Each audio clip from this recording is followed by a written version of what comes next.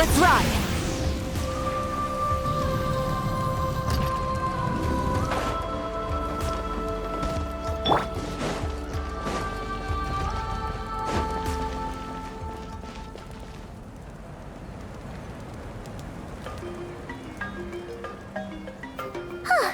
Hey, Anefa.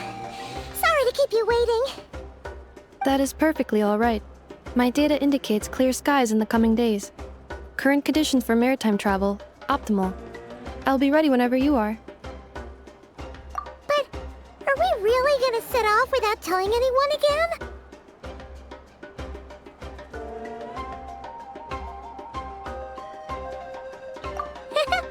Funny you mention it. You'll never guess who Paimon saw on the way over. Hey! You didn't seriously think we'd let you leave without a farewell party, did you? No chance. Yeah, come on, Traveler. We've already made all the preparations.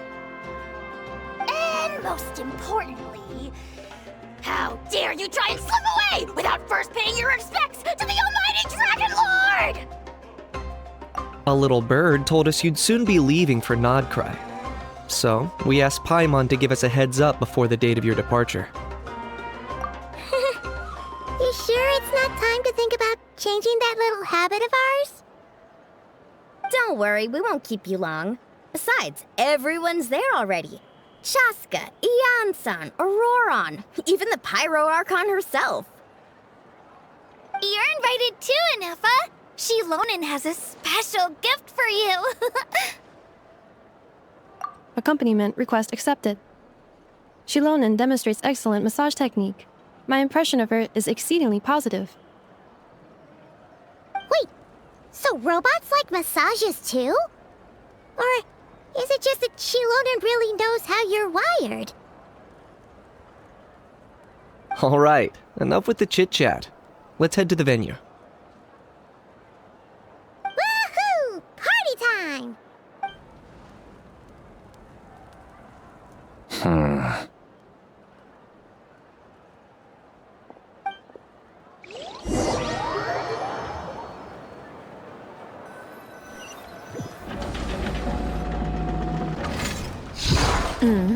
Spit it out, then. They've set off. Just as my calculations projected. About time I met this variable in person.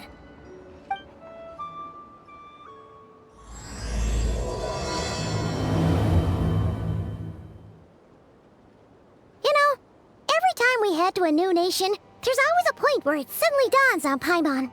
This is it. The next chapter of our adventure has begun. This time, it was the moment she realized she just polished off the very last of her Saurus crackers. Should have stocked up better at the farewell party. In other words, Paimon has marked the geographic coordinates from 2 minutes and 40 seconds ago as the boundary between Natlan and Notcry. This deviates somewhat from the official coordinates stored in my database. Paimon meant more in terms of how it felt on a psychological level. Anyway, what about you, Traveler? When did it really sink in for you? Huh, that actually kind of makes sense. What about you, Anefa? Come to think of it, maybe we should be asking the other way around. So, when you came over to Natlan, what was the moment you felt like you'd left Nodcry? In that case, probably when my sensors could no longer detect the moon's power. The moon? You mean, that one we can all see in the sky? Negative. I was referring to... Here we are. Paimon, Traveler, we have arrived in Notcry. Oh, wow!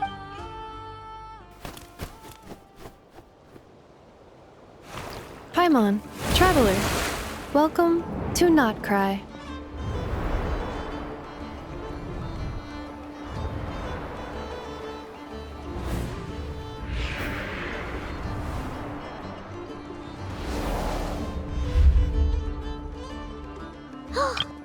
That must be Nasha Town up ahead! That's the place you were telling us about on the way over, right?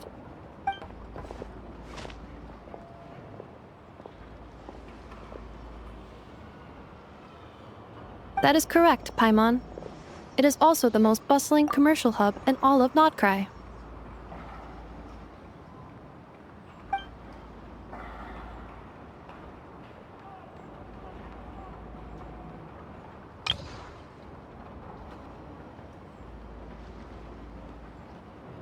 Oh, sounds like the perfect place to start trying out all the local specialties.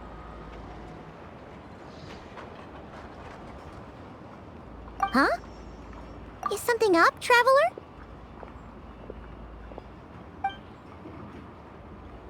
Paimon.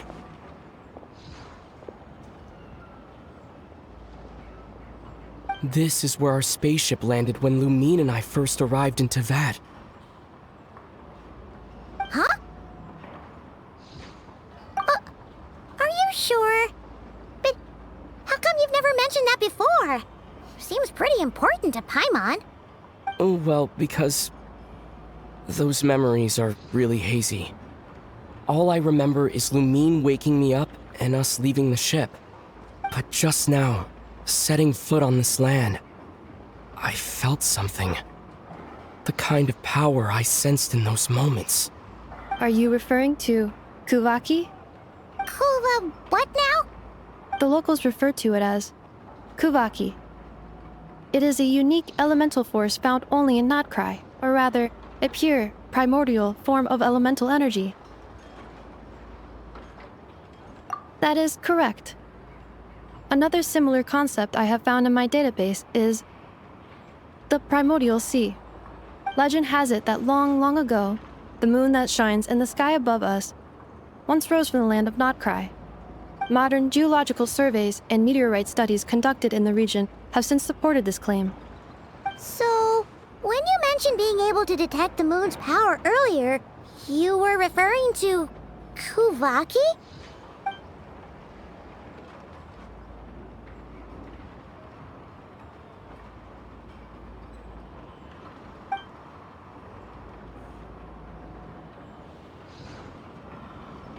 Wait, Traveler, you're saying we might actually find your spaceship here? Do you still remember where it landed? Nodcry is surrounded by the ocean. In other words, it could have been anywhere along its coastline. Negative. Description still lacks sufficient detail to pinpoint target location. Hey, it's okay if you can't remember everything right away. After all, it's been a really long time. Let's just do what we've always done and keep searching as we explore. Besides, what have you got to fear with your sidekick Paimon still here? I'd be more than happy to help you out as well. Our pleasure. Anyway, just knowing that your spaceship's here in Nodcry surely counts as a big step forward, huh? Like we've crossed another boundary? Paimon couldn't have put it better herself. You sure are a quick learner, Inefa.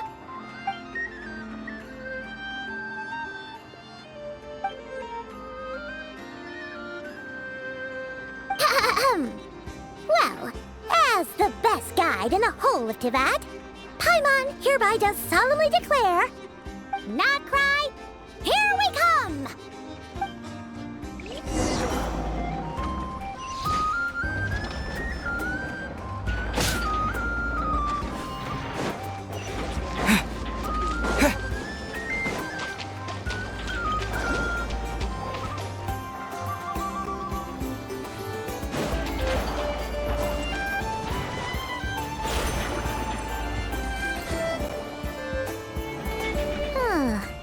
It just occurred to Paimon, if we were looking to put out a missing spaceship commission, or to learn more about Nodcry, wouldn't it make sense to drop by the Adventurers Guild? The guild is located in Nasha Town. Simply follow this road and you'll reach it.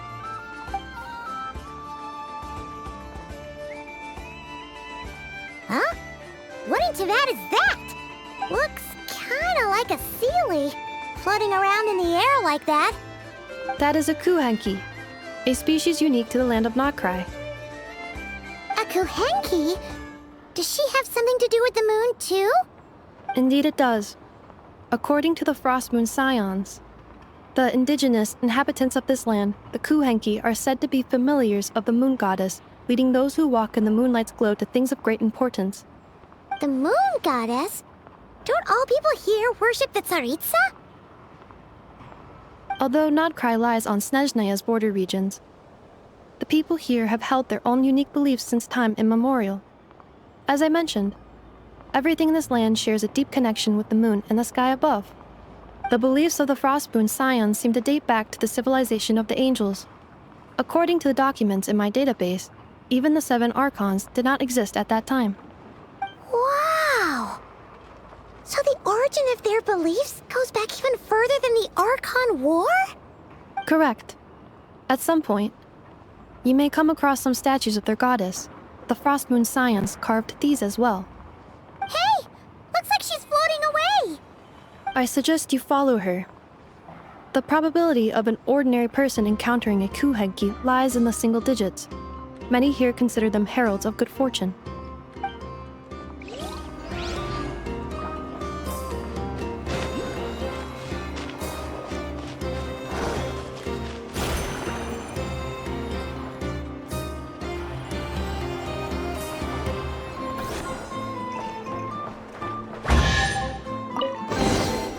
Is this an answer from this world?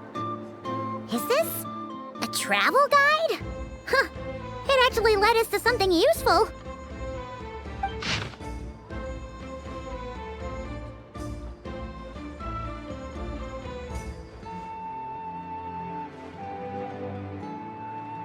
Are there any particular points of interest? It all looks pretty interesting to Paimon. If we have time, she'd love to see, pretty much everything. Recalibrating route. If we keep following the current path, we will arrive at an area of scenic beauty.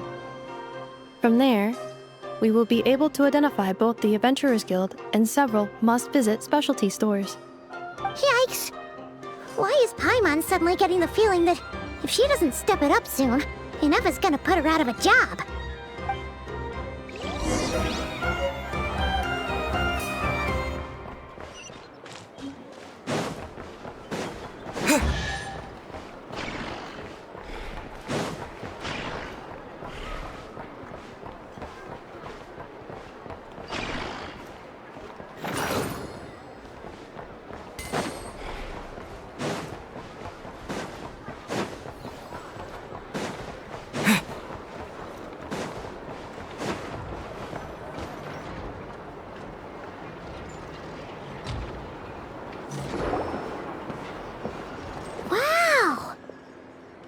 Town actually looks pretty big from here. Feels a bit different than Paimon imagined, though. Which aspects in particular deviated from your expectations? Well, Paimon keeps hearing people describe Nodcry as an adventurer's paradise. So she kind of thought it'd be a bit more picture perfect somehow. According to legend, there was indeed an era of peace in Nodcry's past, the age of the Fae. Tales of those ancient heroes are still told today. One of the most well-known is that of the Lantern Fae. This individual performed many good deeds for Nodcry. The present-day Lightkeeper's nightly lantern patrols are, in part, a tribute to their memory. But then, one day... What happened? There came a devastating abyssal calamity that swept across Nodcry, and for a time it was left desolate. Heartbroken by what had become of the land they had so cherished, that Fae extinguished their light, just as the abyss had extinguished all hope. Nowadays, the paradise people speak of is more of an aspiration, or an irony, perhaps. An irony? Today, no official authority governs Nodcry. In theory, at least, it is somewhere a person can do whatever they wish, and become whoever they want to be. The Adventurers Guild is just over there, in Nasha Town's Central Plaza, and the flagship tavern is over that way. Hey, what's that building over there? You know, the biggest, tallest one. That is Aino's Boom and Blast Kuvaki energy cannon.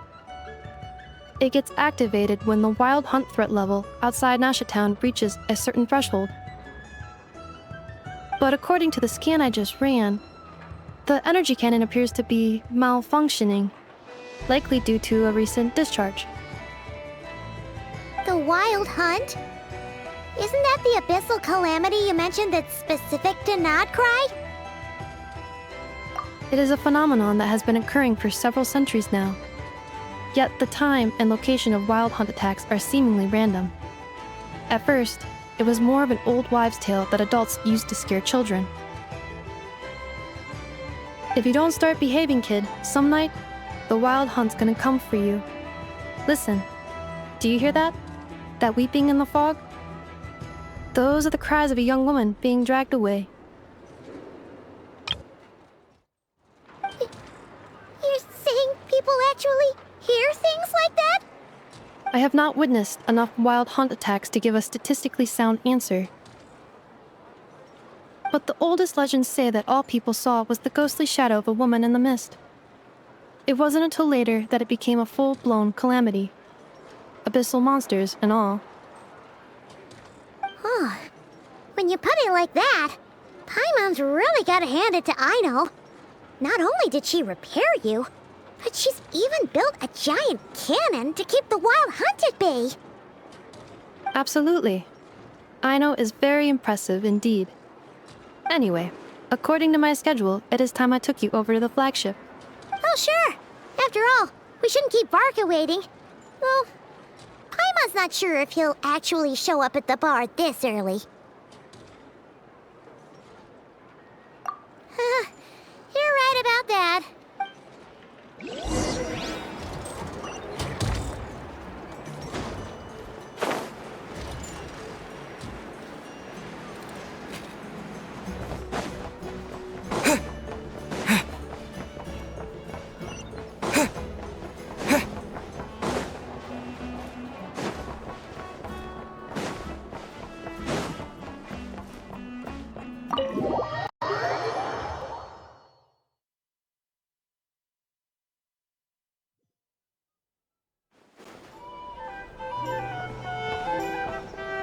Here we are, the flagship.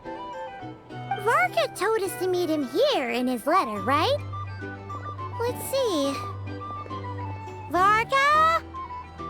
Varka! No matches, I identified. Huh. So he isn't here after all. Oh, guess we never did actually say we'd be arriving today. Hey, why don't we go ask the owner? If what they say is true, Varka's drinking prowess must have left quite the impression.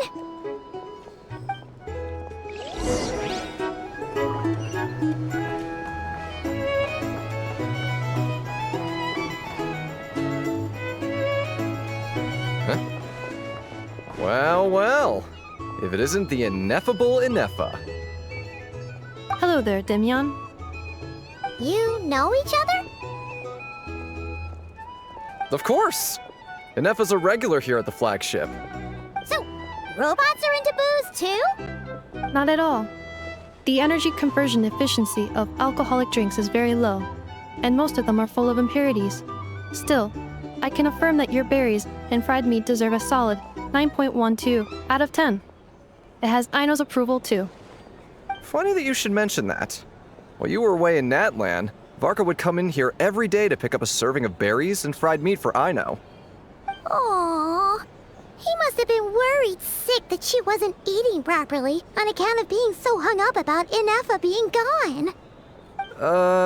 Actually it's 'cause Varka found out that Aino went wild after Ineffa left, gorging herself on snacks she normally couldn't get her hands on. So it was more worry that she wasn't getting a balanced diet. I think I might have just put my foot in it. Anyway, since you're back from Natlan, these two must be the ones Varka mentioned. The Traveler and Paimon, yes? Yep, that's us. So, from the sounds of it, you must be a close friend of Varka's too. Varka? Goes without saying. After all, he's the only one around here who's ever managed to stay standing after 10 rounds of the roulette special. Paimon can't believe he's made such a name for himself. Though, guess it's hardly surprising how. Right now, Must be somewhere near Anvantinjarvi. That's quite far from here. Huh? Where's that? It's a lake in the northern part of Nodkrai. Word reached him of trouble brewing around those parts, so he took his knights to check it out. Oh. So, we missed him? Varka knew you'd say that. So he specifically told me to make sure you stayed here and enjoyed yourselves. He sends his assurances that everything's under control. Well, if he's that confident, guess our only option is to accept. Anyway, it's not like there's any special cause for concern. He is the Grand Master, after all. Exactly. Plus, not only has he booked you into our finest room, he's paid for it in advance, too. Whoa! It's so generous of him! We might not have met yet, but Paimon's got a feeling that we'll get along with Varka like a house on fire. Oh, and by the way, he also asked me to serve up a portion of berries and fried meat for Anefa. That was prepaid as well. Thank you. No, thank you. I'm the one who should be grateful for your business. Traveler, Paimon, why don't you go ahead and drop off your luggage? I can use this time to go pick up some components that Aino asked me to bring back. Sure thing. Besides, now that we've got ourselves a map, once we're done unpacking, we might as well go for a stroll ourselves. Why don't we meet up again later? Oh. So you no longer require navigational assistance? No worries, we should be fine. We've got a rough idea of our way around town, so Paimon's reasonably confident we shouldn't get too lost. Thank you. This translates into an approximate time saving of 30%, meaning I will be able to see Aino about 45 minutes earlier than previously projected. Oh, right. You must miss her a lot, too. In that case, we better get a move on.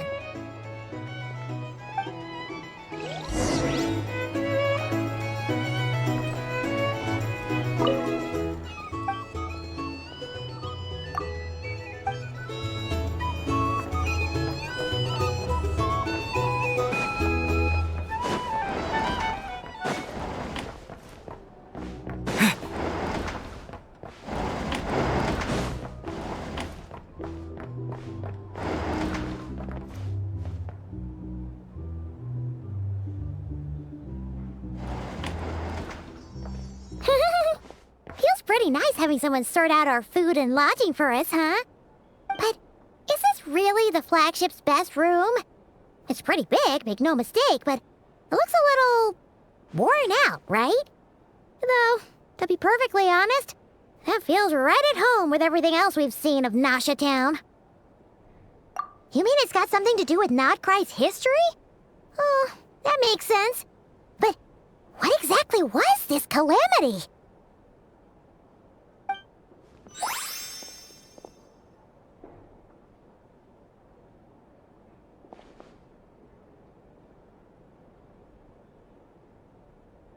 Oh, should we try the berries and fried meat too?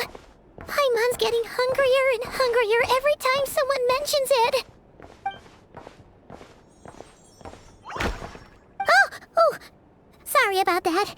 Paimon wasn't watching where she was going. Please, there's no need to apologize.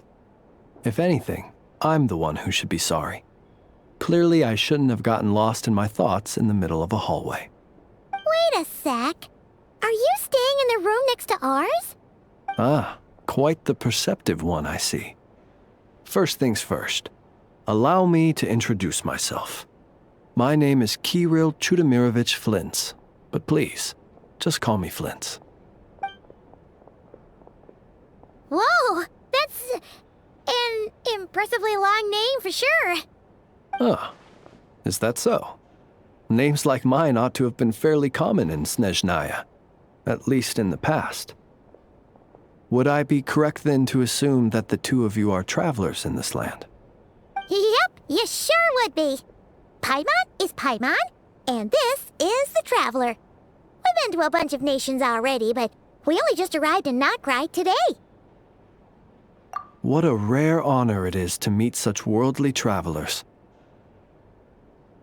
Are you here for travel too? If only I had the time to spare. No, I'm just staying the night. Oh, so you're here for business? That's certainly one way to put it. I'm a Ratnik of Nodcry, normally stationed near the burial grounds to the north. My sole cause for being here today was to repair this lantern of mine.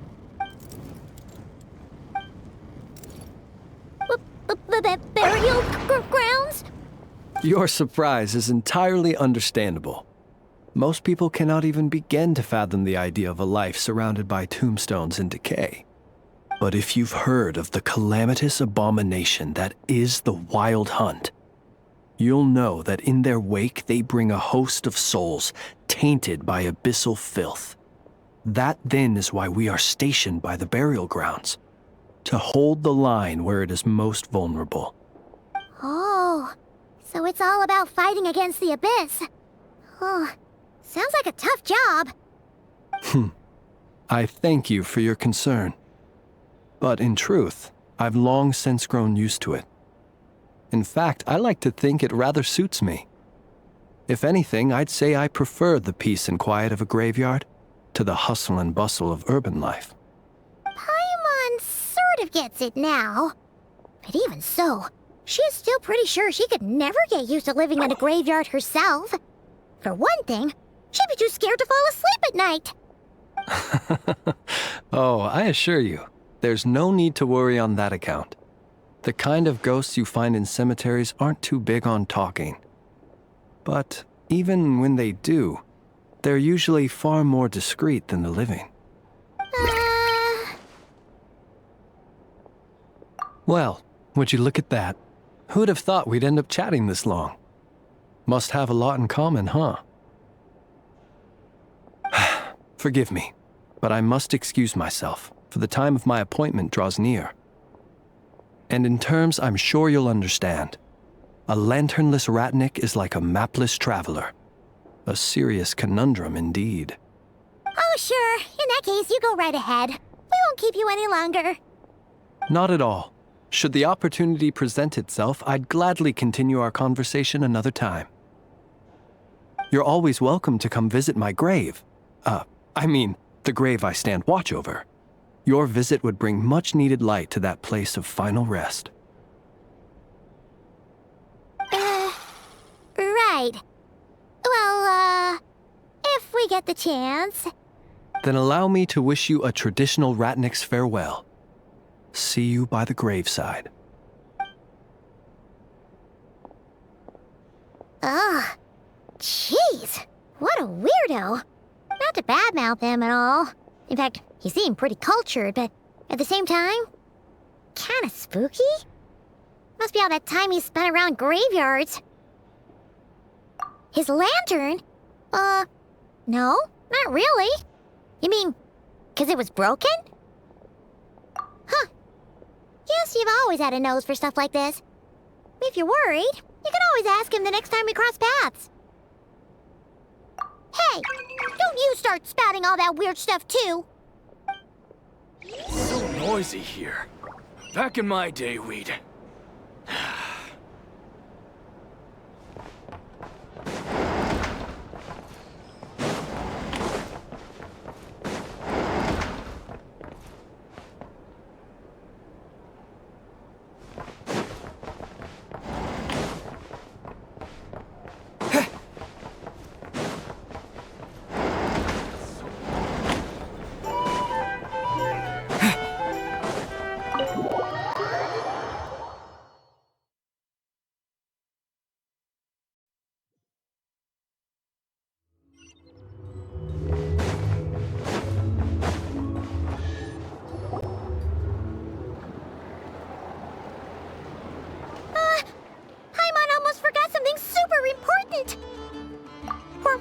Try out the berries and fried meat?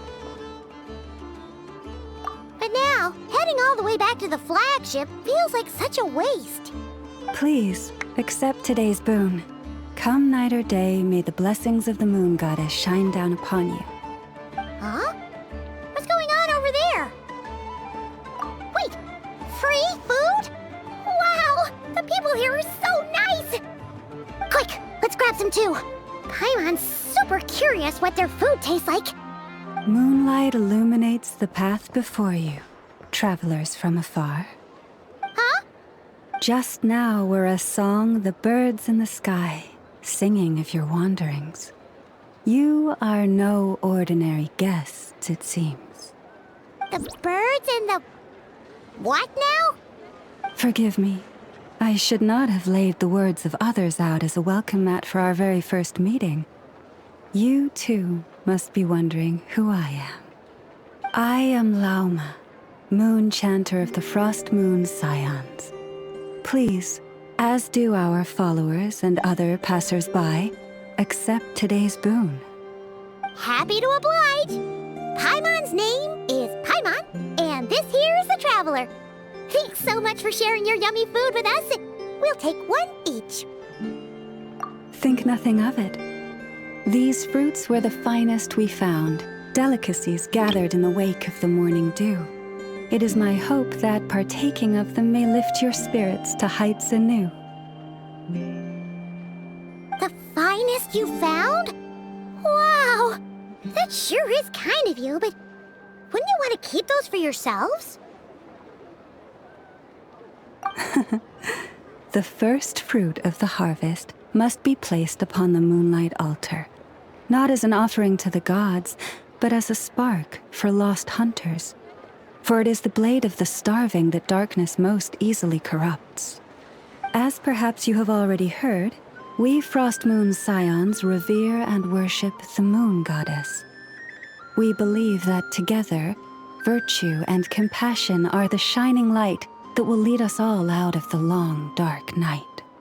And now, with tides of haughty Fatui swarming into Nodcry, driven by greed and greed alone, more than ever before, we must all unite under the banner of virtue. Ha! Look who it is again. Those unsufferably kind-hearted Frost Moon Scions. Got enough for us too? That's right! 2 servings each! We're starving over here! The Fatui! After what you've been doing to our sacred statues, how dare you even show your faces? Wilhelmina, bestow today's boon upon our guests. You hear that? No slacking now. We'll have the very best you got. But, my lady, they... Please, you two, accept this meal. But remember this. Kindness is the first lantern left to guide those who stumble in ignorance. Come again? Let me finish. But should they still refuse to follow the moonlit path, then by our frosted blades shall we show them its shadow. You! Hey, look who it is. Tch, whatever. Just you wait. We'll be coming for you next. Huh? Where's the meat? Who wants to eat this garbage? Those stooges really are the worst.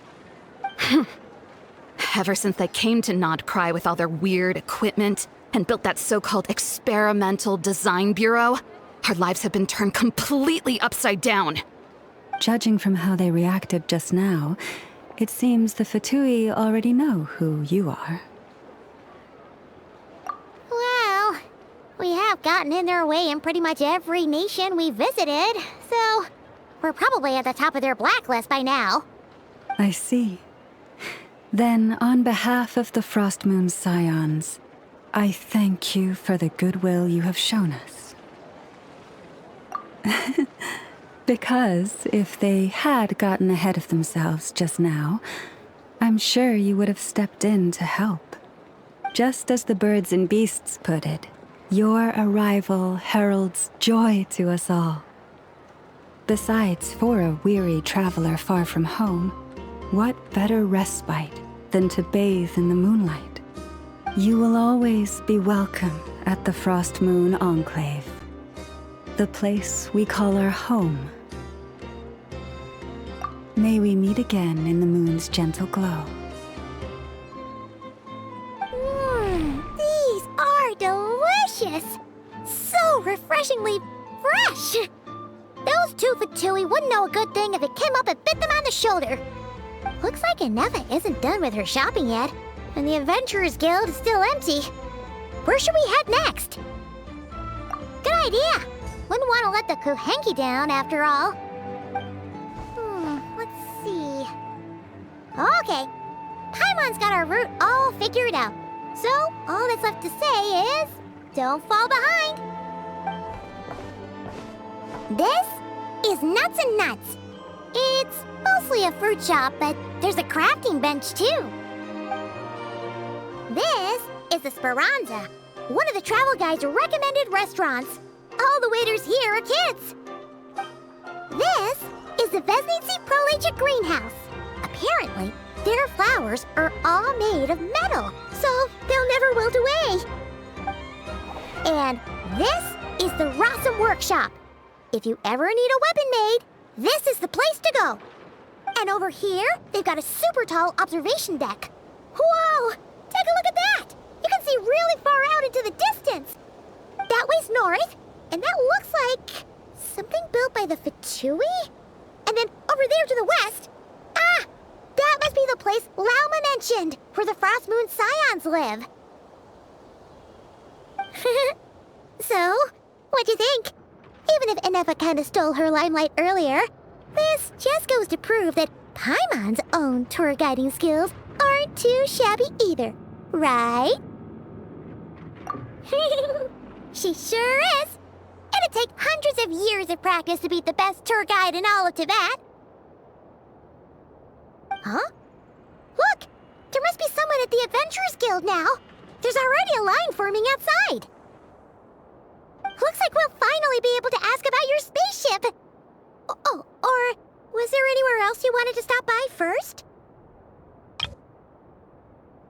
Where? Which one are you... Oh, now you mention it, Paimon's noticed it too. Ugh, better not be who she thinks it is. Anyway, where we go first is completely up to you.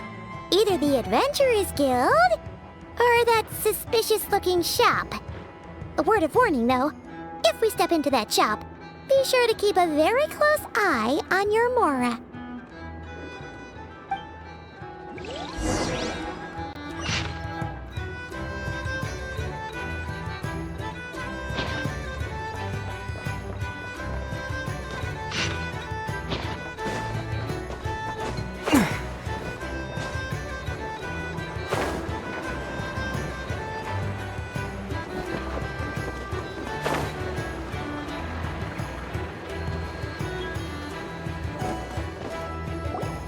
Lucky us! The line seems to be gone now!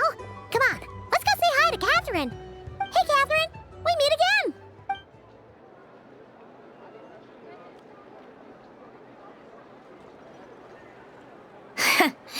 How ridiculous.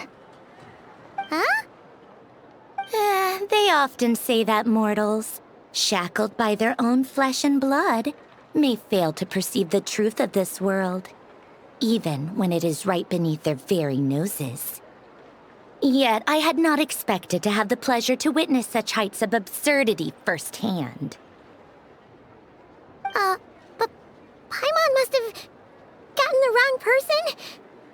At second glance, you do seem a bit younger than Catherine, and you certainly sound a lot less friendly. A creator might forgive ignorance, but being mistaken for one of my own creations is beyond all pardon. Look very closely, for standing before you is none other than Marionette, 7th of the Fatui Harbingers.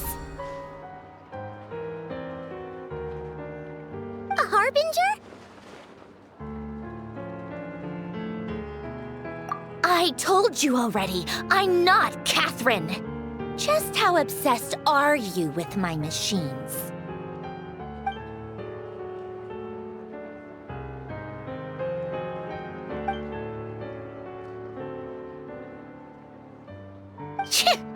Today's encounter is merely a courtesy call. A friendly warning, if you will. You interfered with my work once before, with that little robot. I I let it slide. After all, it was nothing more than a distraction, a side project at best. But we are in Nod Cry now, and as such, I strongly advise you not to stand in the Fatui's way. Otherwise, the next time we meet, I might just have to drop all this meaningless etiquette. Oh, please. You've got some nerve coming out with barely veiled threats like that. You're the one stirring things up here. Oh, perhaps you have misunderstood. Just because Nod Cry lacks a ruler at present, that does not mean it should not be ruled. We Fatui are simply establishing a new order. Yeah, right. More like shady experiments, judging by your massive creepy research facility. I've said what I came to say. What you do next, only you can decide. So why don't you start by using your already limited processing capacity to calculate your even more limited options? And, being the refined young lady that I am, I shall indulge you just this once. Ad Astra Abyssosque. Welcome to Nod Cry, Dominion of the Fatui.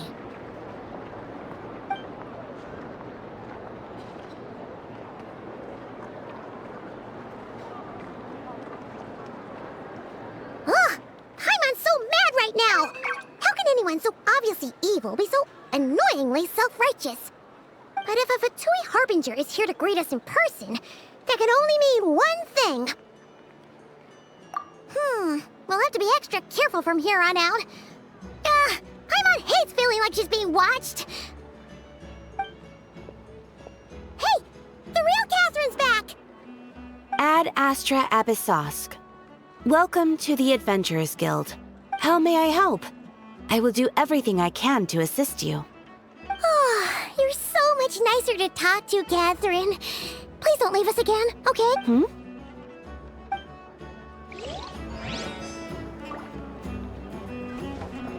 Ad Astra...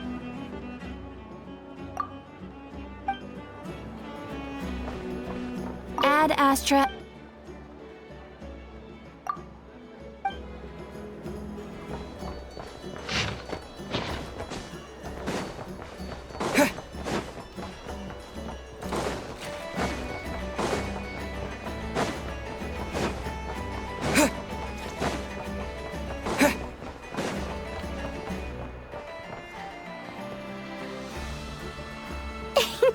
Please, here you go. And if you ever need anything else, don't forget to make the great Lord Sangama Bay your first port of call. Oh dear. So it is the real deal. Of course it's the real deal. Everything you'll find here is 110% real, meaning every one of my deals is as real as a deal can... Wait a minute. Well, if it isn't my two most valued clients! And with no small thanks to your munificent patronage. Come. How could you just sneak into Nod Cry like this without telling your dear Lord Sangama Bay? If I'd known earlier, I would have made an absolute pulled out all the stops to ensure that your boat ride over was as comfortable as humanly possible. Thank the Archons we didn't tell you. Oh, come now! You know as well as anyone how impeccably and conscientiously above board I am when it comes to doing business. Well, regardless of whether that's true or not, the main issue here is that we had no idea you had a branch in Nod Cry.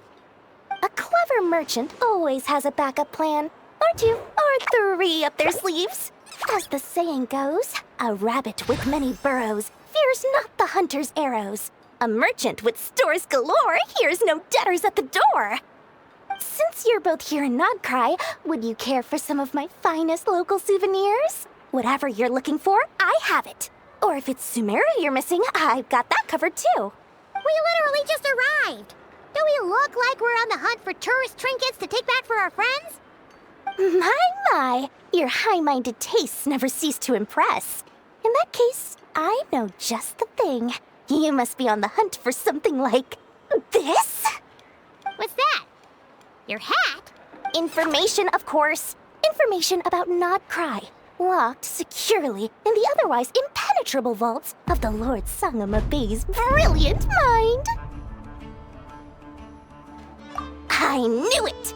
I just knew you'd appreciate the value of my wares. On the back of all our pleasant dealings in the past, I'll even take a hit by throwing in some insider info for free.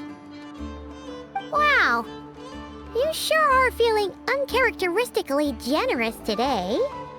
What do you mean by uncharacteristically? I'm the most generous person forget it. Anyway, the long and the short of it is this. The moment I set up shop in Nodcry, it struck me how many different factions there were, all competing against each other for power and influence. Well, as they say, there's no time for business like a crisis. Things got even more turbulent after the Fatui pulled down 2 ancient moon's remnants. People began to catch a whiff of the coming chaos. And the more troubled the waters, the greater the potential profit. Not at all sorry to interrupt, but we're not here for Mora. Oh, really? But surely it was the tales of an adventurer's paradise that brought you here. The chance to take your very own slice of all the latest and greatest business opportunities? In that case, what would you like to know about? The Frost Moon Scions? You mean the people who believe in the Moon Goddess? They're not a bad bunch. It's just, well, they have such simple tastes. No luxuries, no indulgences, no nothing. Trying to earn a little more from that lot is like trying to squeeze blood from a stone. Still, things between them and the Fatui have gotten pretty tense. It's only a matter of time before the powder keg goes boom. And when that happens, that's when business will start to boom too. Oh, they're an organization set up to keep the locals safe.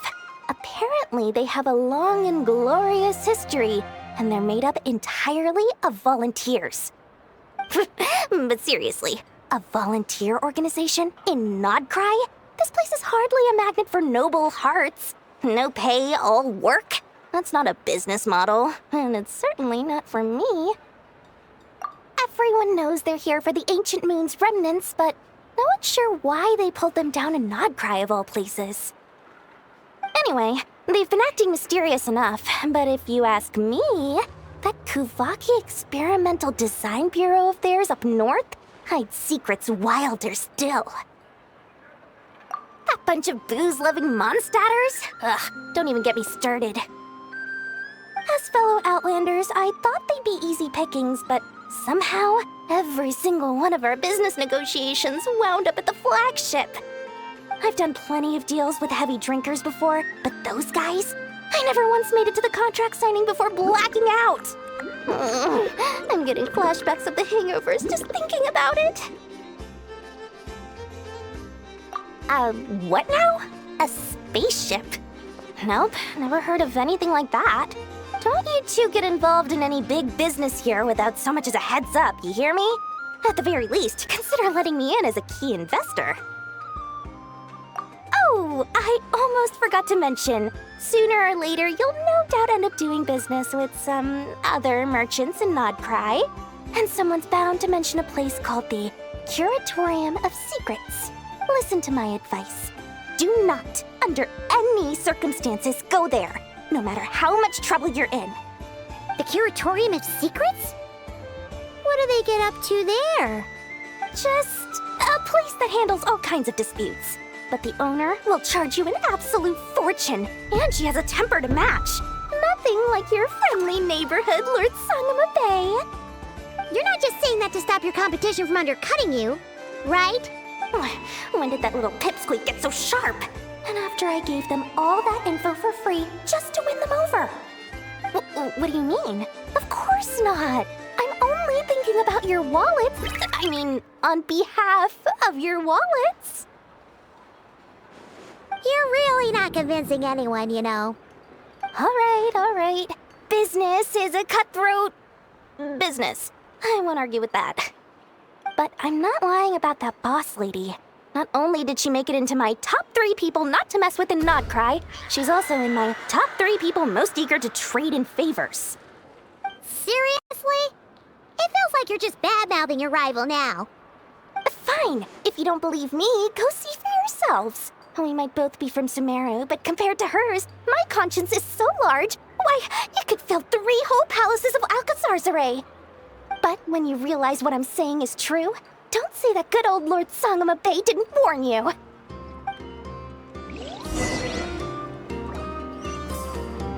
Anyway, don't be a stranger now. We might be a Nodcry, but don't forget, Dory's doors are always open for you.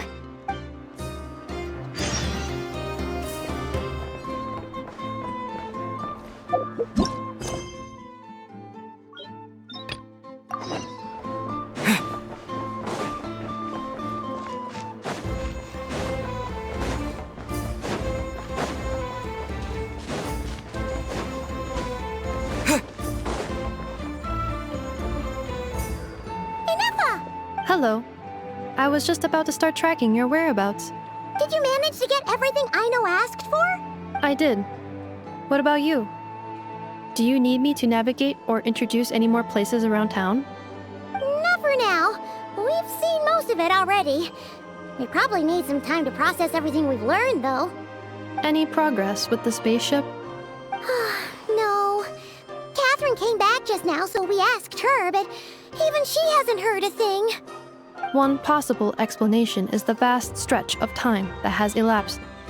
Additionally, given the limited resources available in Nodcry, it is entirely plausible that the wreck was scrapped for parts, or even mistaken for a pile of broken machinery. Aww. Understood. In that case, why don't we go ask Aino together? After all, she was the one who salvaged me. Ancient dragon technology and all. If there really are any unusual parts floating around Nodcry, there's a high chance they've passed through her hands at some point or another. Good point. And since you keep mentioning her, we're curious to meet this whiz-kid mechanic too. Understood. Then I'll handle navigation as before. ETA at the Clink Clank Krumkake craft shop. 34 minutes ahead of schedule.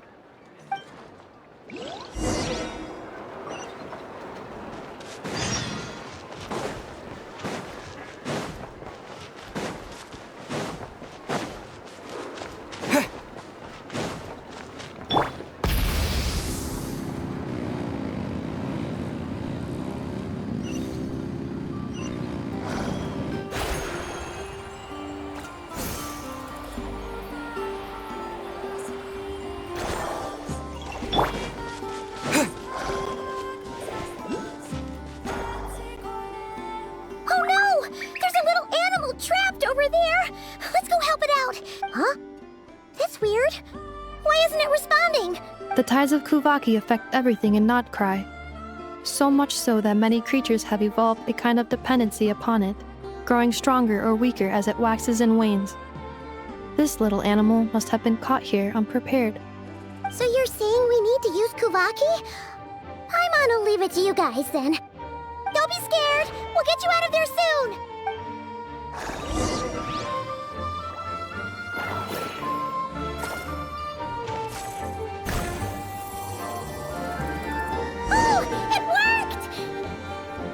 Off you go now, little one. Don't go getting yourself caught again.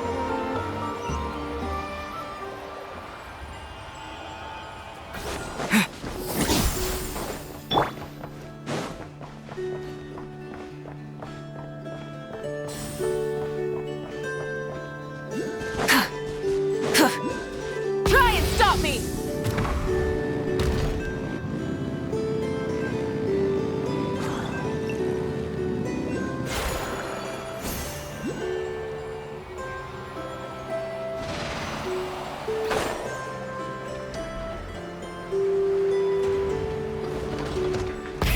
Rev the engines!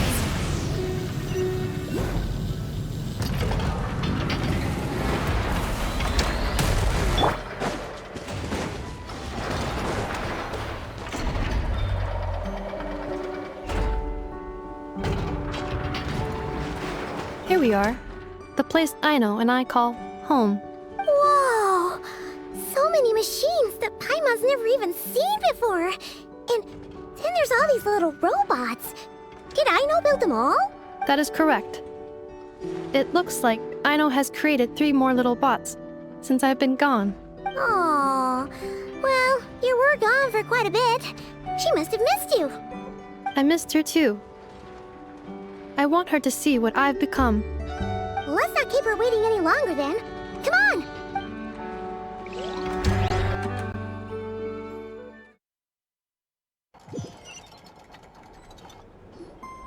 Aino, I'm back.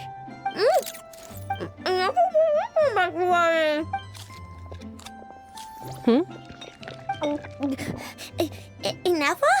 You're back significantly earlier than I expected. Like, a whole 30 minutes at least. Everything went very smoothly, which saved me quite a bit of time, so I know. Could you turn around for a moment? I know. I've been on my best behavior the whole time you've been gone. She's got chocolate all over her mouth. I know. While I was away, did you strictly abide by my tailor-made snack intake schedule? Oh, of course I did. 1 whole cake, 1 crumb cake, and 1 pack of chocolates a day, right? It was either a cake or a crumb cake or a pack of chocolates per day. Oh, shoot. When did you finish the snack stash I left for you? Literally just earlier today. Let me just go run a scan on that. I meant today, a week ago. And then you restocked an entire week's worth on your own initiative? 2 weeks worth. Why does Paimon feel like the roles in this household are pretty much the opposite of what she imagined? Calculation complete. Aino's recommended snack calorie intake for the next 4 weeks. 0. No fair! You're a meanie, Ineffa. This is what happens when you break an agreement. Oh, come on! Don't do this to me! I only ate a teeny bit extra every day. Just a teensy bit extra. That is objectively not a teensy bit extra. Oh, seriously? If you'd only arrived half an hour later, I would have had everything cleaned up and you wouldn't have noticed a thing. But now that I think about it, you even said you'd come back a bit earlier than you did, so I wouldn't have to worry. But then, you were away so long, and I was so worried about you. And that's the only reason I even... Oh. I know. I am very sorry to have kept you waiting. I'm back now. Welcome home. Oh! So, will I be able to keep eating snacks as usual now? Negative. Aww. Okay. Well, given that I am later than I initially projected, I'll let it slide. But just this once. Thanks, Ineffa! You're the best! I know. Allow me to introduce. It's the honorary knight and Paimon! I know. Uncle Varka talks about you guys all the time. Nice to meet you, Aino. Ineffa's told us all about you, too.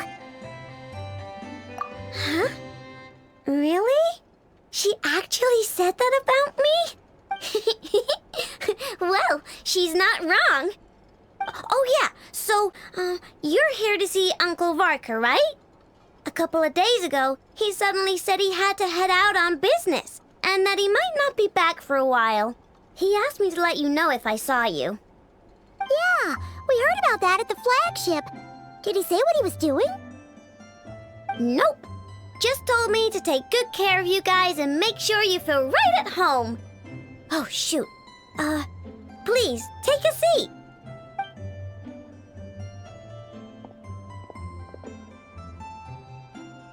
Do either of you need my help with anything? Anything at all? After all, I'm the head of this household. Sure wouldn't know it from that snack tantrum she just threw.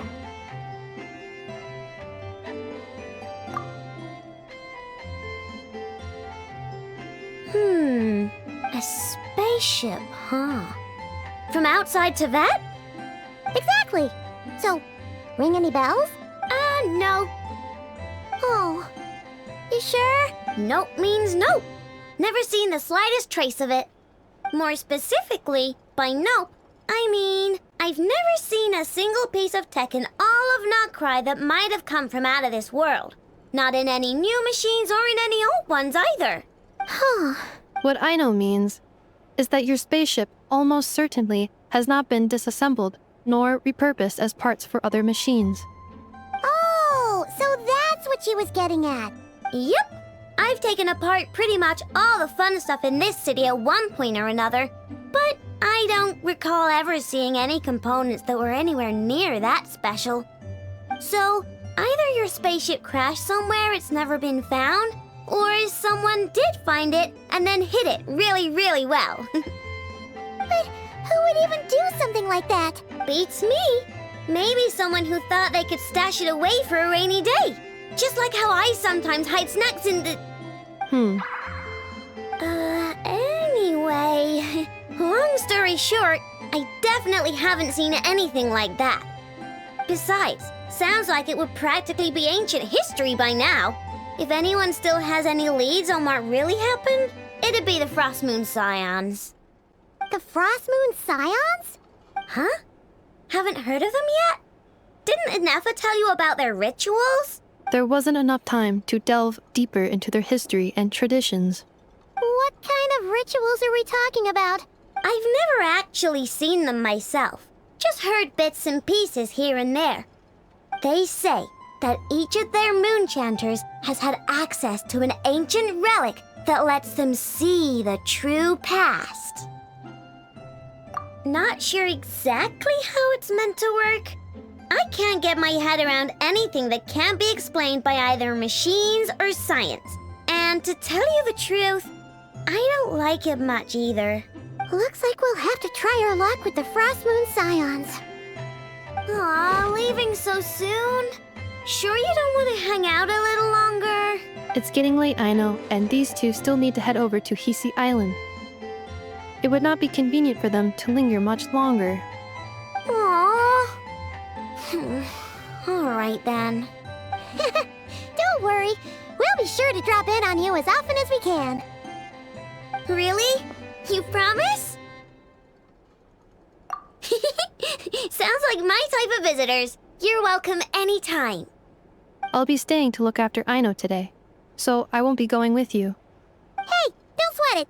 We'll find our way just fine. I'm glad to hear that. Also, I must admit, I have very much missed the charging bed that Aino made for me.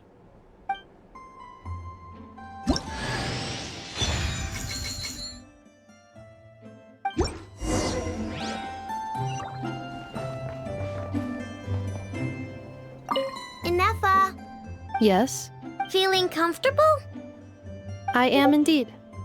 No bed in the world is as comfortable as this one. Inefa, Yes, want me to increase the charging rate? please if you would. Inefa, Yet, I'm hungry. in that case, please enable quick charge mode.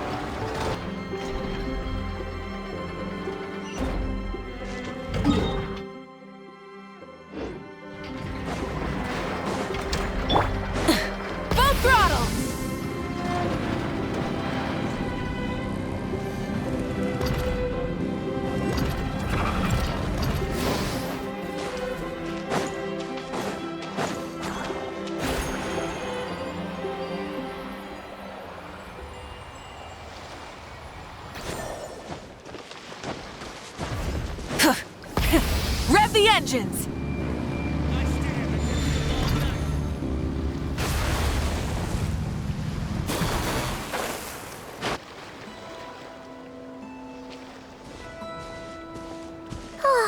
Seeing Anafa and Aino reunited like that sure was heartwarming. We should definitely hang out with them more in the future.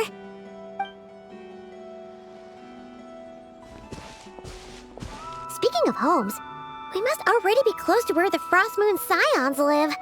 The vibe here feels different, just like the scenery.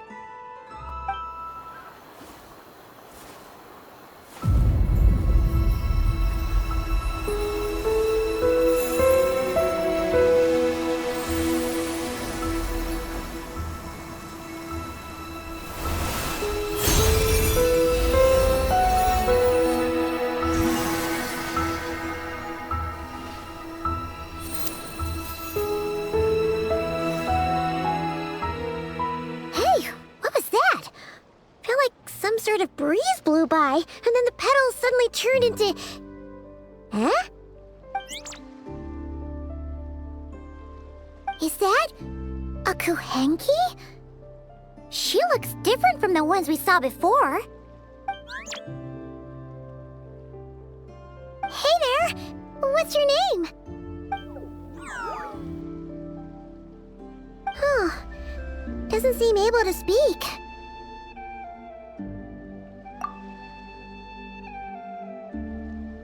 No idea what she wants. Unless you want to stop, maybe we should just keep moving?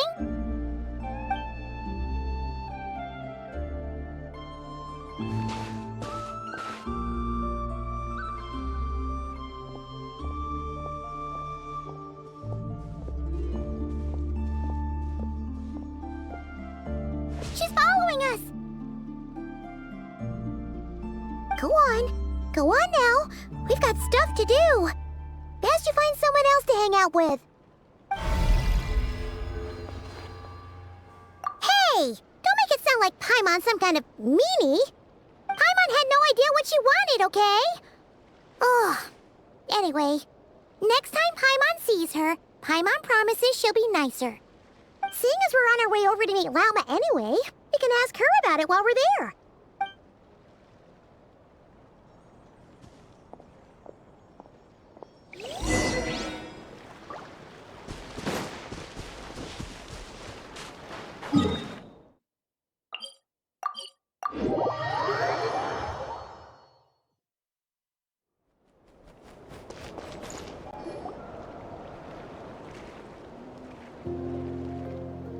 Huh? Hey, look! Isn't that Lauma? Let me take a look at your wound. You must be more careful. Doesn't matter how much of a rush you're in, your safety always comes first. Oh, you're back too. How is your day? You what? Those two Fatui? The ones who were causing trouble in Nasha Town? You went to teach them a lesson? And you put that in their food? You naughty little thing! How could you do that? They didn't notice. That's not the point. You mustn't do that again, okay? Next time, at the very least, bring a few of your friends along too. You'll be an easy target if it's just you on your own. Hey, Lauma! Still remember us? Oh, it's the Traveler and Paimon, isn't it? Welcome to Hisi Island.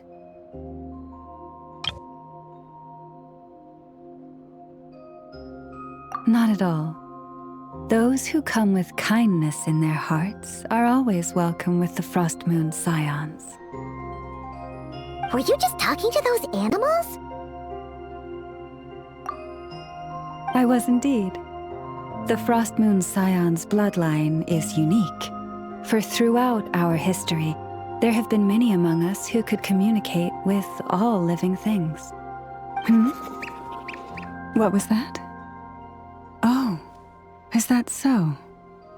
She says she was trapped in a plant earlier, and that you were the ones who rescued her. She wants me to thank you on her behalf. Oh, it was nothing. Barely lifted a finger. If you both are free, why don't you join us at the Frost Moon Enclave for dinner? Consider it a small token of thanks for your kindness. We'd love to! And actually, we had something we wanted to ask you anyway.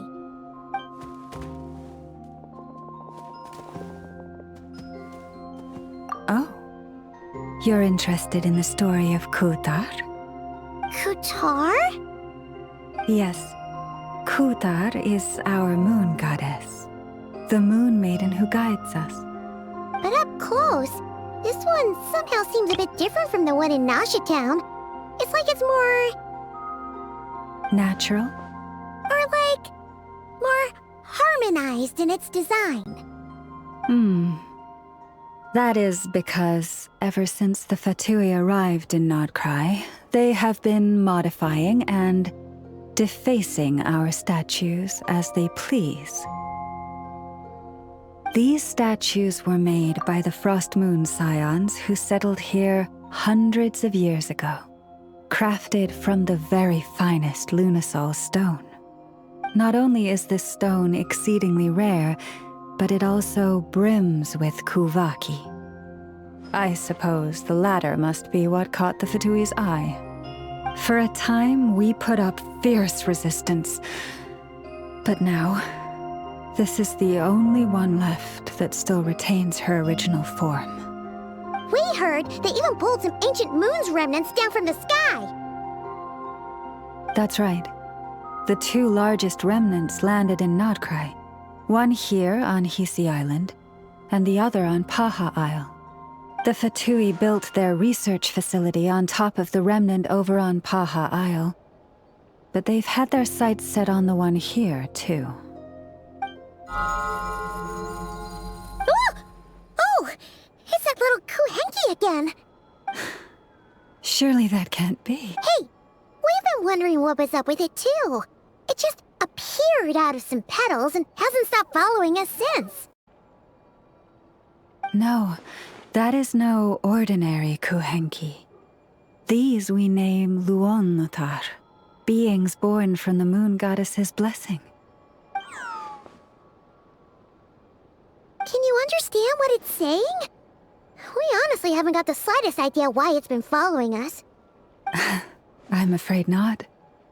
I cannot fathom its thinking any better than you can. Sometimes a long time must elapse before the moon goddess's blessings turn into Luonnotar. Perhaps you two were simply there to witness that transformation. Oh, maybe. Legend has it that the Luonnotar bring good fortune. Given that it seems to have taken a liking to you both, why don't you let it come along with you? Really? Then you can start by helping us find some more treasure chests along the way. Capiche?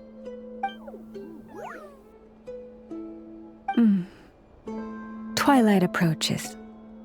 If you would hear more of the moon's story, then let us make our way to the Frost Moon Enclave. Beneath the gentle moonlight, I shall share this tale in full.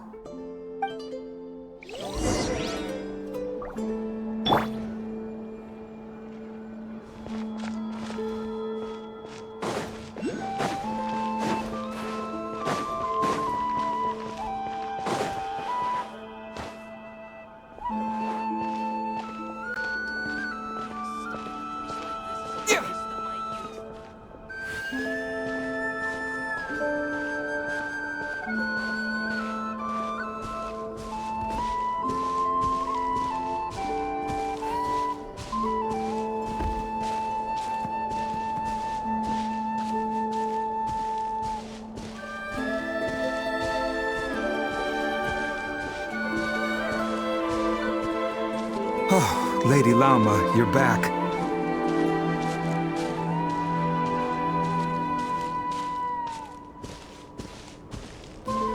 Come day or night, may the blessings of the moon goddess shine down upon you.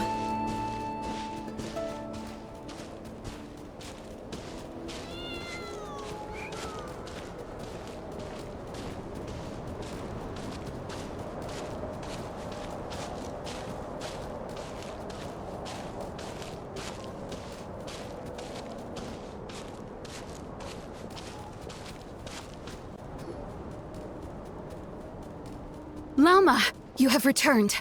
Wilhelmina, this is the Traveler and Paimon.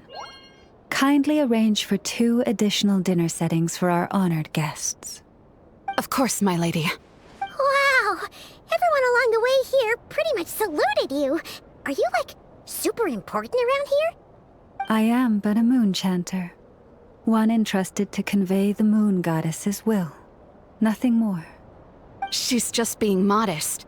The Moon Chanter holds the highest rank among us Frost Moon Scions. Lauma is our leader. Wilhelmina? I know. I'll send word to the kitchen. 2 meals coming up. Whoa! Paimon had no idea you were such a big shot. It is merely that the unique traits of our bloodline have manifested themselves especially strongly in my person. That is no accomplishment of my own. Please, follow me this way.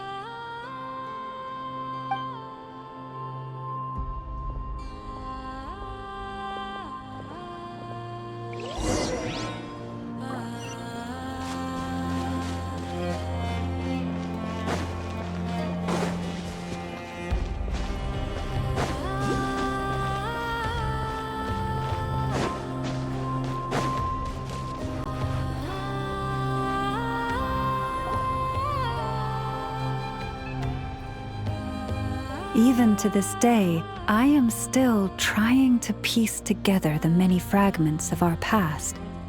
It is a story not only of the Frost Moon Scions, but also of the moons themselves. A story of the moons? Yes. We Frost Moon Scions are the last descendants of the ancient golden realm of Hyperborea. Its former glory may have faded, but what remains is a memory uniquely ours. In the distant past, Tevat had not just 1 moon, but 3. It is said that they were created by the primordial master of this world, cast into the firmament to keep peace in the land below. Firstborn was the eternal moon, largest of the 3. Legend has it that it was her immense Kuvaki that gave rise to the ocean tides. Next was the Frost Moon. Smaller than her big sister, yet brightest in radiance. Her glow became the cold, undying lantern of the night. Finally came the iridescent moon, smallest of the sisters. Most of the time, her light was barely visible to the naked eye. Yet when she shone, her fleeting halos were all the more mysterious for it. Wow! Sounds like it all happened so long ago. So, what happened to them afterwards? Afterwards, well, as you have seen, the 3 moon goddesses perished. This happened in a war triggered by the Descenders, and of the 3 lunar husks, only the Frost Moon survived unbroken, while the others were shattered to pieces. Oh, so that's why there were ancient moon's remnants in the sky. Yes. It is also said that when the moons shattered, most of their fragments rained down upon this land like stardust. That is why Nodcry is blessed with such an abundance of Kuvaki. As for the remnant that the Fatui recently pulled down, that belonged to the Eternal Moon. Wait a sec. But you just said that 2 of the moons were shattered, so where are the remnants of the iridescent moon? The iridescent moon's remnants were never found. What happened to her after the war remains a mystery. Some say she vanished in an instant, while others believe that her remnants are simply too delicate to leave a trace.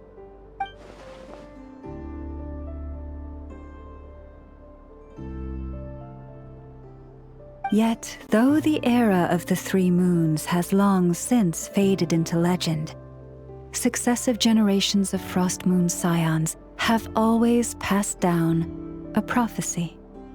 that one day, the moon goddess would return. And in the end, that prophecy did indeed come to pass. Though not quite. Lady Lauma! Lady Lauma, are you there? Cappy, what is the matter? Lady Lauma, it's my daughter, Karina. Her illness. Take me to her, right away.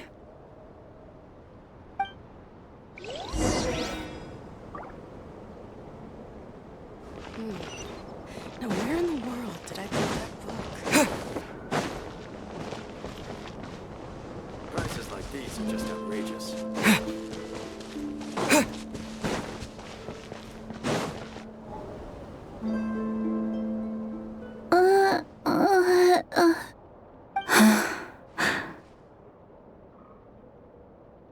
Her sensitivity to Kuvaki is flaring up again. After her last treatment, did you follow my advice and seek medical help in Nasha Town? But those doctors are all Snezhnayan. They're outsiders, compatriots of those brutes who invaded our homeland. How can we possibly trust them? Not all outsiders are enemies, Cappy.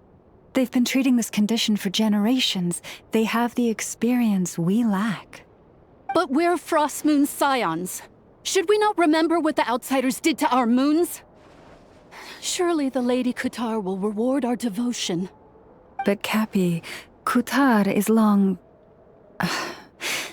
This isn't the time for debate.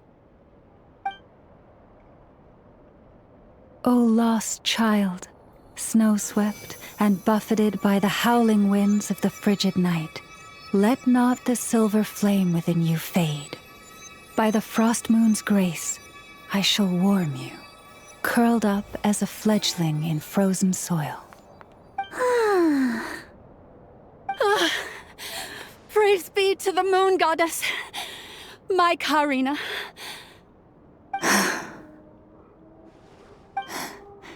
Remember, she must take powdered laka berries daily. It will ease her symptoms. Lauma? Philomena, what is it? Dinner is ready. I see.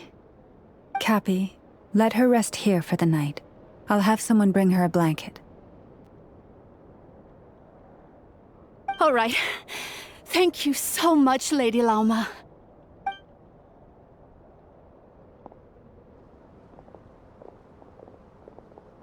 Will she be all right? Yeah. If there's anything at all we can do, please don't hesitate to ask. Thank you for your kindness. For now, though, Karina should be fine. She'll be feeling a lot better tomorrow.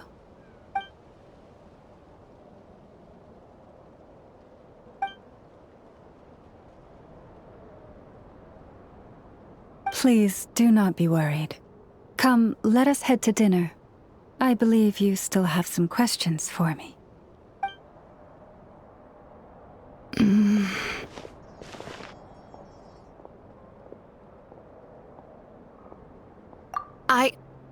Oh, sorry. Yes, I'll be coming too. I was just thinking about something. Oh? Lauma makes such an unshakable moon chanter. Calm, capable, someone we can count on. Deep down, though, I know she's been quietly carrying the burden for the rest of us. Traveler, Paimon, believe me when I say that as a fellow Frostmoon scion, I do worry about Lauma. It's just that sometimes it's hard to say it to her face.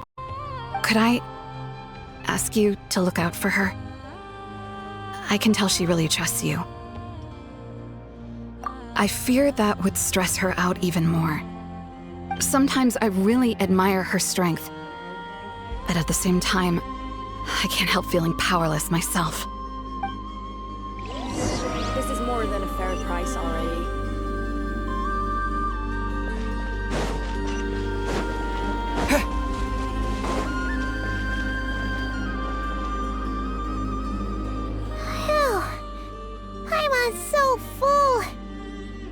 even better than the stuff you gave us before.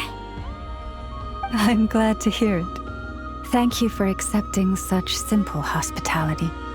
Hey, we should be the ones thanking you. Seriously, that was seriously scrumptious. How did you even manage to finish it? This slop's barely edible. Then again, I guess that's what you'd expect from savages. It's you! Those rude old Fatui we just met back in Nasha Town! My sincerest apologies. If you found the food we gave you earlier difficult to swallow, may I suggest taking a deep breath and joining us? These delicacies might change your mind. After all, I suspect that your previous meal may have been tainted with something most unpalatable. Huh? What do you mean? Tainted with what exactly? With the bitter snobbery of those who call themselves civilized. Why, you? Looking for a fight? Sure, I'd be more than... Hold it! We're not here to brawl. Yet. We're here on official business. Orders from above. We're here to deliver the Frostmoon Scions a warning. Or rather, a final ultimatum. You have 3 days to hand over the relic and reveal the whereabouts of your so-called Kutar. If you fail to do so, the Fatui will immediately begin the cleansing of Hisi Island. Which, by the way, is the sovereign territory of the Tsaritsa of Snezhnaya. What insolence! Your demands are outrageous! For generations, this land has belonged to the— Dear guests, allow me to save you both time and trouble with a speedy reply. The Frostmoon Scions will never hand over anything to the Fatui. And to those who set foot on our land with ill intent, I say this. With your blood, we shall draw an inviolable line in the snow. That applies to you, too. Stubborn savages, the lot of you! Better hold back this time. Who's that? I lost! You poor lost lamb.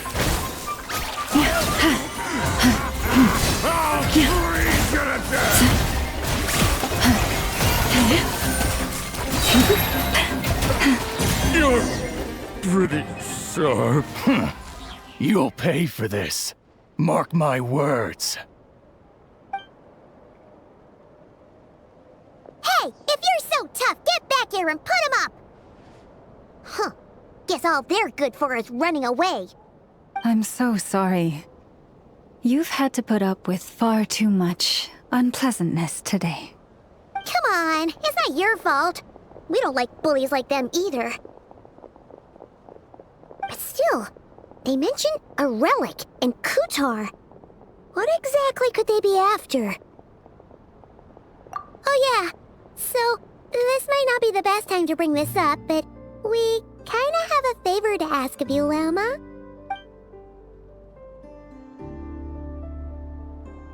I see. So your questions concern the sacred relic too. Please, do not hesitate to speak your mind. Unlike those insolent intruders, you walk in the moonlight with open hearts. You stood by us when we needed your help, so it's only right that I return the favor.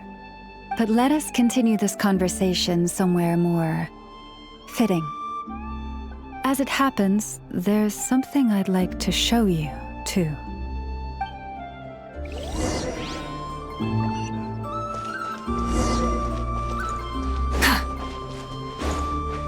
Try and stop me! Whoa! Now that's one huge statue! This is the statue of our goddess, the Moon Maiden Kutar.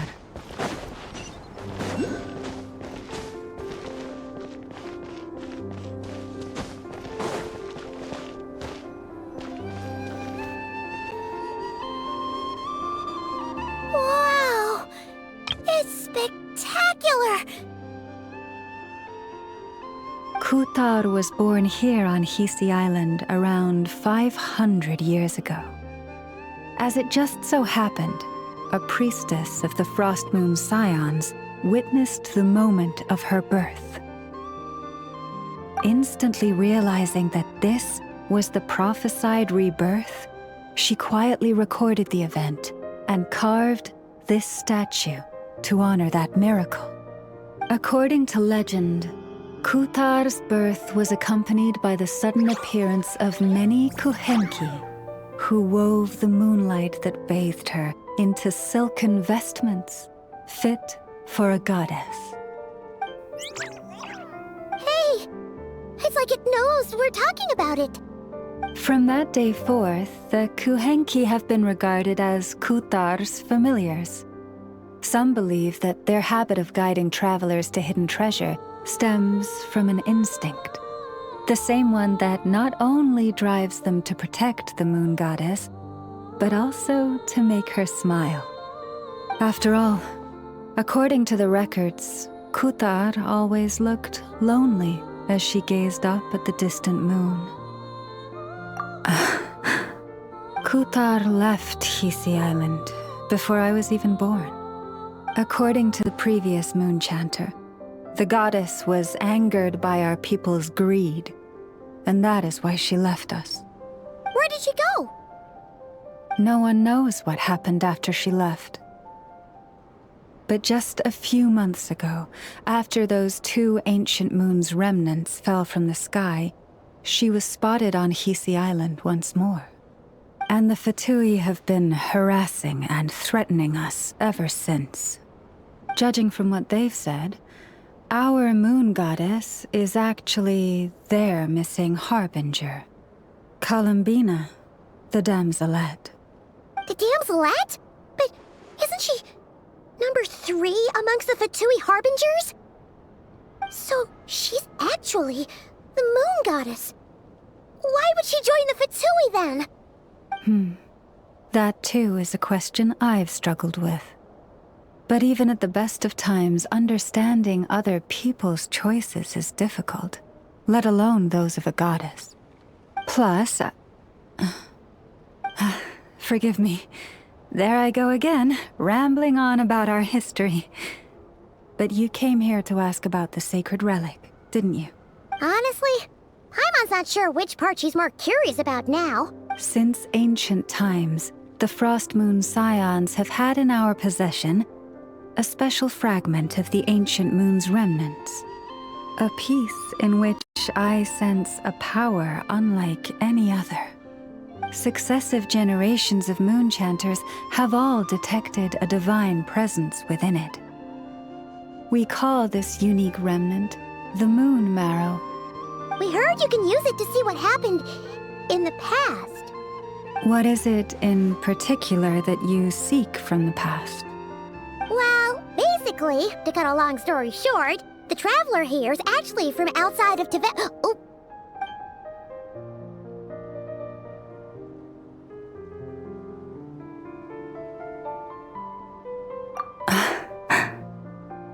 Thank you. Your honesty is a sign of your trust, both in me and the Frost Moon Scions.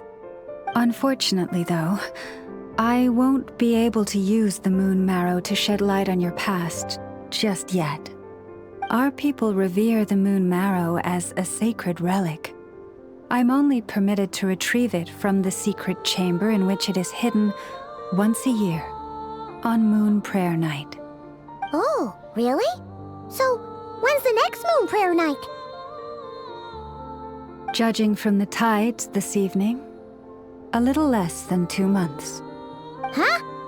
Does that mean the date changes every year? The ceremony is held on the night when the moon is closest to Tevat. This is also when Nodkrai's Kuvaki reaches its peak. Only then can the seal on the secret chamber be lifted. Oh, guess we've got no choice but to wait. I am truly sorry that I cannot help you sooner. But, as the Moon Chanter, I swear that I will do everything I can to help you find the answers you seek. Think nothing of it. After all you've done for us, you deserve nothing less. Who'd have thought today was only our first day in Nodcry? Feels like so much has happened already. If I may be so bold, what does family mean to you? If you are aware of something, a secret that could hurt your family, would you be honest with them? Or try to hide it?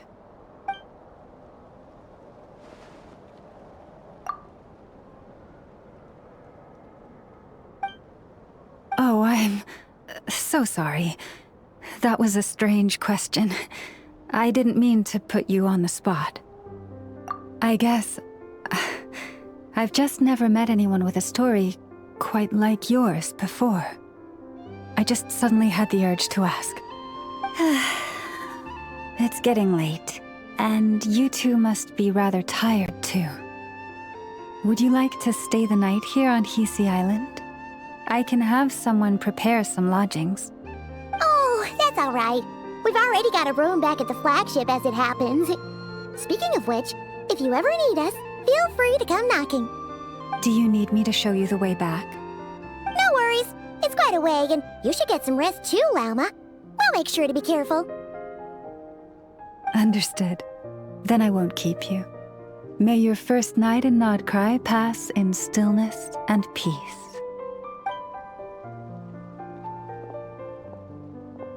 So, what you thinking? Sure was an eventful day, huh? The good news is, we're not at a dead end in the search for your spaceship yet. We can always learn more about this place while we wait. The usual drill, huh? Paimon's really getting sleepy now.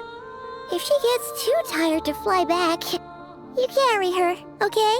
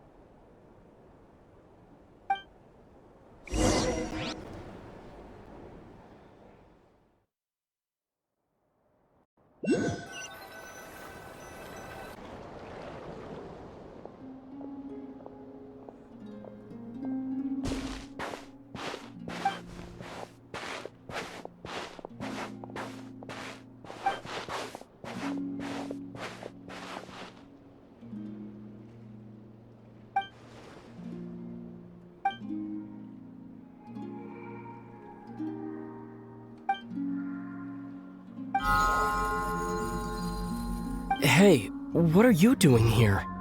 These flowers. I remember. When you first appeared, there were flowers like this all around you.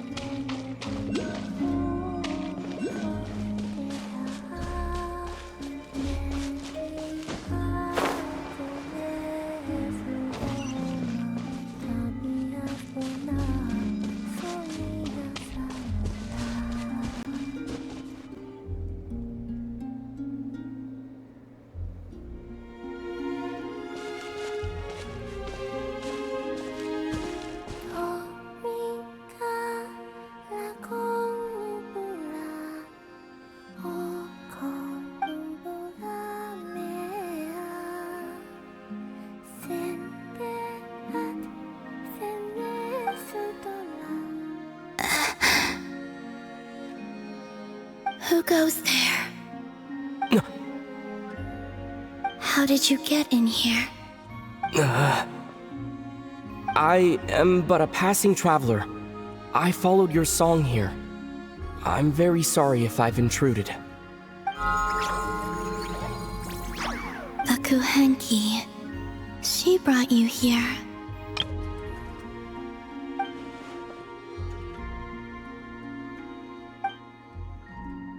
May I ask, are you the one they call Kutar? And the harbinger that the Fatui refer to as the Damselette? The Fatui? Are you here at their behest?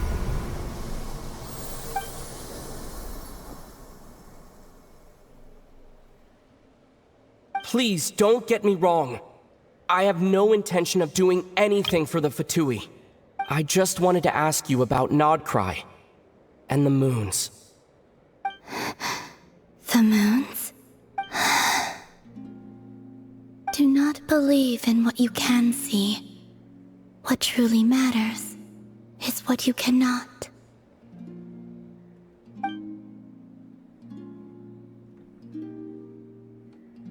What do you mean?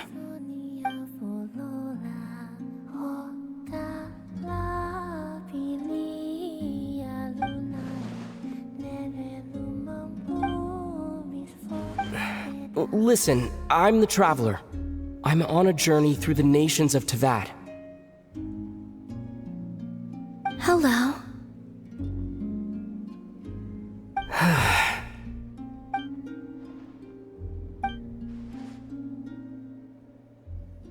Could you tell me your name?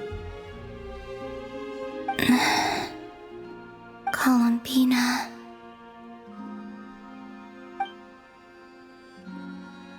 Kutar, the damselette, the moon goddess. Pick whichever takes your fancy. I do not know my own name.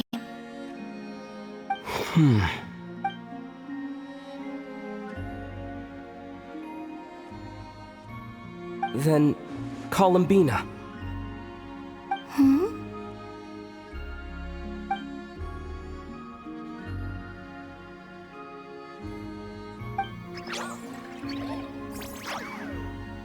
This Kuhenki, this Lanatar, did you bring her into being? Come here, little one.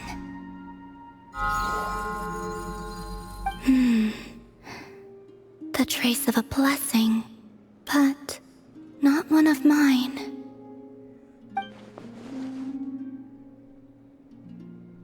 People always assume I can do many things. Assume I have done many things. But I haven't. All I ever wanted was to.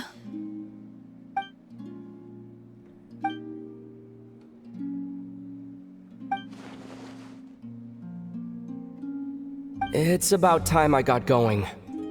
I'm very sorry for disturbing you today.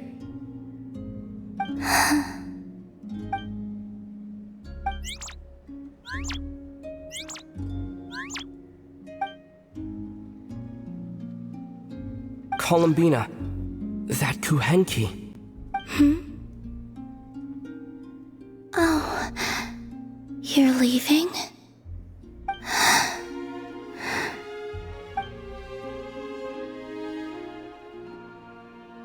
Go then.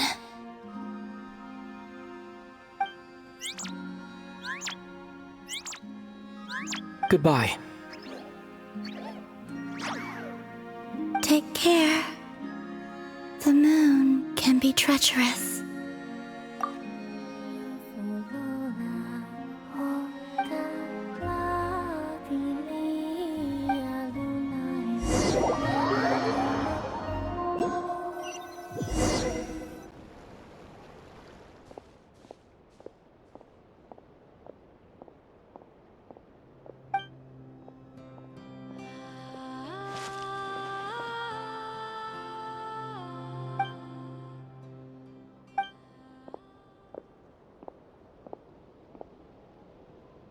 Wait, is that Lumine?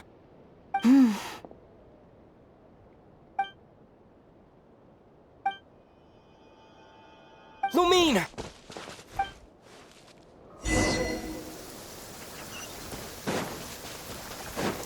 Lumine!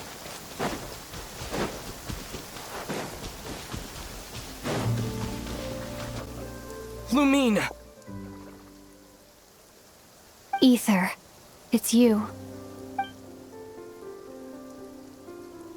Why are you here on Hisi Island? If I told you I was here in search of the Frost Moon Scion's sacred relic, what would you think?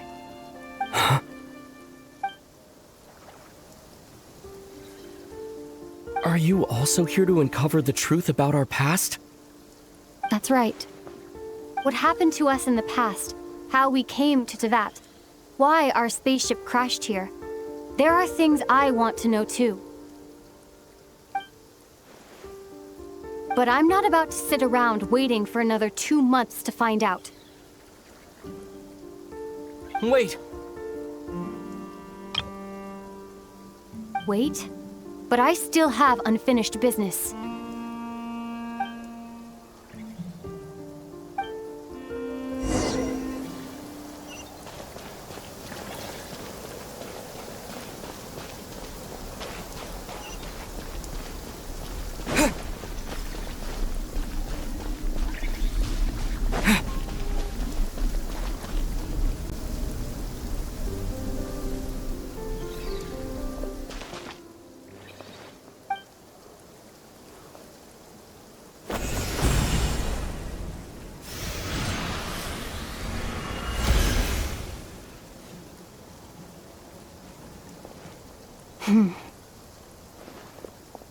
Hold on a second. What's wrong? That's the Frost Moon Scion's sacred relic. We can't just... Use it to get to the bottom of all this? We should at least get their permission. You barely even know her, yet already you hold that moon chanter in such high trust. What do you mean? She told you that the seal can only be broken on Moon Prayer Night, when the flow of Kuvaki is at its peak, yes? You heard all that? Watch this. Huh? But... Get it now? She's been stalling for time.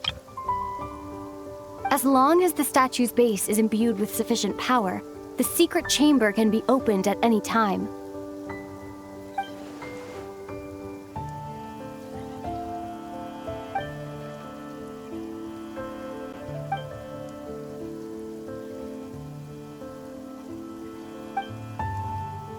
Is it such a sin when I don't put all my cards on the table for you, but not when someone else is doing it? It's not like that. Is it? Lumine, you've got it all wrong. This whole time, I've wanted to ask you, what happened to make you like this? I admit, I've been having trouble accepting it. But after all this time apart, I've finally come to terms with who you are, willful side and all. I trust you. I still do. Through all the worlds we've traveled, you've always been there by my side. If there are things you can't explain yet, I can wait while the journey goes on. I'll wait as long as it takes, until the day you're ready to talk. Ether.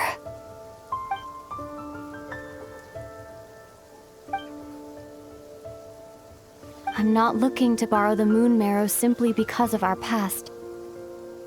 It holds answers about the very origins of Tevat. I've always believed that if you want the truth, you have to see the whole story for yourself. I'm not asking you to trust me, Ether. Just don't try and stop me. If this choice weighs on your heart, then let me go in alone. Forget this meeting ever took place. Bit late for that now. But maybe this is the chance I've been waiting for all along. Even if it fades with the morning light. I want to go with you. You sure? Yeah. Then let's go. Lumine. It's been ages since we went on an adventure together. I can't wait. Really? You think I'd lie to my big bro?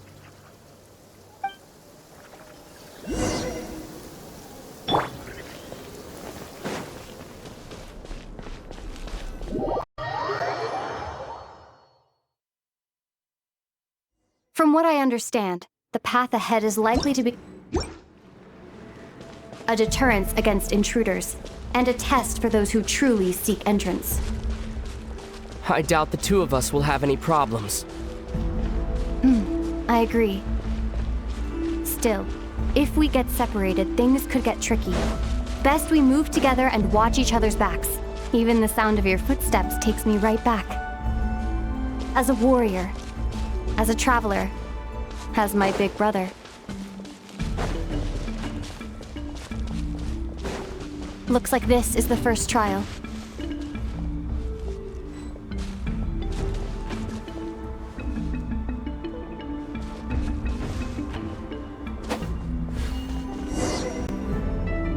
Ether, do you understand how Kuvaki works?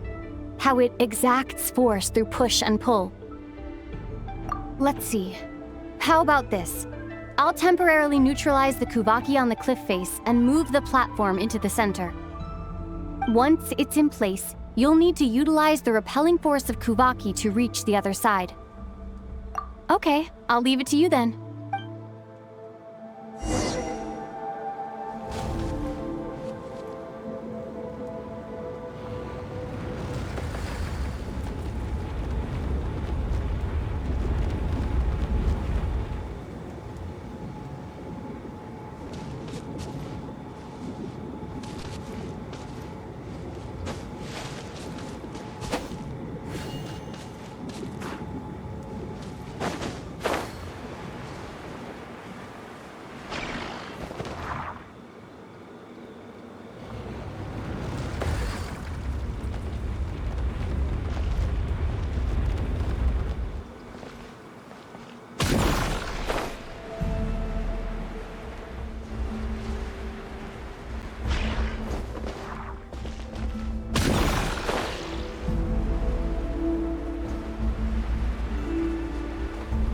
This should help Lumine get across.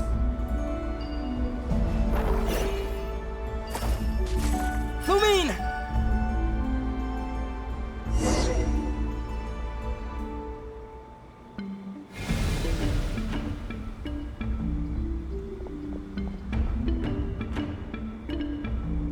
We make a pretty great team, huh? Just like the old days.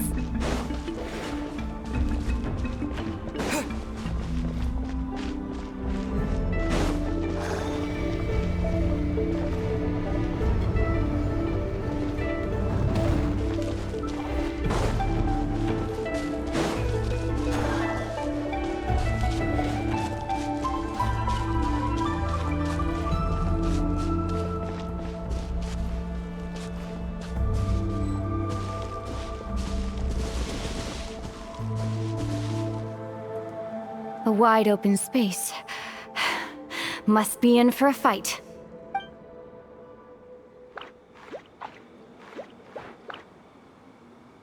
Was that it? What a letdown.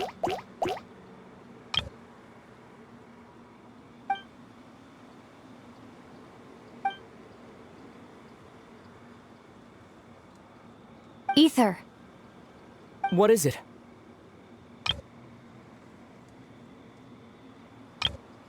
Why are you looking at me like that? Those enemies were weak, were they not? Maybe it's because the trial's only just begun. Actually, I've got an idea. Why don't we have ourselves a little friendly competition? Let's see if your journey has made you rusty. You're on.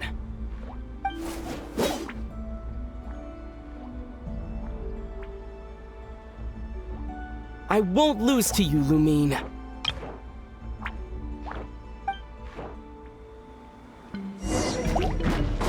If memory serves, I used to come out on top more often than not.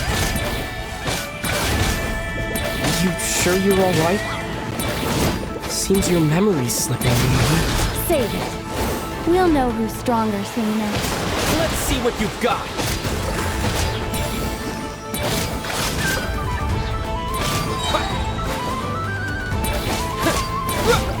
Yeah.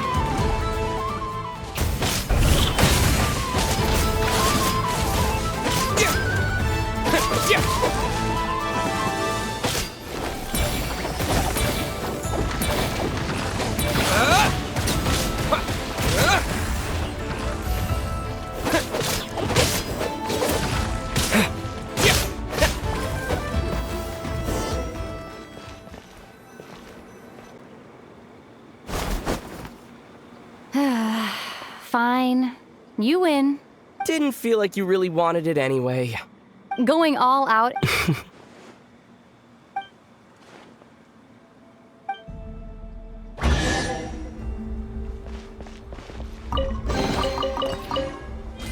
Let's keep moving.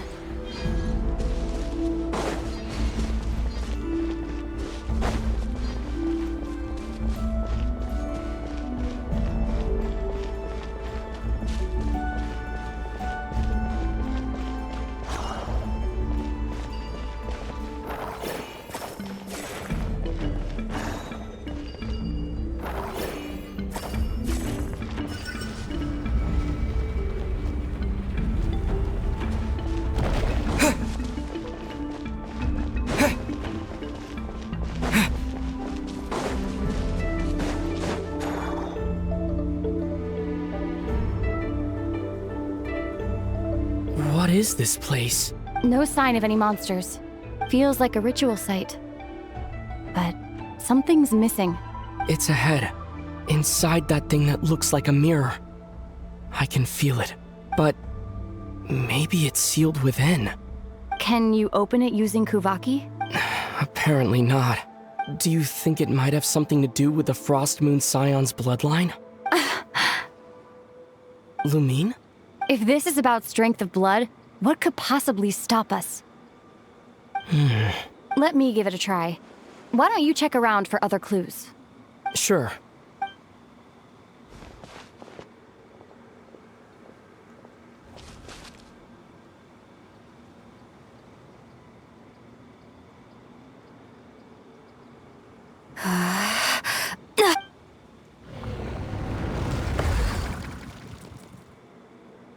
Found it. This should do the trick.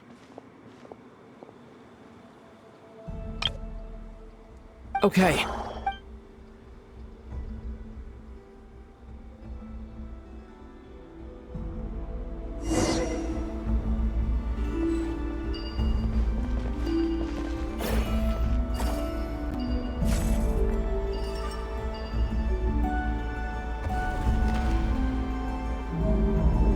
Yep, that got a reaction. That's one down.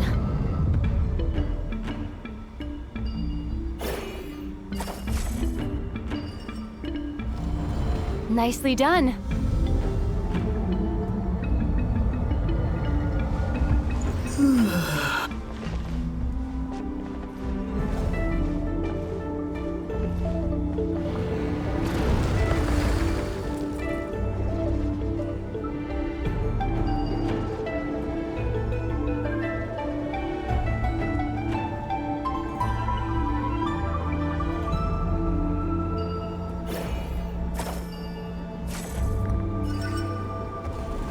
You've got this. One more to go.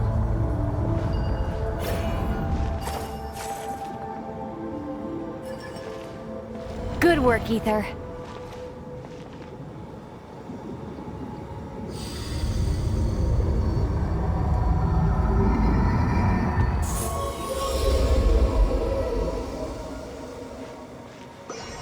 The door's open. Come. We must be close.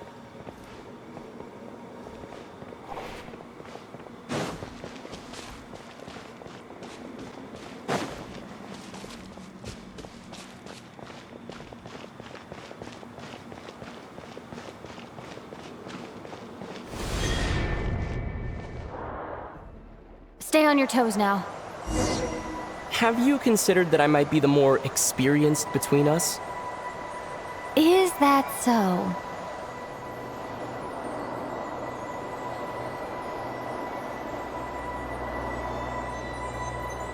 So, will you be heading off again after we're done here? Maybe, maybe not.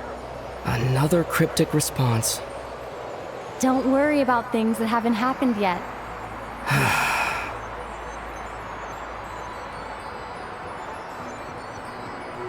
At the end of all this, what do you think we'll find? Whatever it is, we can handle it. What about the end of our journey? That's not something we need to worry about right now.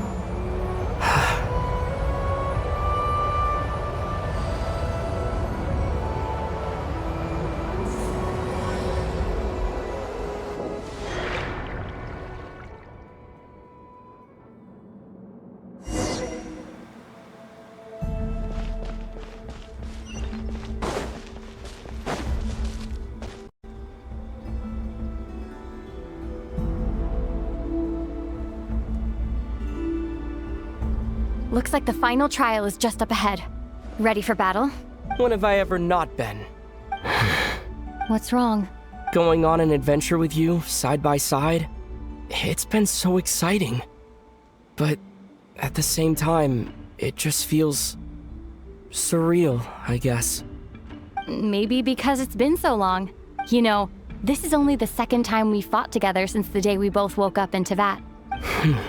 Maybe that's it. Ether, let the light of our blades come together once more, just like they did in the past.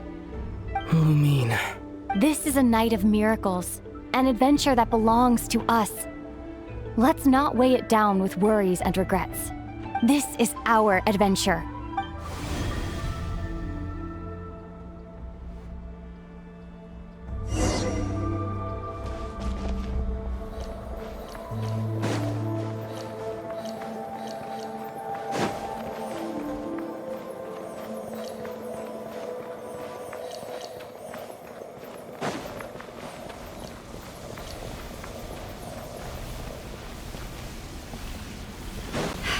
Here goes nothing.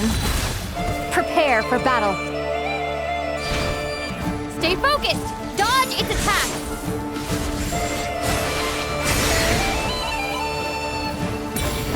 Don't forget to heal yourself!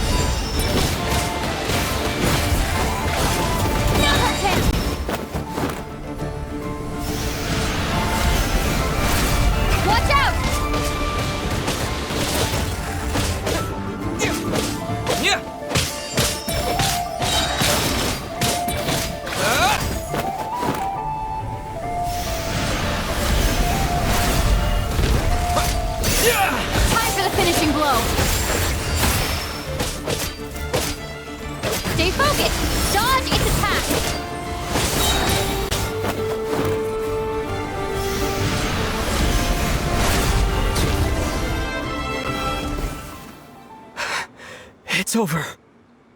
Nicely done. Flawless execution. Couldn't have pulled it off without your backup. Not too shabby at all. As for what you were saying, yes, I should have come to see you earlier. Or at the very least... Spent more time with me going on adventures like this. Something like that. Instead of just running off and expecting you to follow my trail. Wait a sec. That's not an official apology, is it? That goes without saying. Come on. Time to claim the treasure we came for.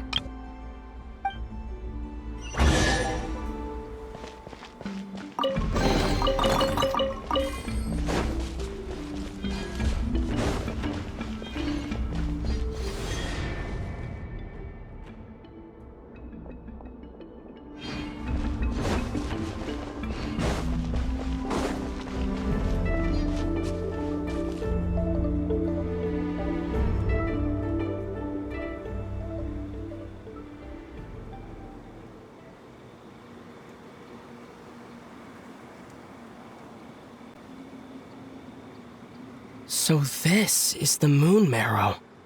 The treasure we've been after. All right. Go get it for me, Ether. It belongs to me. What's wrong, Ether? After everything we've just been through, you still don't trust me? Don't you want to know the truth too, just like I do? Rest assured, I'll share the truth with you afterwards. Now, go bring it to me.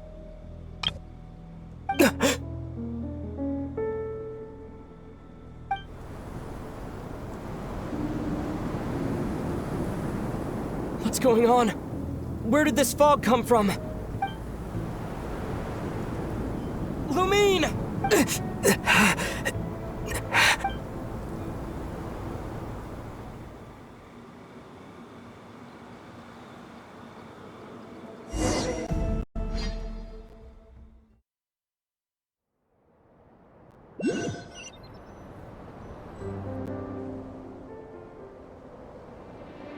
Lumine!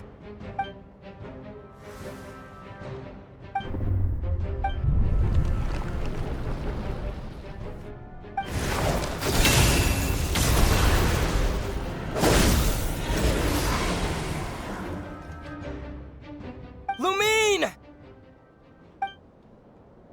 Huh? What are you doing here? Yes, we ran into each other at the flagship this afternoon. I'm honored you still remember. Are you looking for something here?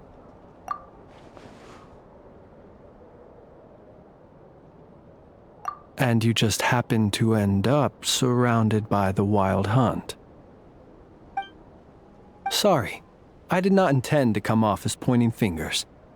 Indeed, perhaps our courses of action do not differ so greatly. Not exactly. We Lightkeepers are accustomed to patrolling at night. A long-held tradition, you understand. I was just passing by when I noticed that the Wild Hunt had struck. So I simply did what I am duty-bound to do. As a matter of fact, I just saw someone leaving in quite the hurry. Was that your companion?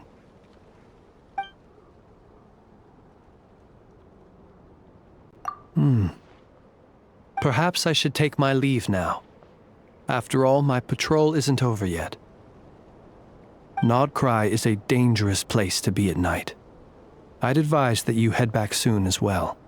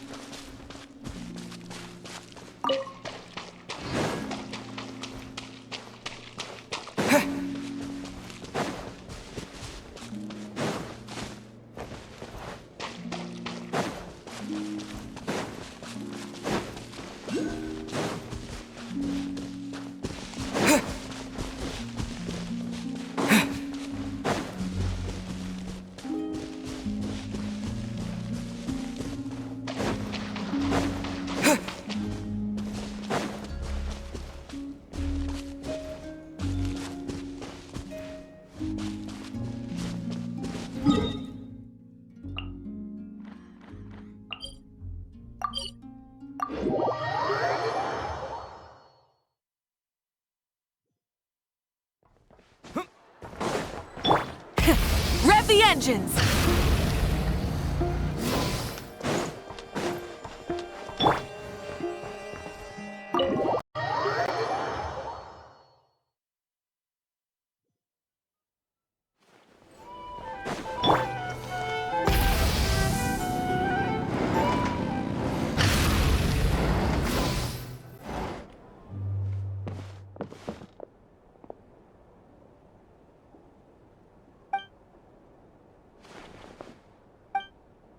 Paimon woke up and saw you were gone, so she made you a cup of berry juice to help you sleep. Her own secret recipe. When you get back, drink it up and go get yourself some rest.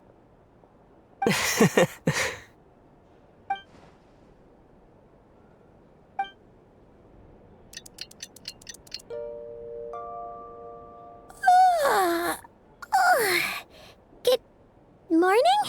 If now still counts as morning. When did you get back last night? Did you sleep well? Good to hear. So, where'd you wander off to on your midnight stroll? Anything interesting to see in Notcry at night? Oh, really? Come on, don't leave Paimon hanging. All right. Guess we'll have to feed your stomach before we feed Paimon's curiosity. Let's go grab something to eat while we talk.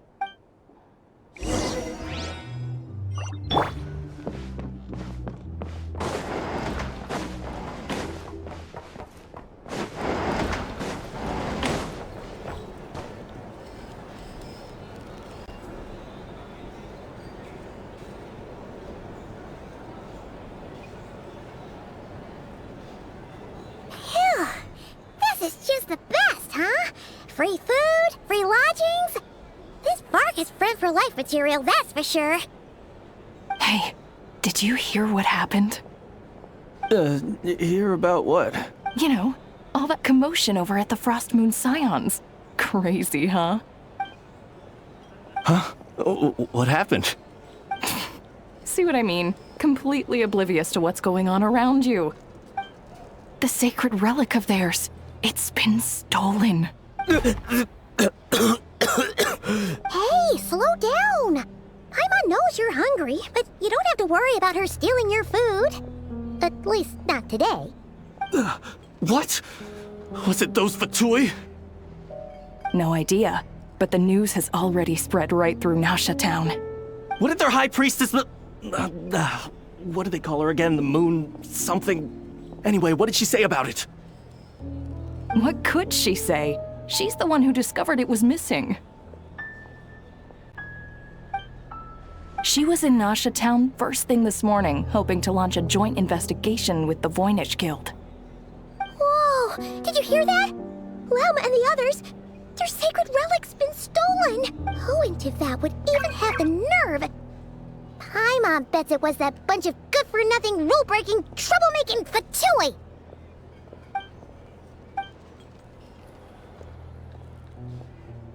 Huh? What's wrong? You feeling okay? A joint investigation? Good luck getting any takers. Same thoughts here. So just a few minutes back, she switched gears and headed over to the one place that might actually be able to solve this. The Curatorium of Secrets. Ah! You scared, Paimon! What is it? Huh? Okay, just... Hey! Paimon's not a baby, you know! Quit pulling her arm! Here's the thing. Our drink recommendations? Well, for starters, If you want to negotiate prices.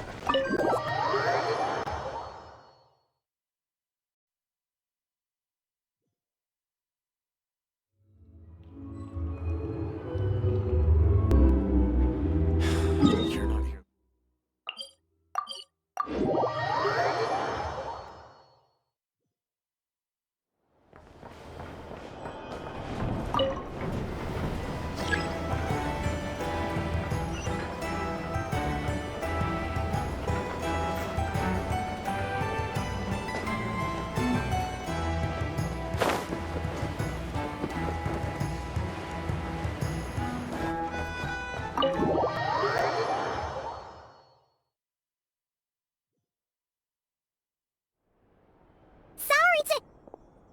Huh? There's no one here. But didn't they just say Lauma came this way a few minutes ago? No one except for a cat watching over the front desk. Excuse meow? Are we supposed to check in here? No idea what that means. Is this Lauma's personal receptionist or something? Pretty sure she'd be the only person who could actually understand it.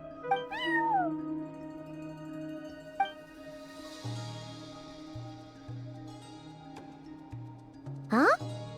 It's heading into that room! But why not? Like I told you already, that's just... Another client.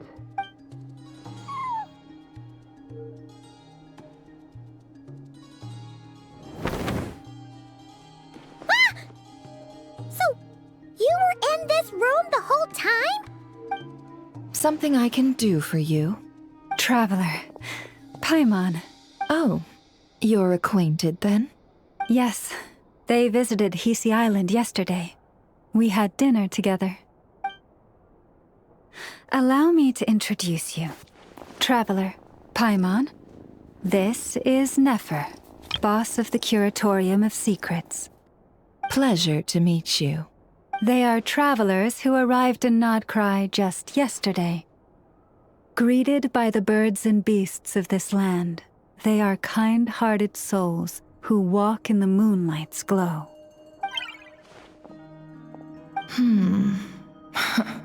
Interesting. Thank you, Lauma, but you need not have introduced them. They are great heroes, renowned throughout the nations beyond our borders. Oh, really? Do not forget, I deal in information.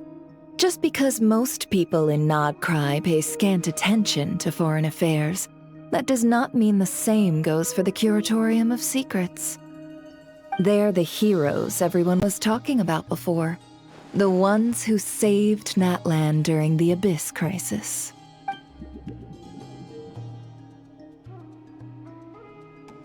I see. We Frostmoon Scions seldom leave our domain, so I had not heard of your heroic deeds. Please, forgive my ignorance. It's no big deal.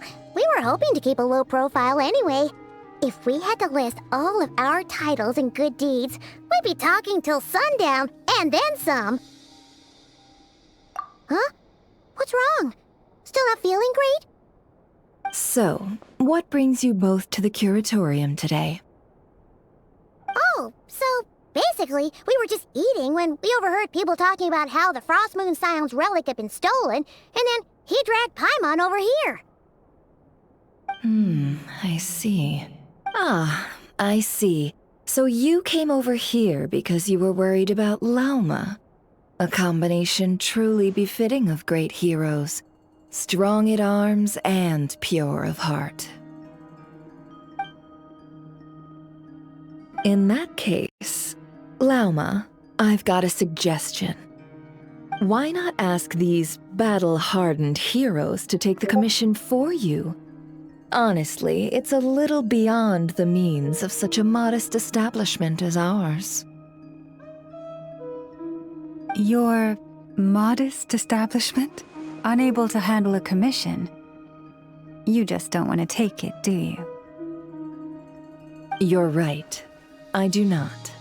What kind of commission is this? Surely it's not to recover your stolen relic? Yes, that is it. Recovering the relic is both my duty as a moon chanter and a step toward fulfilling the promise I made the traveler, to help uncover the truth of the past. But Nefer has already declined our commission multiple times. And yet, just as it always has, the moon will continue to illuminate the sky above the Curatorium. Come night or day, may the moon goddess keep you. Enough of that.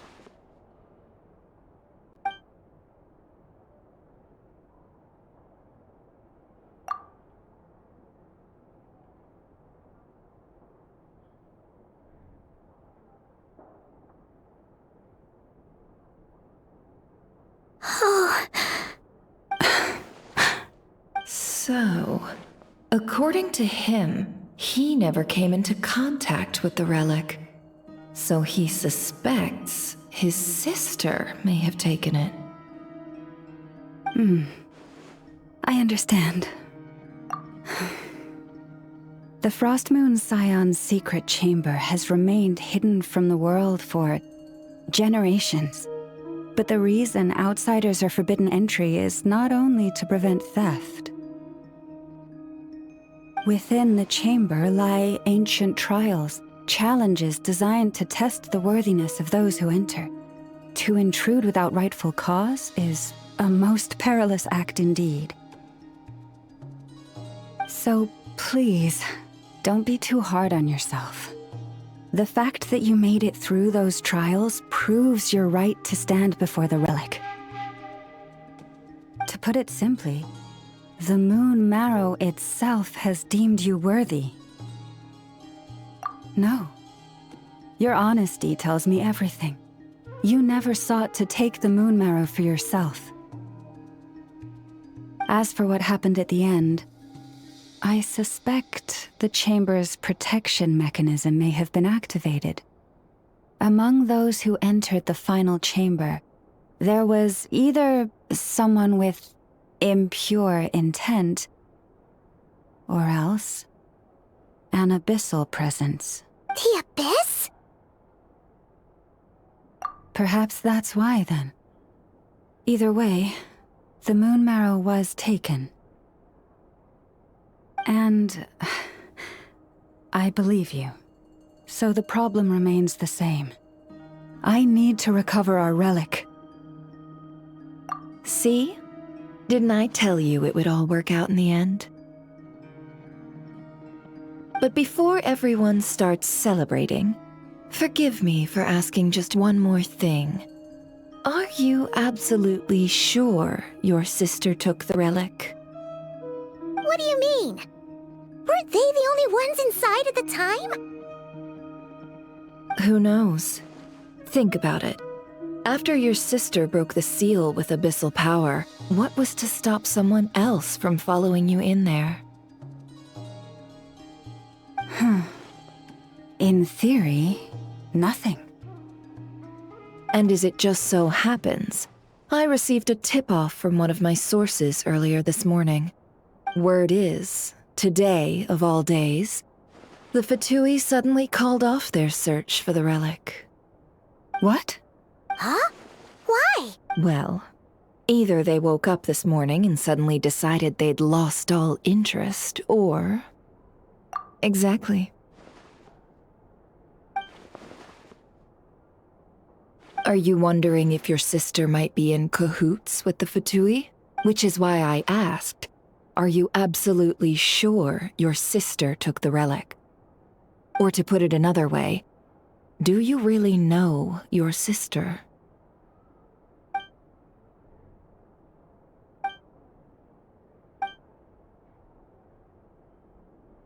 In other words, it's highly likely that the Fatui already have the Moon Marrow. So, basically, all we need to do is find our way into that Fatui research facility, and we should be able to get to the bottom of this, right? Congratulations, you found your answer. Looks like the Curatorium won't need to lift a finger this time. Well, Lauma, there we are. On behalf of our long-standing cooperation and the great hero by your side, I'll waive your consultation fee, but just this once. You're really not planning on helping us? I think I've helped more than enough already. If we're to stand any chance of infiltrating that facility, we'll need the help of a specialist. Just so you don't get the wrong idea, let me make myself crystal clear. The Curatorium of Secrets has always striven to abide by a policy of strict neutrality. We do not take sides with any faction in Nodcry.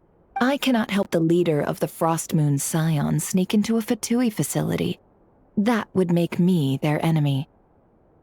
When one of their harbingers asked me to help them infiltrate your territory, I gave them the same answer.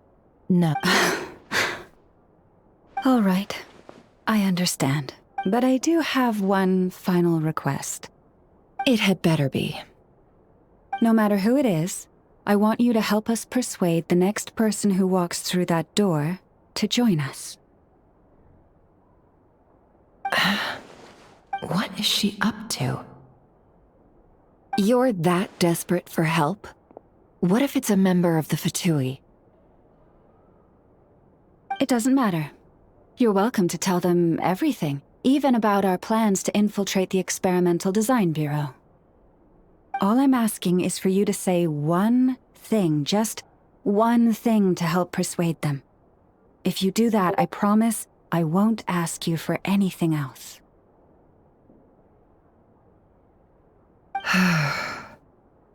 Made up your mind? Fine. Fine, I'll play along with your little game. Besides, as long as I'm not personally involved, no one can accuse us of taking sides. Boss, I'm back!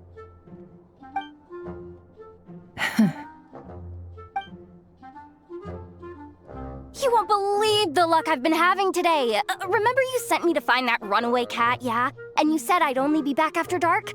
Well, guess what? Right after I left the house, this big ibis flew over and the missing cat was right in its claws. And once it got close, it loosened its grip and...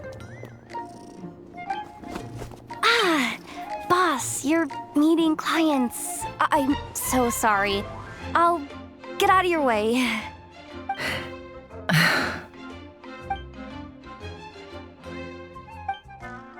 Yehoda, dear, come here. Huh? Me? Is something the matter? Oh, hi there. My dear Yehoda, I have a request. Yikes! Why does the boss sound so scary? Did I do something wrong? Would you be so kind as to accompany these 3 delightful clients of ours and help them infiltrate the Fatui's Kuvaki Experimental Design Bureau? What is going on here? Boss usually just says things like, hey, go do this, or you, go take care of that. Why is she being so scarily polite? And wait a sec, the Fatui's research facility? That's basically a death sentence. Made your mind up yet, my dear?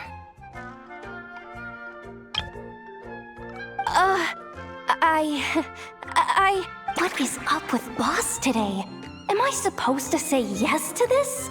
Or maybe it's because the mission's too risky, so she's actually looking out for me? Why is everyone looking at me like that? Is this some kind of test? I can't let the boss down. Can I? Have you made up your mind?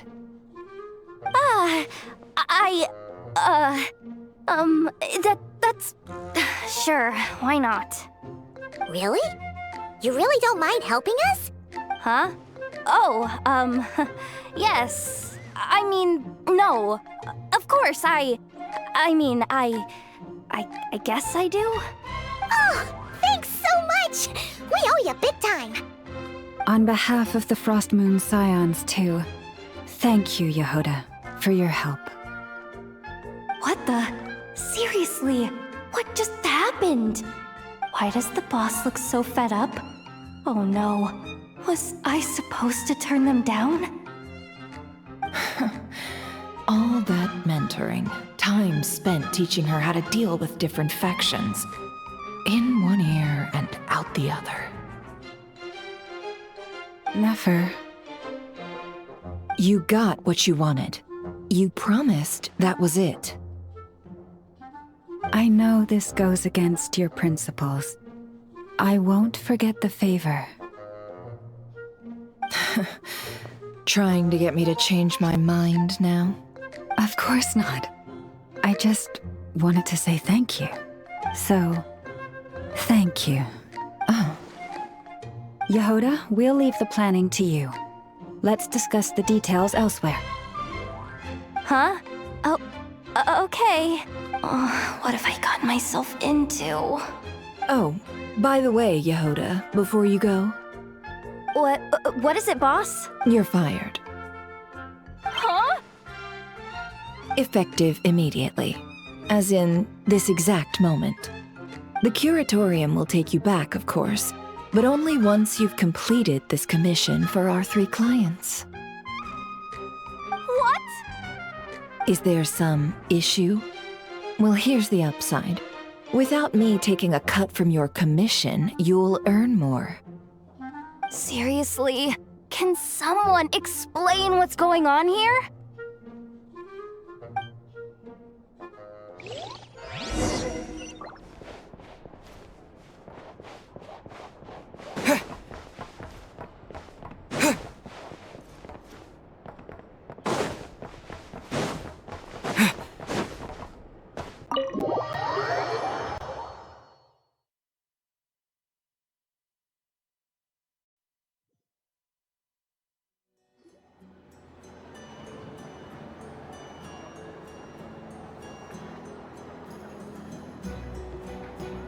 Are we sure Yehoda's alright?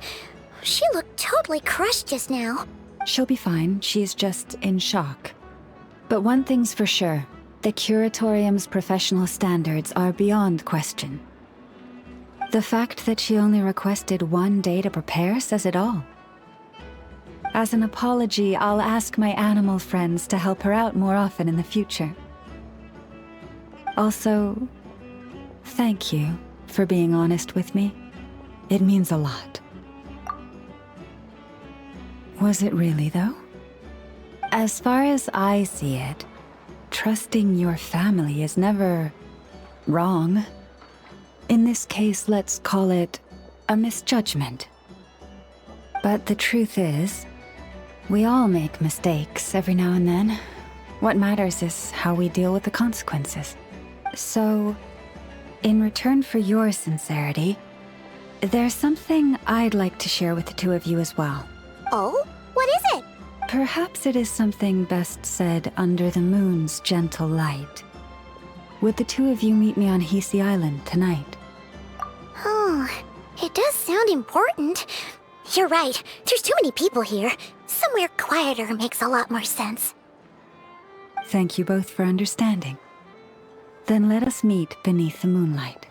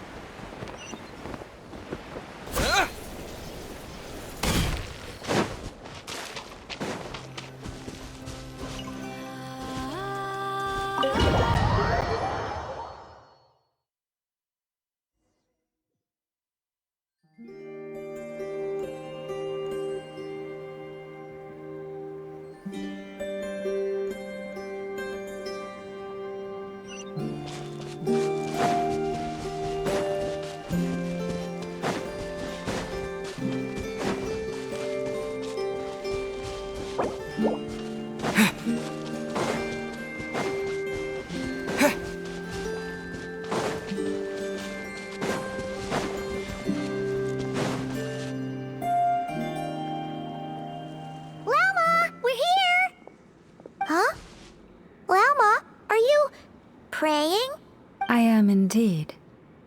For the moment I was born, my people exclaimed, "Behold, eyes like the moonlit tide, antlers like the crescent moon, and blood that glimmers silver as the moon's reflection."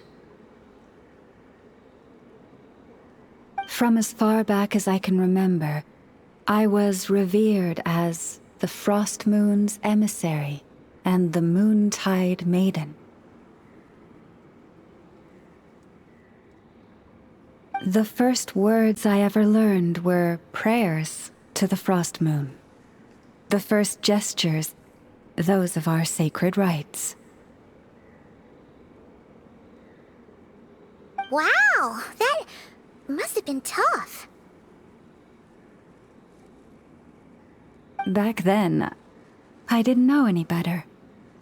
It all just seemed so natural. The Frost Moon Scion's bloodline has long since begun to run thin.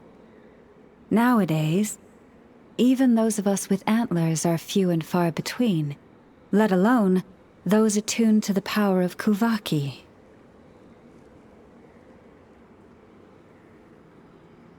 But I...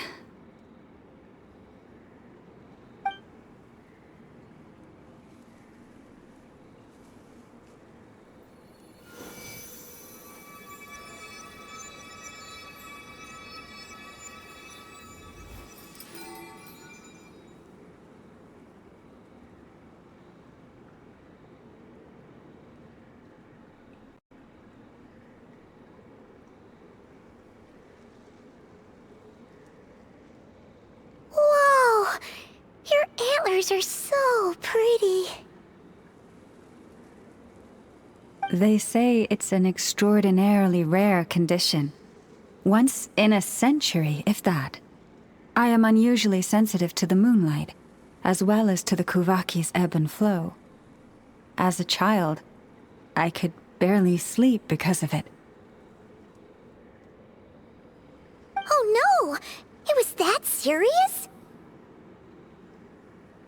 To others, fluctuations in Kuvaki are something you easily get used to, like a gentle tide lapping away at the shore. But to me, that same tide is a towering tsunami, a surging swell crashing against me. Of course, as the years went by, I learned how to suppress my senses and my power, enough to keep it all from overwhelming me. But because of that, I also had to walk the path of concealment. Concealment? From the moment I was first taught to pray, my kin would point up to the night sky telling me, "That, Lauma, is the Frost Moon, the last of the moons, the sole surviving truth." But I would ask them in response, why? Why can't I feel anything from it at all? Later, I came to understand that they simply could not tell where the real tide was coming from. They couldn't sense it. The true moon beyond the sky's veil.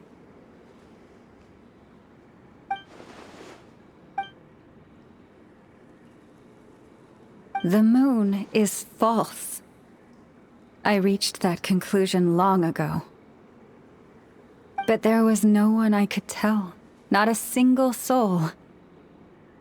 At least, not until now. Am I the one who's wrong? Is it the moon that is false, or my own senses? I asked myself such questions time and time again.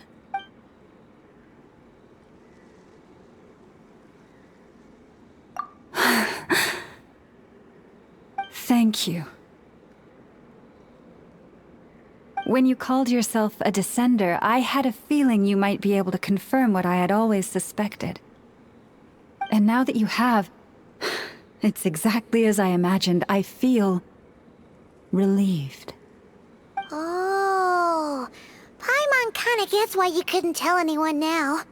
It's not easy to change people's minds on something they've believed for hundreds of years. That's what I meant by concealment. I knew too much, so I had no choice but to keep my people in the dark. Every prayer I offer feels like a lie to keep myself going.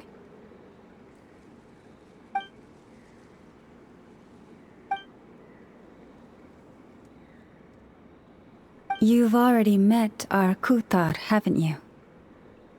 Huh? When was that? And more importantly, when were you planning on telling Paimon? Ah, no wonder. What did you think of her?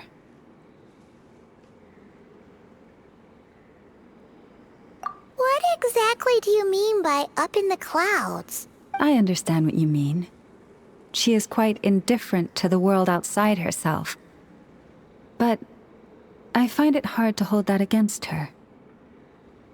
Yes, it was shortly after the fall of the ancient moon's remnants. I asked her what the Frost Moon Scions meant to her, and why she left in the first place. Yeah? So, why did she? Perhaps it's better if you ask her yourselves. Things tend to get lost in translation when you speak on someone's behalf. What I can say for certain is this. Even when I had no one to confide in, I still had a family. I still had the Frost Moon Scions. But that girl, born beneath the moonlight, perhaps she's never felt she had either. The truth is, though, she might have had it all, if only the Frost Moon Scions hadn't let her down.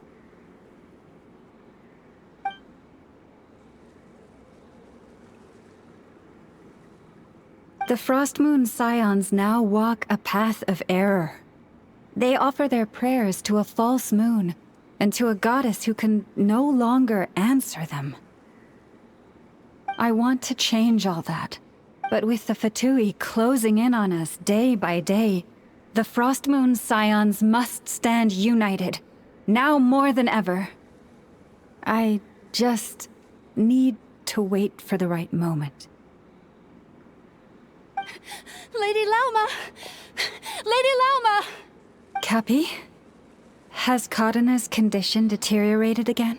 Traveler, Paimon, we'll have to continue this conversation later. We'll come too!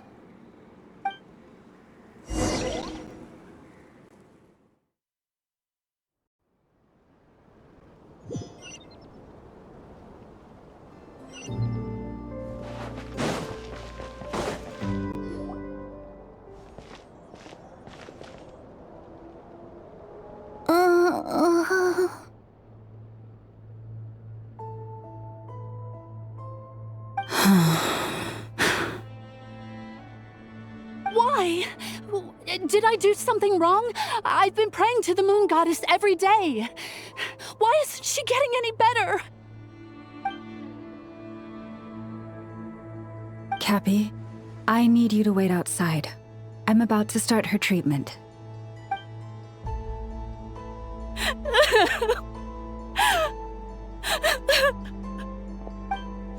Is there anything we can do to help? Just don't be alarmed by what you're about to see. And please, don't let her mother see it.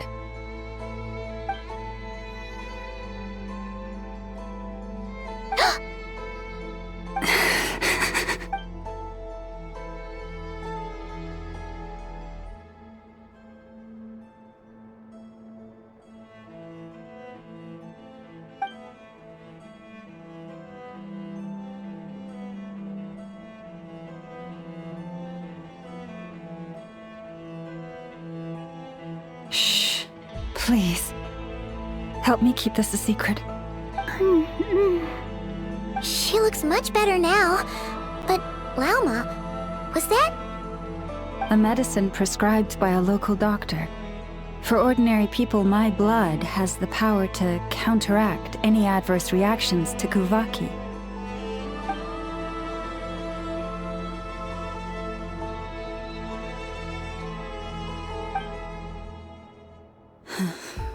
So, now you know another of my little secrets. I had hoped to guide the Scions out of error before Karina's illness reached this stage, but clearly, I was too late.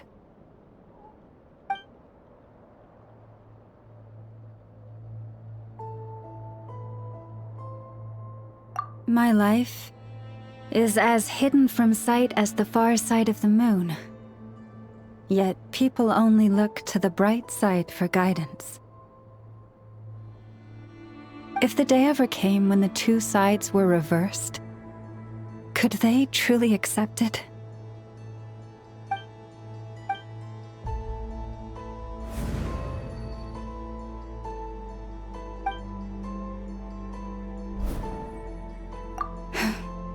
Hearing you say that puts my heart at ease. And if there's anything we can do to help the Frost Moon Scions, just let us know. Our priority, right now, is reclaiming our relic from the Fatui.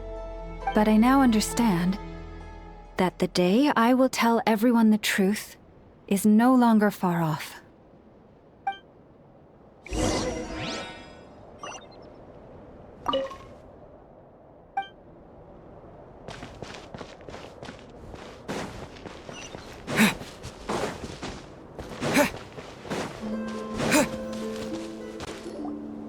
Wow! Paimon would never have guessed Lauma had all that bottled up inside. Hey! Watch your step! Ah! What's wrong? Oh, you scared Paimon. You scared me there too. Almost stepped right into one of my traps. A trap? Why would you leave a trap somewhere like this? Well, it's not like this is a main path. And besides, we Frost Moon Scions would recognize it instantly.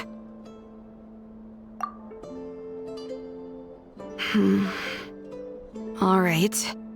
You don't seem like you're with the Fatui, so I guess there's no harm telling you.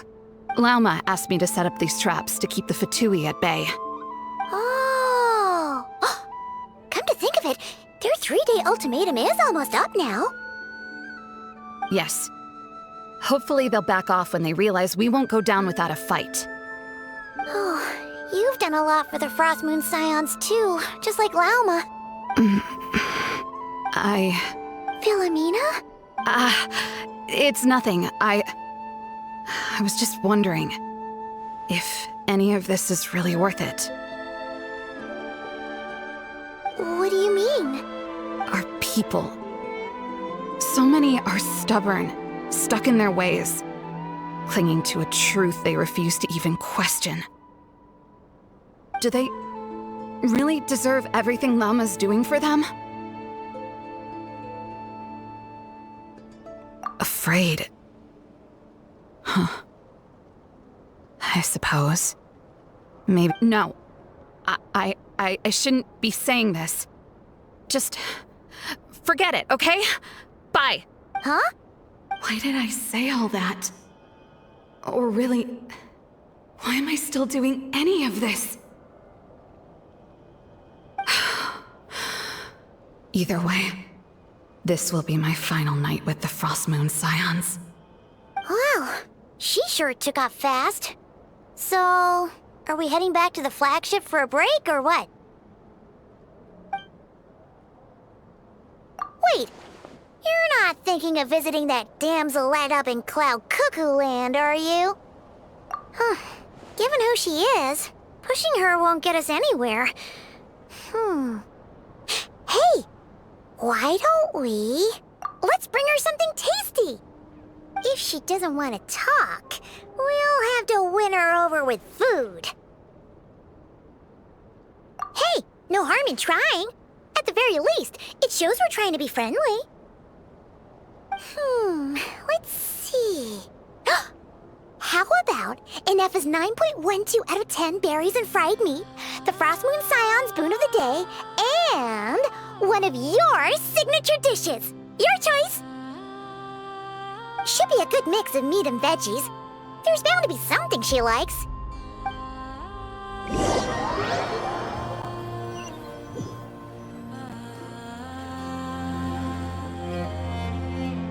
All right, food's this, right? Why does it feel like we're going to visit a patient? Oh, no. Take this seriously, Paimon.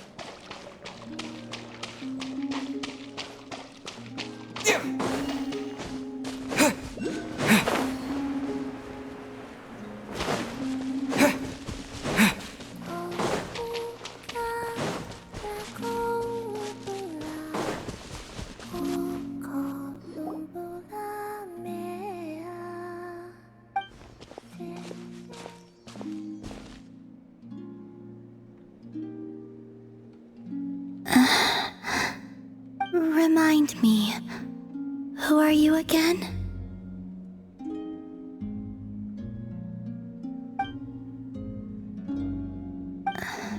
A different one floats by your side today.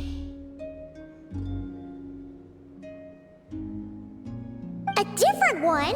What's that even supposed to mean? Ugh, there goes Paimon's perfect conversation starter. Hi there! Paimon is Paimon, and this is the Traveler.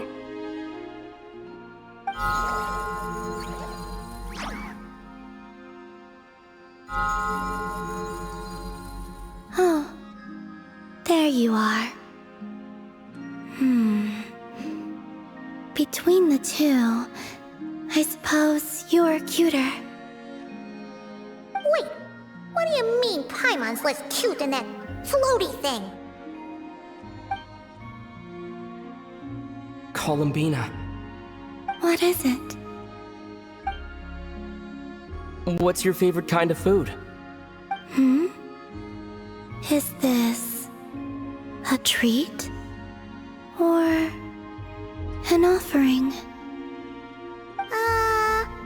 Let's go with treat. Anyway, this is all the Traveler's cooking, so please, help yourself.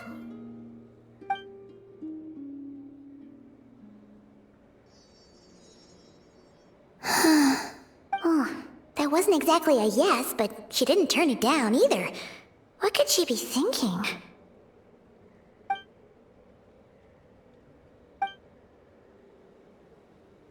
So, what do you want to ask? Hey, she's actually playing along! Quick, now's our shot! You know the moon in the sky isn't real, don't you? I know there is only one moon in the sky. It is simply that some can see it, and some cannot. What does it mean to you? The missing prologue. What?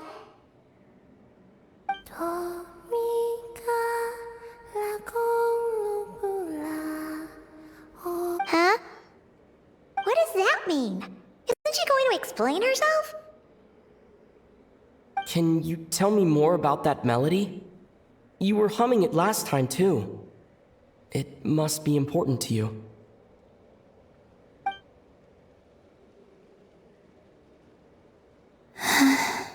It is all I remember from the moment of my birth.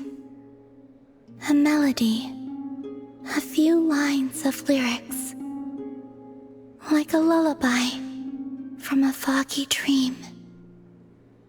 Oh, so who was singing it? I do not know. I have nothing else. Just that song. Huh? And the Frost Moon Scions who found me. They had nothing either, but hope. Before I even knew what was happening, they were already calling me their goddess. And I had no reason to decline. Like two lost infants unknowingly exchanged, I adopted their faith, and in return, they adopted me. But my adoption drops you into the story halfway through. What came before was scribbled onto the wrong pages, never even bound into the book. That sense of something missing only served to nurture their greed and doubt. And thus, I came to realize that this place was never truly my home.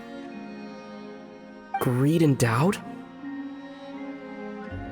O Moon Goddess, forge weapons for us, drive out our enemies, and expand our lands.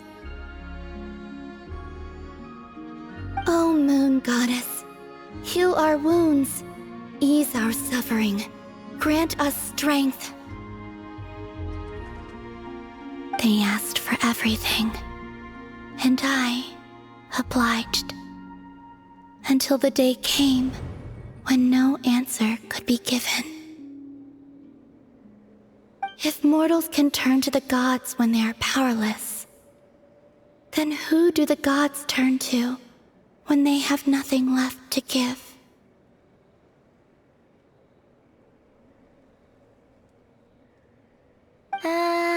You've got Paimon there. In those days, the Frost Moon Scions cared more for faith than for truth.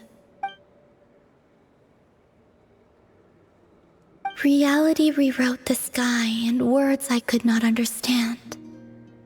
I did not want to read a tampered version, so I simply stopped looking. The real beginning of my story lies up there, on the moon, forever beyond my reach. Like a message carved for blind hands, sealed away where no fingers can find it.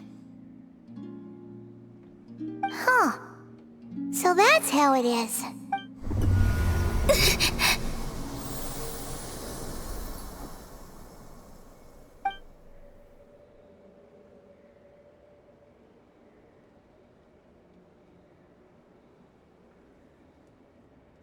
What's wrong?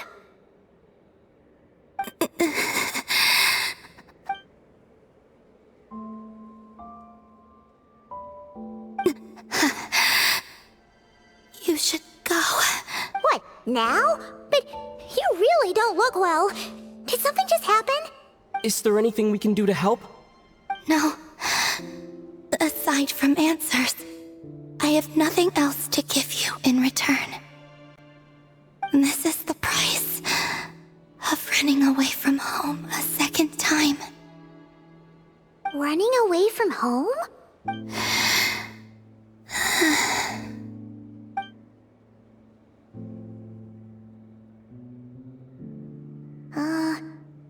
Is she heading towards the food? Did all of Paimon's questions make her hungry? Do you still have many questions? I know I should offer more in return for your kindness, but I'm feeling a little worn out. Oh, we're so sorry about that. But Tsaritsa was right. Freedom always comes with a price. She said I could treat the Fatui as a second family, a second home. But in the end, they were no different. All they wanted in truth was my power as the Moon Goddess. I'd rather not dwell on such unhappy memories.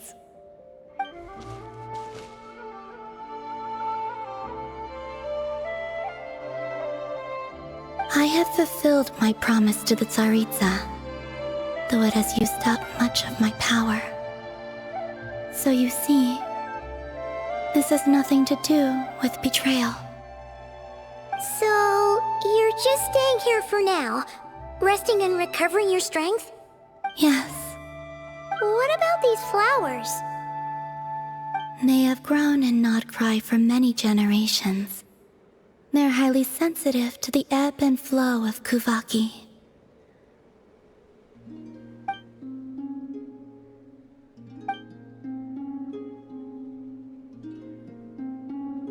At times, I thought about using that relic the Frost Moon Scions had hidden away. I could sense the power within it. But going out is such a hassle. People might see me, and I promised Lauma I wouldn't show myself to anyone. Besides, I know it's gone now anyway. Really? Lauma asked you to stay in hiding? Uh-oh, she's looking back at the food again. But Paimon's still got some little crumb cookies here. You could have these for dessert if you wanted. Lauma said she wishes to change the Frost Moon Scions, which is why she asked me to stay out of sight. I don't really understand what she meant, and to be honest, it's not something that concerns me. But I wasn't planning to see anyone anyway. If they found their way here themselves, that's hardly my fault.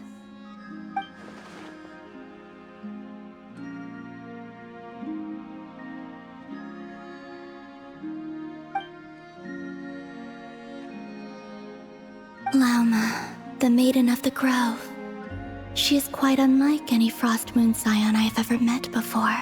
After hearing my story, she actually apologized for how the Frost Moon Scions treated me back then. She told us she feels like she's been living on the far side of the moon. Is that so? I actually got the opposite impression. She's been keeping her true power hidden away, afraid that people might be dazzled by its brilliance, and that they'd no longer be willing to look her way.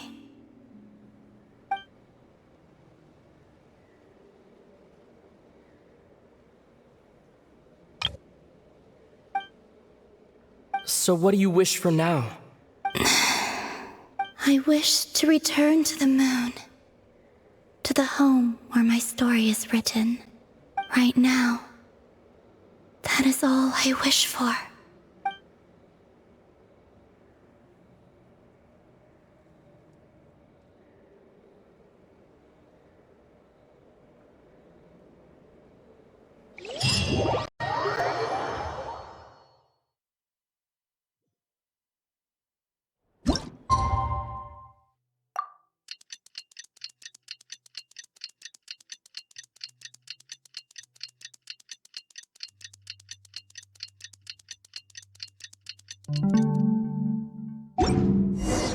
Tonight's the night we infiltrate the Fatoi's Experimental Design Bureau.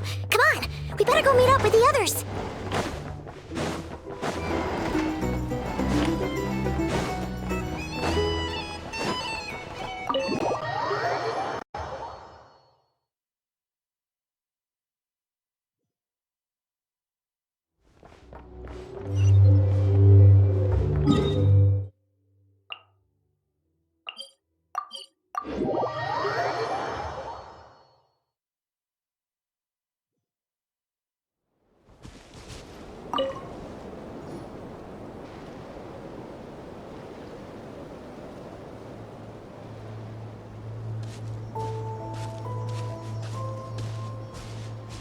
Huh?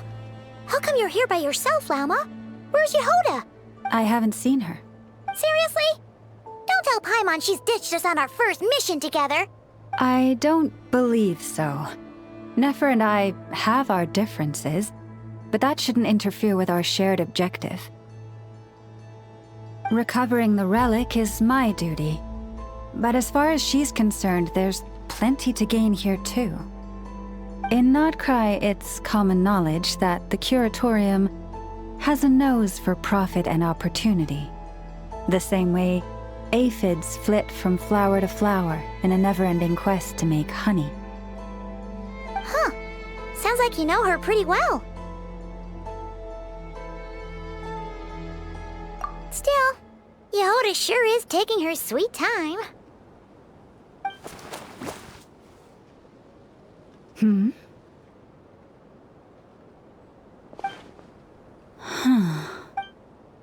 I believe we may have misjudged and underestimated Miss Yehoda. Huh? What do you mean? As a former employee of the Curatorium, I'm confident that she possesses both professionalism and integrity in ample measure. Huh? Ah! What was that noise? The sound of a wavering conscience, perhaps? Ah! Whoa! Something just fell down. Hello, everybody! What kind of an entrance is that? Wait a second. Have you been hiding nearby this whole time? Yeah. I was just, scouting things out from up high.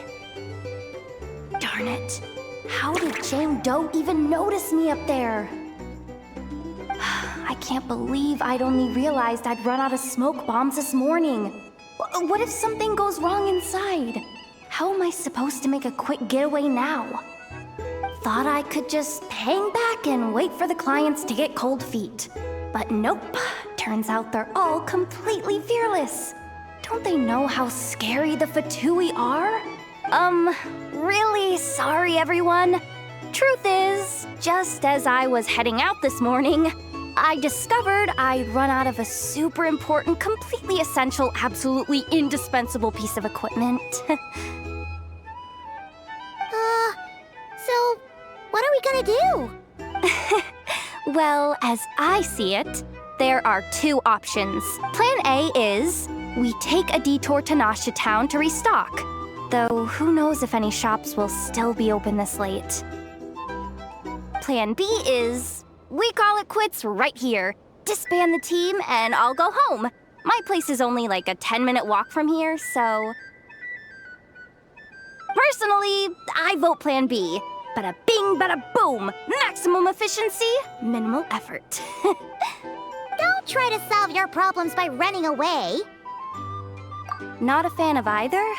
Then I guess our only option is to fall back on Plan J. That's J for Yehoda, by the way. Why didn't you just tell us that was an option in the first place? Come on, that would have totally ruined the surprise. Boss pulls this trick all the time, and it's always the clueless ones who end up praising her to the skies. Feels like you just threw shade at a whole lot of people. I have faith in your professionalism, Yehoda. You don't need those flashy tricks. Your abilities alone are more than enough to earn our respect. Huh. This Jane Doe sure has an eye for talent. Speaking of which, maybe it's time I started calling her something nicer? You really mean that, Jane? Laumado? I do.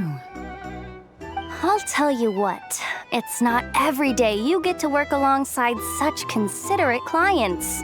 I have a feeling we're gonna make a great team. Plan J is this.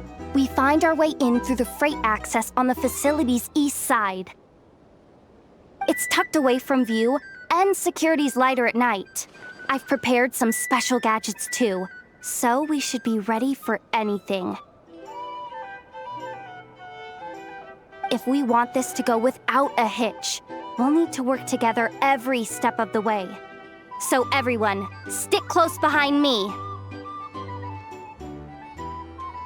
Now that finally sounds like a real pro talking. Hey, you saying I didn't before? Kinda, yeah. You... Never mind. A top-tier treasure hunter like me never lets the naysayers get to her.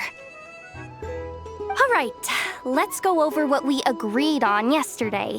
The goal of infiltrating the Kuvaki Experimental Design Bureau is to locate and, if possible, recover the relic that the Fatui stole. We also need to figure out why they built the facility in the first place. I'm worried that they've set their sights on the ancient moon's remnants on Hisi Island too. Well, now that we've got a plan, Time to get this show on the road.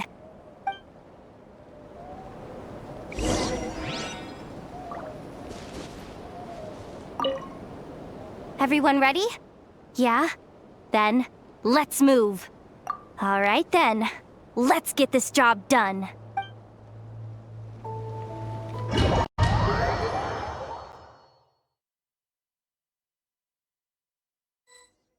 Go, go, go!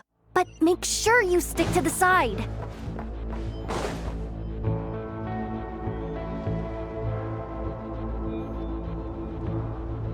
Just as I thought. There's a gate controlling access from the outside. Good thing I brought this keycard, huh? Well, technically I stole it. But no need to tell them that, right? Blame that chump who thought it was a good idea to get wasted at the flagship during work hours. Ooh, is it top-level clearance? Of course, that goes without saying. Let me read it out loud for you. Fatui Experimental Design Bureau number 183574, maximum clearance, maintenance intern. That doesn't sound very top-level to Paimon. Never underestimate interns. Even the most legendary of thieves started out as rookie pickpockets, you know? Besides, if it wasn't for this person's selfless generosity, we wouldn't be able to just waltz in like this, would we? Feels like you're trying really hard to change the subject. Allow me to teach you the first rule of treasure hunting. First and foremost, use every resource at your disposal.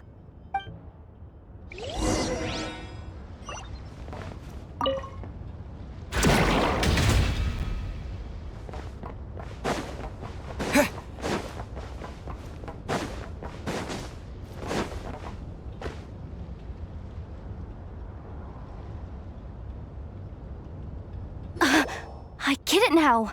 It's like a pair of light bulbs just lit up in my head. What did you just get? The blue light, aka Plan A, is telling me to take the path along the left side. It'll be a lot stealthier, but that might mean a bit of a detour. The red light, aka Plan B, is saying, just charge straight in. But that'll mean dealing with, like, a dozen sentry bots already powering up. Although, I might be able to switch them to training mode. Their attacks will be weaker, but we'll still be in for a fight. Can't you just put them in sleep mode? Hey, I told you, I'm just a maintenance intern. Give the new recruits some time and space to blossom, will ya? We're still pretty close to the entrance. Surely they'll call the whole thing off once they see what these bots can do. Anyway, I say we go with Plan B. Either way, I won't be doing any of the fighting, so the shorter route sounds good to me.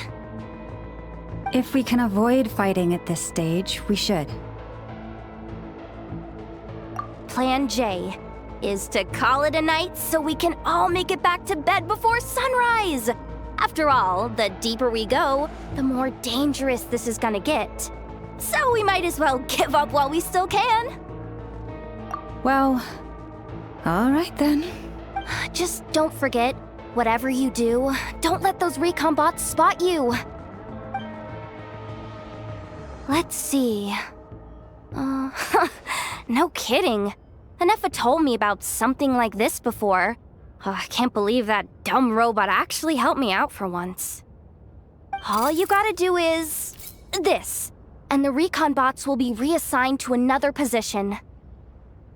That way, when it's time to move forward, the path will be clear. Which reminds me, it's about time I taught you the third rule of treasure hunting. Go with the flow. What about the second one? You skipped that one. Huh? Did I? Oh geez, must have gotten them muddled again. I mean, the second rule is exactly the same as the first. Guess that's what you meant by going with the flow, huh?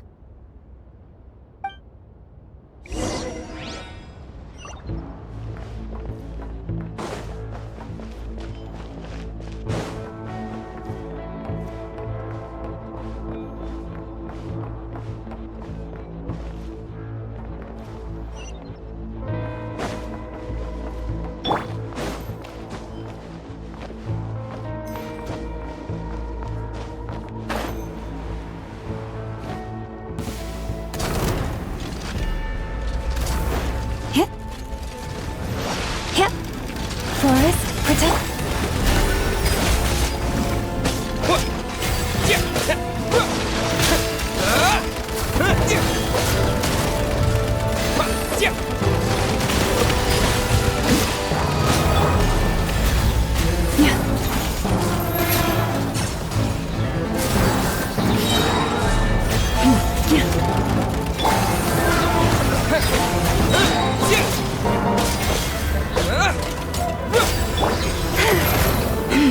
Leave this place.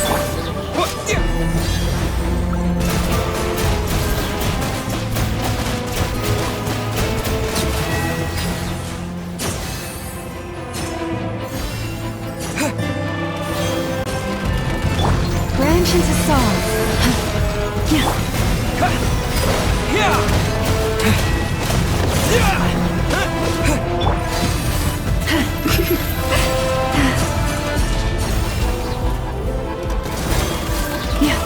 Receive my blessing.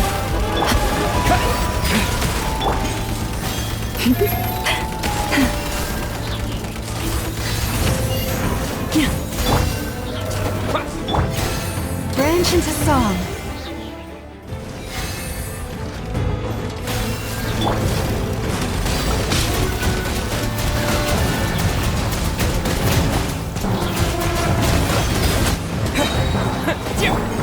Receive my blessing. Bombs away!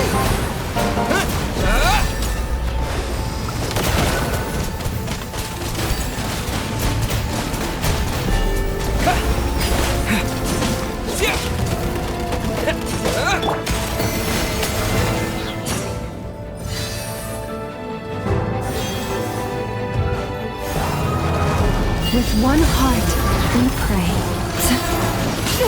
You poor lost lamb.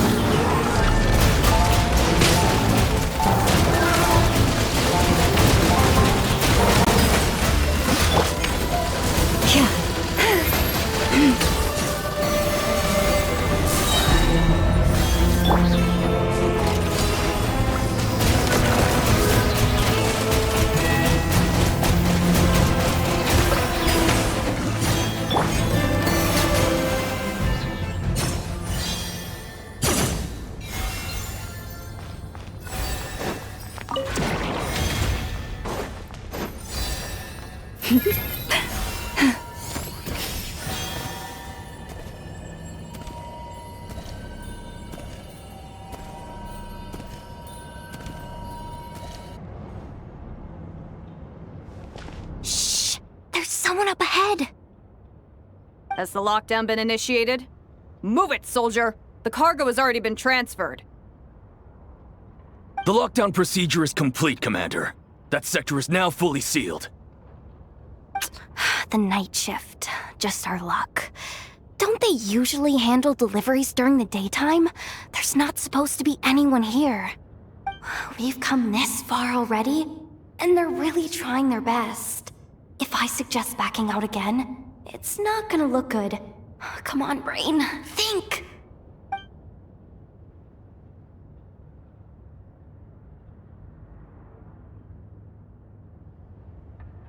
Got it!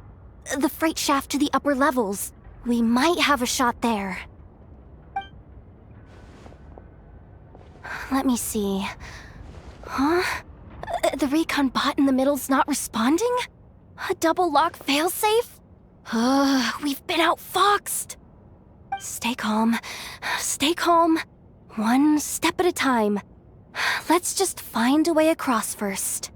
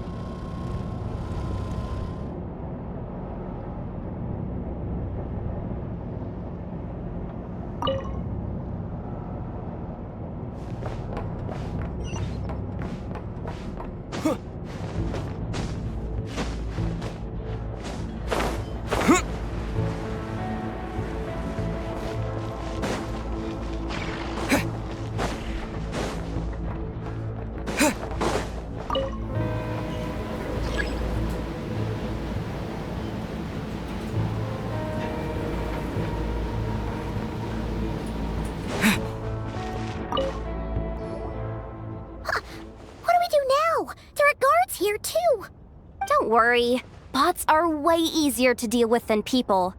At least their behavior is predictable.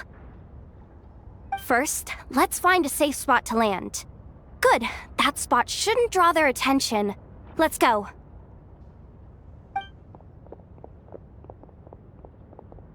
Let me just try something. Maybe I can use the terminal to command them to move out of our way. Security verification? With 10 questions? Are you kidding me? Are you serious? Doesn't he trust me? Or is he just trying to make things easier for me? No. Judging from his body language, he really isn't afraid of the Fatui. What kind of person is he? And what has he been through? So brave. It's kinda scary. Yehoda? No complaints from me. You go for it. Then let's make this quick.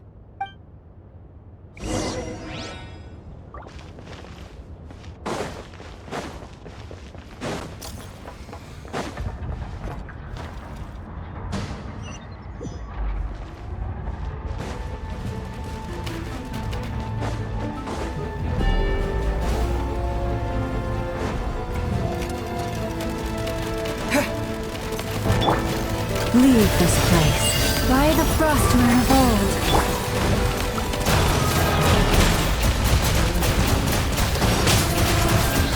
Go!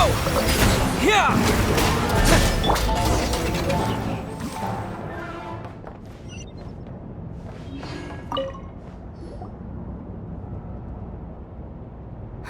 Didn't think they'd even cut off the supply of Kuvaki. They're being really cautious. If we can somehow divert some emergency power into the system, we might be able to force boot this thing. What do you mean by force boot? How do I explain this? It's like dumping a whole bucket of water into an empty pool, so that the little ducky gets to swim around again.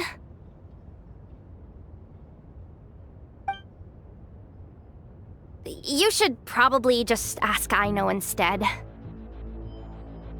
So, we just need to find that bucket of water, right? Paimon thought your explanation was great. Kinda adorable. In a childish sort of way. Hey, you could have just skipped that last part. Here, bucket, bucket, bucket. Where are you hiding? Judging from the concentration of Kuvaki, over there. Wow, you can sense that, Laumado?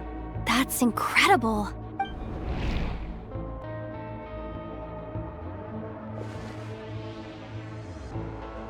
Let's move the recon bots above them out of the way first.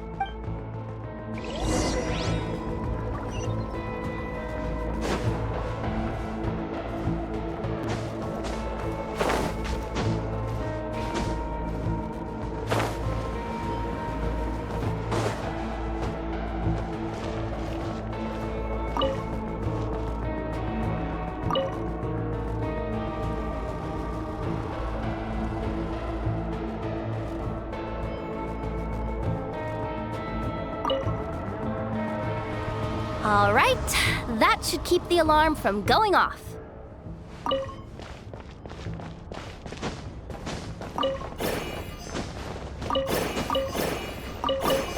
Time to plug in the charging component.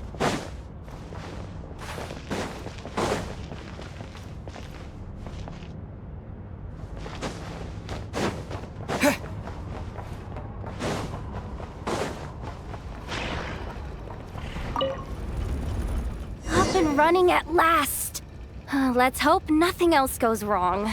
Please, everyone, step inside. Oh, it's so dark in here. Well, it is a cargo crate after all.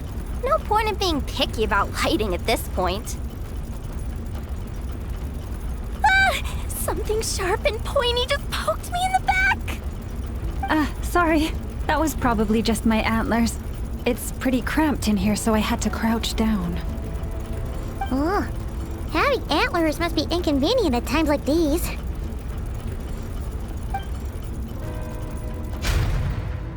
Ah! What's going on? Don't tell me something's gone wrong already. Looks like there was only enough juice in the emergency power supply to lift us this far up. Ugh. Awkward. Am I gonna get docked for this? Based on the boss's policy of docking pay for every screw-up, No, wait a sec. I've already been fired. Doesn't look like it's moving again anytime soon. I think we can get through if we follow the ventilation duct along the outer wall. The entrance has gotta be somewhere. Don't worry, this was totally part of the plan.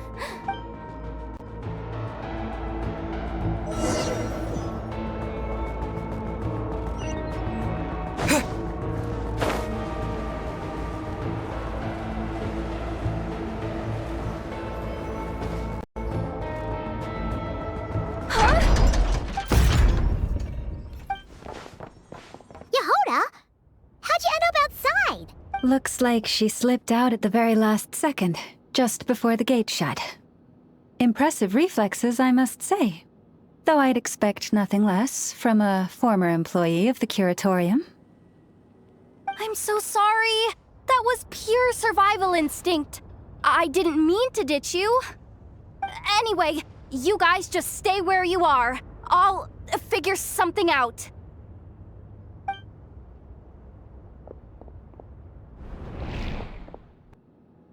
Hey, there's a terminal nearby. Hang tight! Can you hear me now? The duct security protocol has been triggered. The gate must have dropped when it detected a living presence. Wait, so we're trapped in here? I'm checking what I can do from this end. Watch out for the laser up ahead. What laser?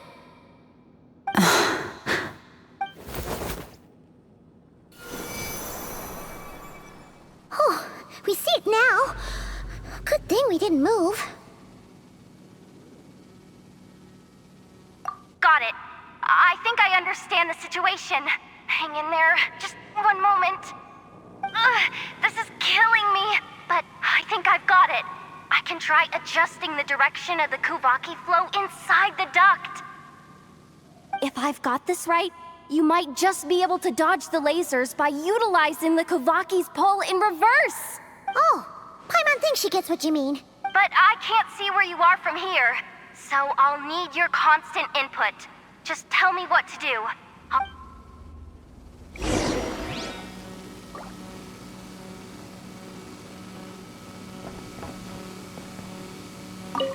Sure thing.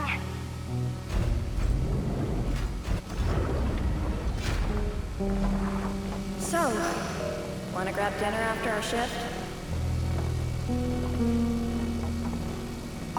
Sure thing. How about the flagship? Too far. And besides, we're not exactly in with the locals.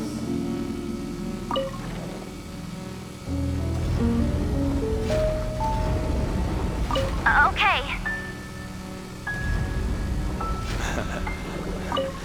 Then how about the staff cafeteria?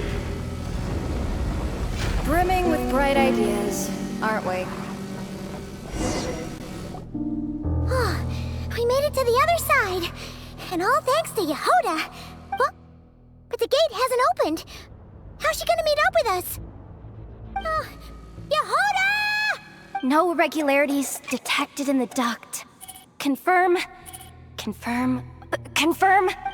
Just confirm the command already, you useless excuse for a terminal.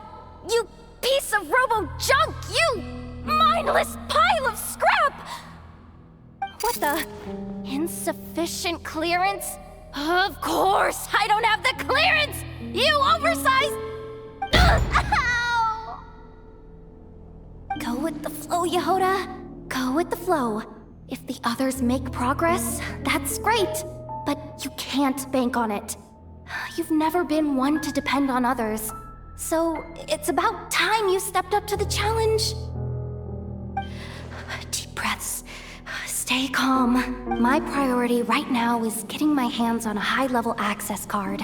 That way, I can override the security protocol. Senior maintenance staff. Only they can access the core sector. But hey, there's always someone careless enough to hide a spare key under the flower pot by the door. Which means there's a good chance there's a duplicate lying around somewhere in the control room. Even if I can't get into the control room myself, doesn't mean I can't rely on some external help. If I can take control of one of those guard bots, maybe I can use it to search for the access card. This is crazy, Yehoda! You're all alone. You've got nothing. And yet, you're charging ahead like fear's a foreign concept. Maybe that's exactly why. 'Cause I've got nothing left to lose! Confirm! Am I a genius? Whoa, this feed's super clear. This is gonna be a piece of cake. Wait a second. This thing's not a guard bot. It's a janitor bot.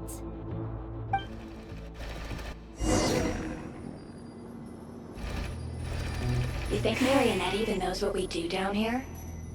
She seems to spend all day either holed up in her lab or out doing the rounds.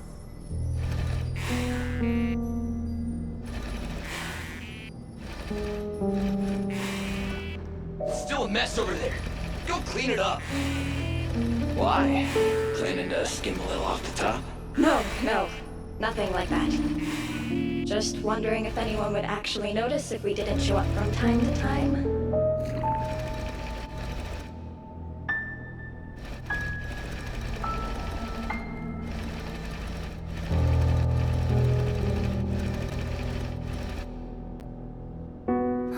Let me see.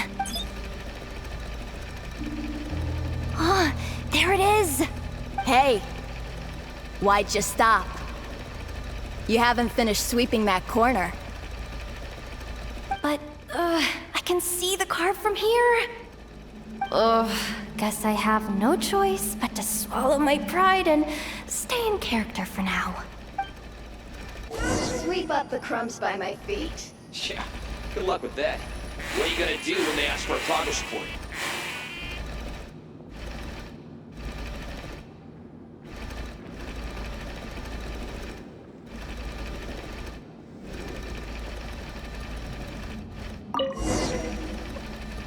Sucks though. Finally sent somewhere warmer than Snezhnaya. Yet we barely get to see the outside world. Come on. Where's that bot passage when you need it? There! The terminal's just ahead.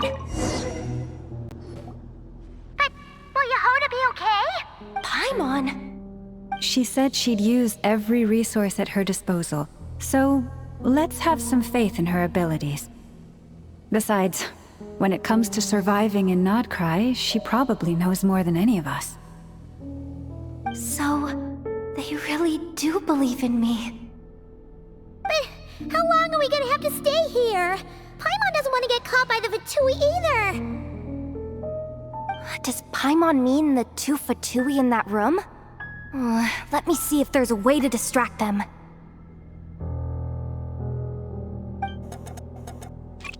Wait, did you hear that? Huh? The alarm?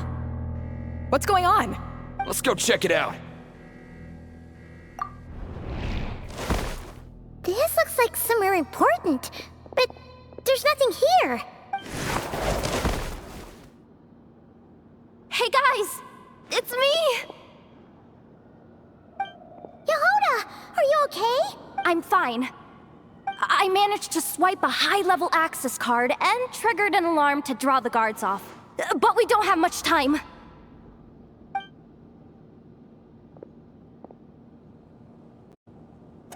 All right, looks like we can control the elevator. Come on, hop in. Let's take it further down.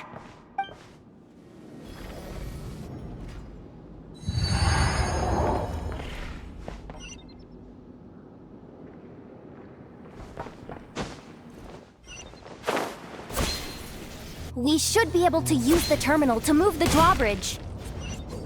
Here's the access card. I'll keep watch while you handle the controls.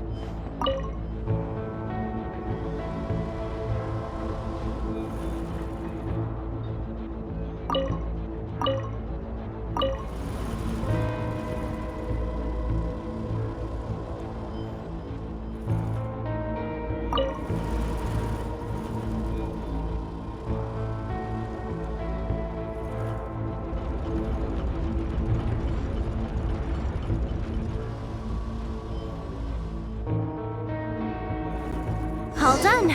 Let's keep moving.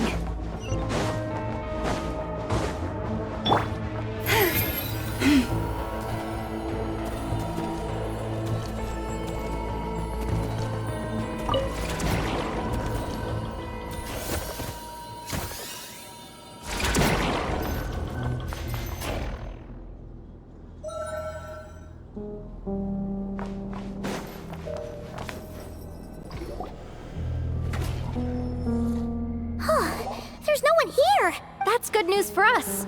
Let's head inside. Looks like a rest area for the Fatui's Oprishniki. Huh? The terminal's still on?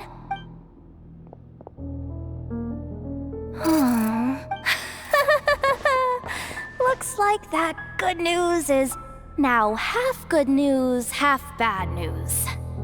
What do you mean? Well, it seems like that alarm I just triggered was so high level that even the guards in the rest area went to investigate. And what's the bad news?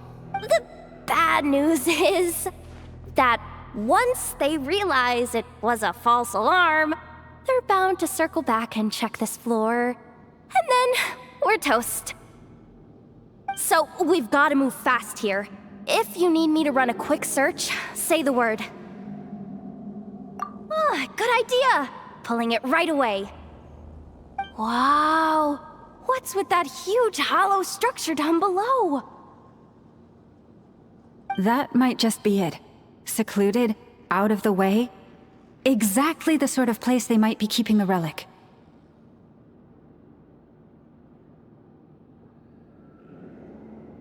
"264 pages! What is this? A novel? Can we just skip to the end? I'm flipping through it as we speak. Kuvaki, a weapon. Huh. Seems like the Fatui and Snezhnaya are trying to harness the power of the Light Realm to build some kind of weapon. The target of which is... Seriously? Insufficient clearance? Again?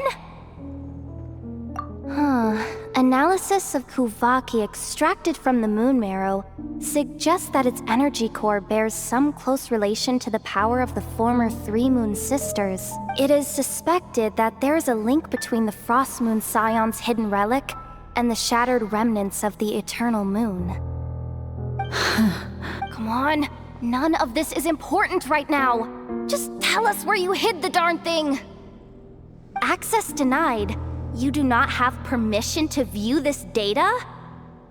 Even with a high-level access card? Who does have permission then?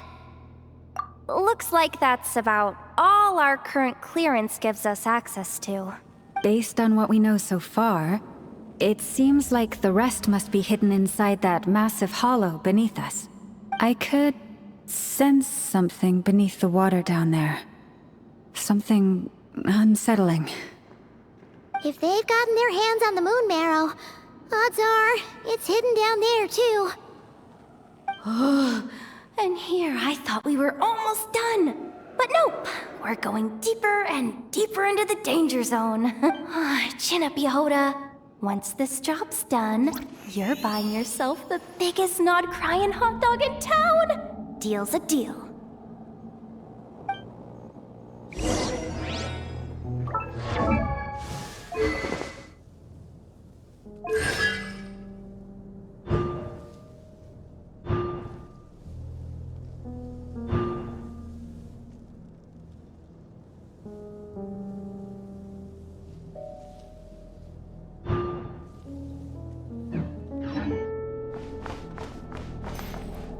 The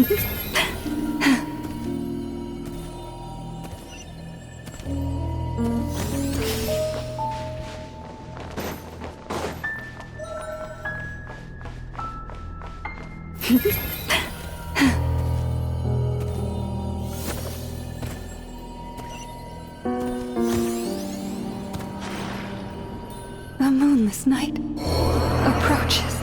Watch out for that defense bot! Ah! It's aiming right at us!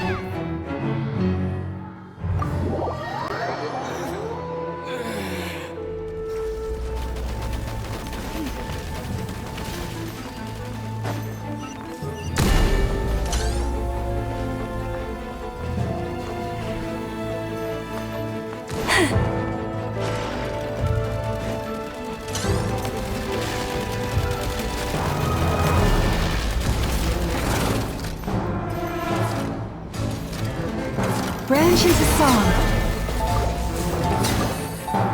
Yeah.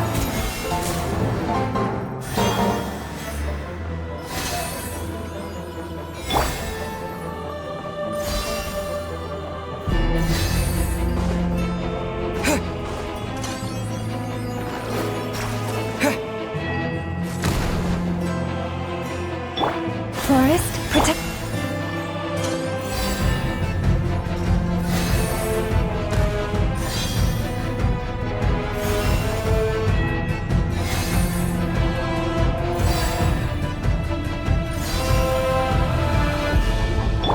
You poor lost.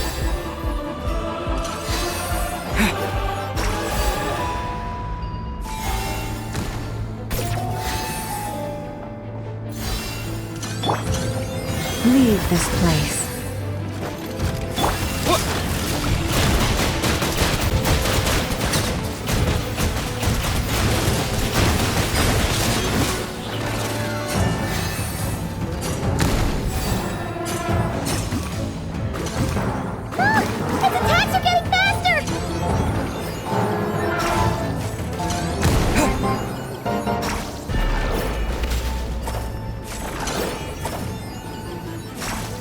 Almost there!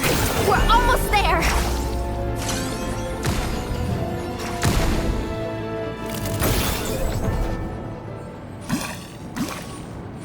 Oh, it's finally down.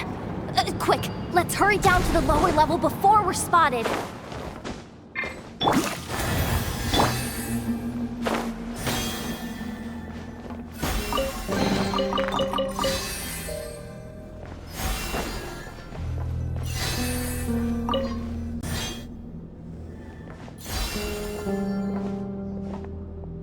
That switch looks suspiciously obvious.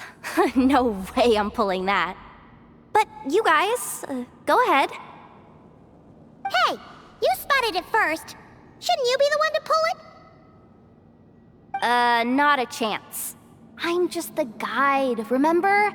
At most, I'll help you look for an escape route. They don't seriously think pulling this thing's gonna lead to treasure, do they? I'd be amazed if it doesn't set off an alarm. Besides, I didn't even bring my smoke bombs. Which reminds me of the actual second rule of treasure hunting. Better safe than sorry.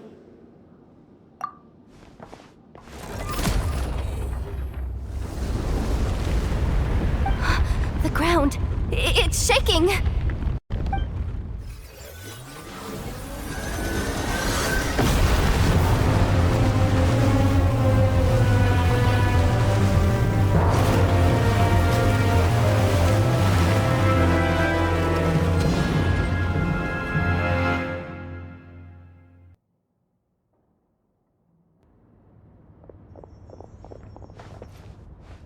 Wait, did the surface of the water open up?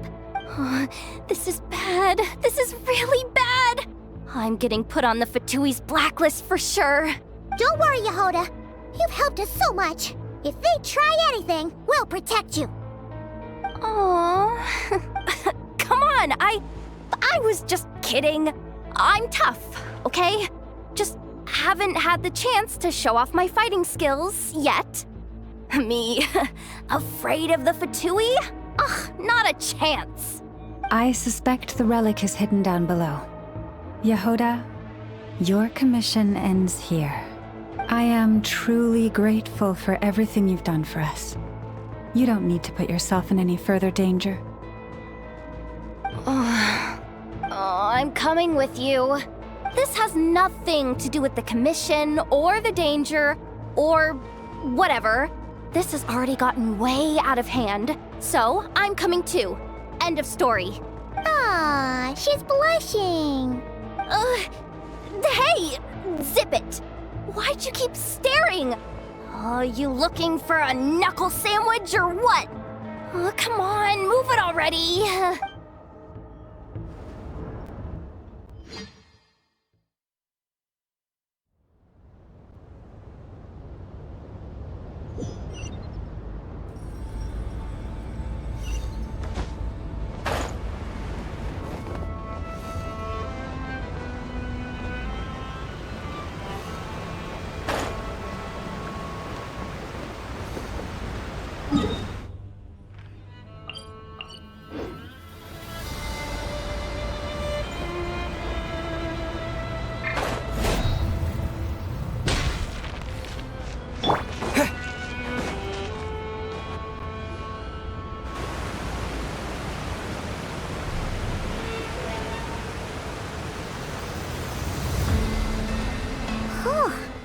It's really deep down here. What is this place?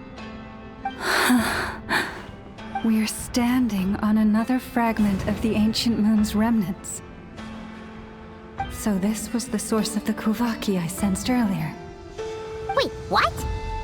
So the Fatui had it hidden underwater this whole time? This gigantic thing? Yehoda, you've been kind of quiet since we got down here. What? Me? Have I? It's nothing.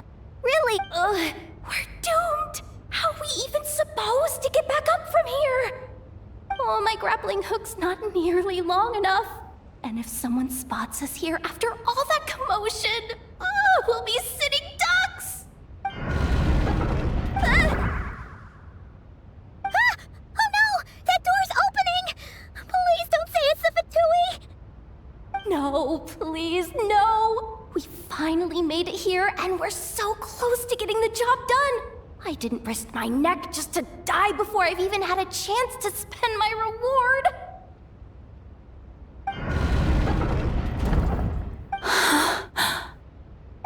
What happened? Why did the underwater barrier open? How could this be? Huh? Lauma? And you guys? Wilhelmina? What's going on here? Looks like there's no point trying to hide it anymore. Well, what are you talking about? I thought you might come, but I didn't expect to see you here so soon. Forget it. The Moon Marrow isn't here.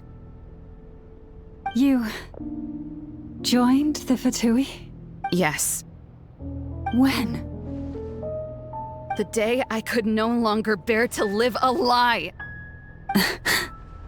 At first, the Fatui wouldn't accept me.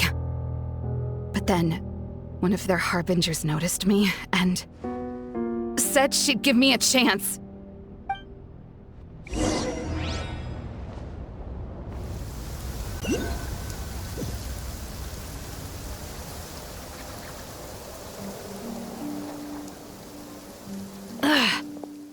Lost them again. That harbinger told me to follow the blonde traveler who might visit the Frostmoon Scions. Easier said than done, though. The animals are on alert at night. If they see me, Llama will catch wind of what I'm doing sooner or later. Am I really doing the right thing? No. It's too late to turn back now. The empty prayers, the stubborn displays of faith like Cappy's today. This isn't the life I want. Huh? Is that? The Traveler's back. I won't let him slip away this time. Wait, who's that with him? They look so alike. They seem to be heading towards the statue of Kutar.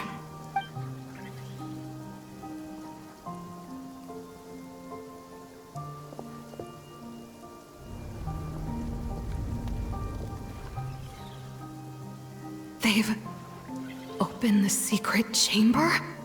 But wasn't it meant to be sealed? Wait a second. The moon marrow! Surely they're not after the moon marrow. I'd better go report this straight to... Hold on.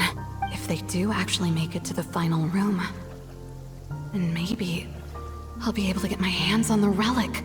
The one thing the Fatui have been after this whole time.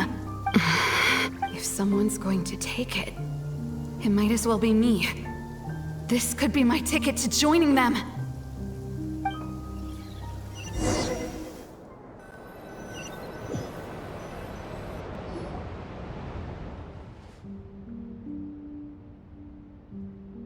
Yes. And in your final moment of hesitation, I took the chance. And then you gave it to the Fatui? But when we talked to you before, you seemed so genuinely worried about Lauma. Because I thought she was as fed up with the Frost Moon Scions as I was. We grew up together, Llama. I know you were chosen to be the next Moon Chanter when you were just a child. They never gave you a choice in that. I saw the look in your eyes when you were treating that child. That sense of helplessness. Surely you too must see that this blind, inherited faith of ours is simply holding us back. If our prayers are never answered, then why keep praying? Do they really deserve all of your devotion? Or are you trapped by the responsibilities they imposed on you? So those are your reasons for wanting to leave the Frost Moon Scions? Isn't that reason enough? When we pray to the moon, we do so to show our gratitude for the life it granted us long ago. It reminds us to strive for something higher within ourselves. But I know that's not what you want to hear. You're right, Philomena. I have indeed kept secrets from you.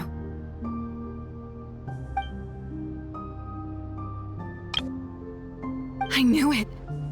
You don't want to be the Moon Chanter, do you? No, that's not it. I'm talking about the fact that the moon in the sky isn't real. What? You're saying... Huh? I've completely lost the thread now. Oh, do we really have to do this here?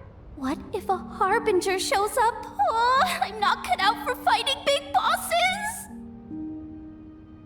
The pain you sensed in me was the pain of hiding this truth.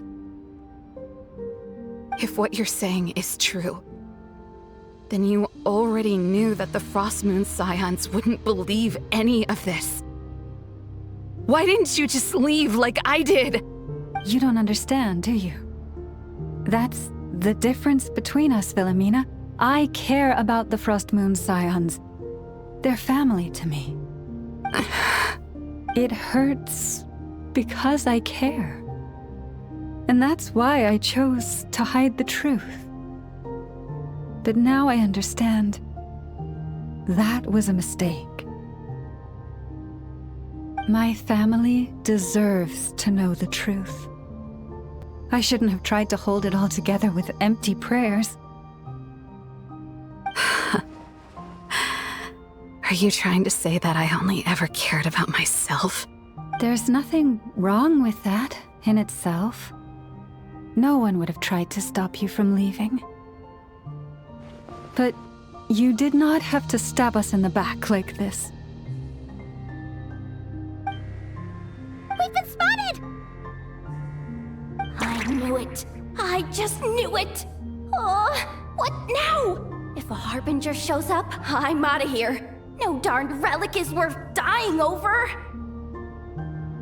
Looks like I misjudged you, Llama. I didn't think you had it in you to stand up to your fate.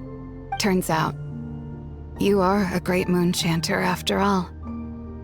But you were right about one thing. I haven't considered Hisi Island my home for a long... Bosses! Time to go! I will change the Frost Moon Scions, Wilhelmina, as soon as the new moon rises. Then I guess I won't be around to see it. Say, Lauma, what happens to those who betray the Frost Moon Scions? May their antlers be shorn with silver blades, and let them be cast into the long night of unknowing.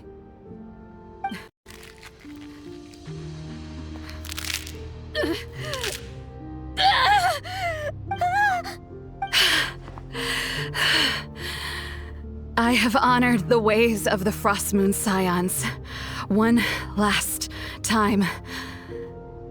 Think of it as a gesture of respect, Llama. There they are! Grandma? Marionette has the moon marrow. She went to Starsand Shoal. Don't flatter yourself now. I'm not trying to atone. I just don't believe you'll actually be able to change them.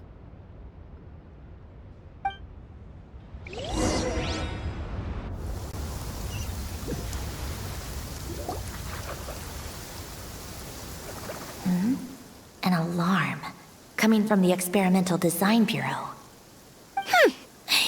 Interesting. Hey, wrap things up and get yourselves ready.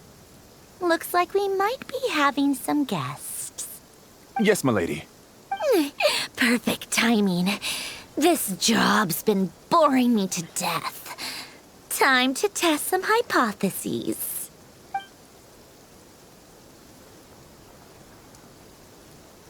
Bosses! I mean, esteemed clients. I mean, generous benefactors. Wait up! Come on! Sure you don't want to consider heading home first and coming back another day? Nasha Town's that way. You are aware that this is the way too. A little ahead of schedule, aren't you?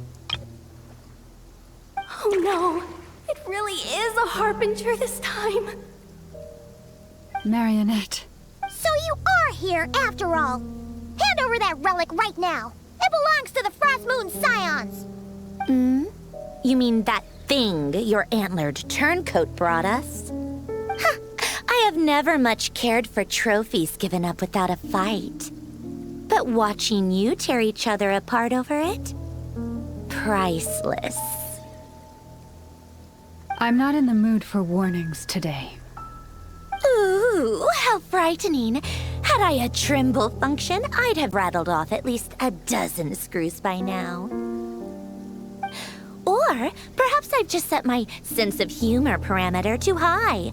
Were you trying to be funny just now? You don't honestly believe you're a match for me, do you? Go on then. Let's serve our guests a little appetizer.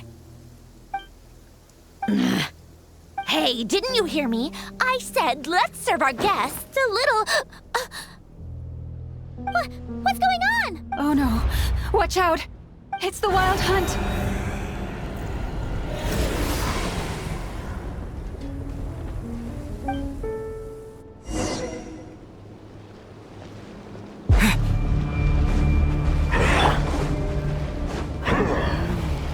I see everything. Strike a pose! Full throttle!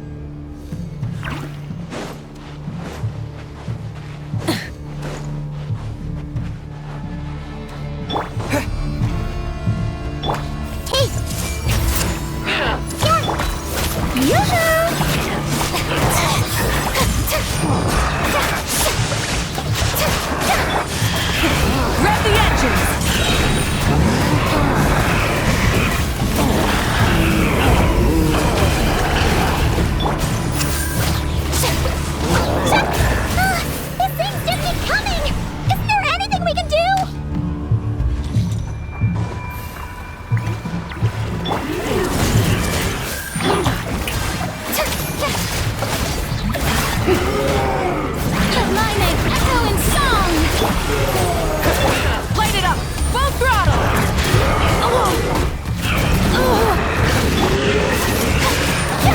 Pyroclastic surge!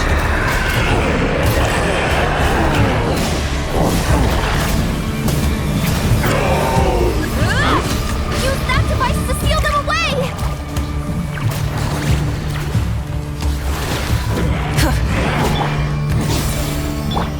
Everyone hold hands!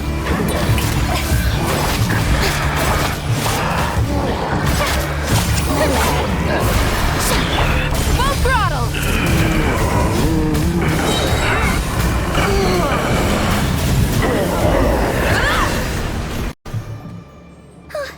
Is that it? Oh, at least that's what the Lightkeeper's handbook says. Careful! It's not over yet!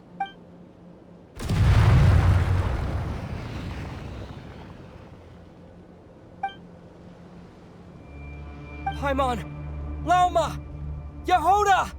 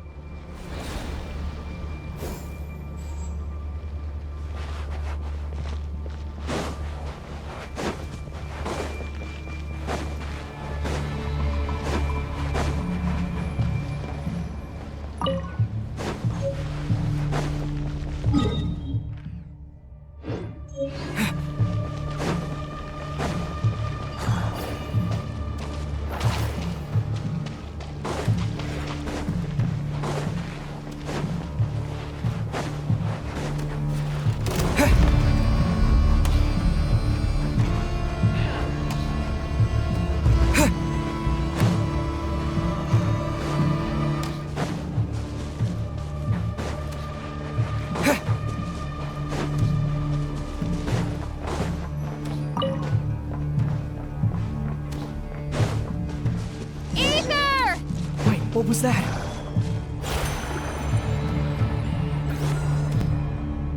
Ether! Over here! Lumine! Quick, grab my hand.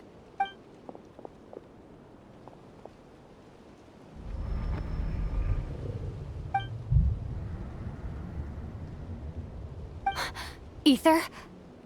What's wrong? Why are you here at all, Lumine? What do you mean? If I may be so bold, what does family mean to you? Why were you after the moon marrow that night, Lumine? Among those who entered the final chamber, there was either someone with impure intent, or else an abyssal presence. We can talk about that later. Tell me why, Lumine. You know, this is only the second time we fought together since the day we both woke up in Tevat. No. Ether? But when I found you, you were still in hibernation. Even the key to the chamber was still secure on your person. We didn't wake up together. What are you talking about? We don't have time for this, Ether. Look at me, Ether. Don't you want to explore this world with me?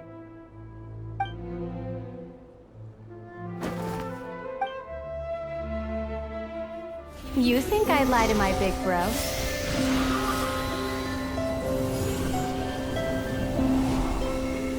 What a letdown.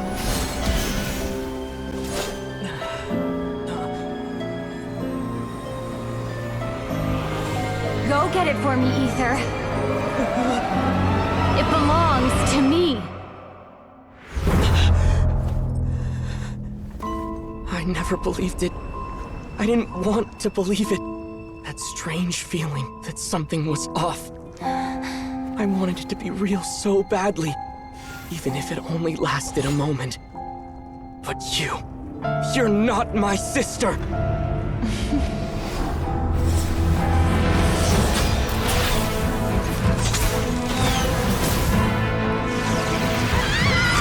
Moon Goddess, please save us!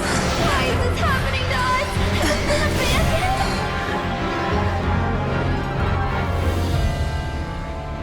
The cold night should be our blessing, yet only confusion and sorrow remain. The truth may yet lie beyond the sky, but must we become lost because of it? Standing before you, as a scion of Hyperborea and the Frost Moon's emissary, I say this.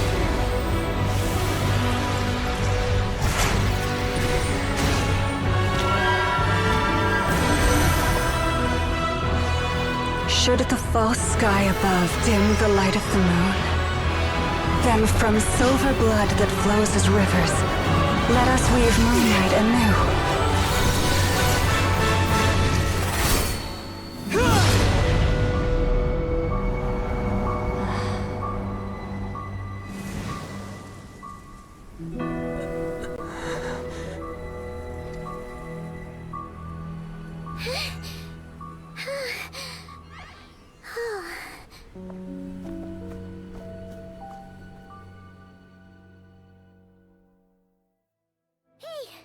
Is everyone okay? Think I saw my life flash before my eyes there. Oh, good thing Laumado was there to save the day. Are you all right, Traveler?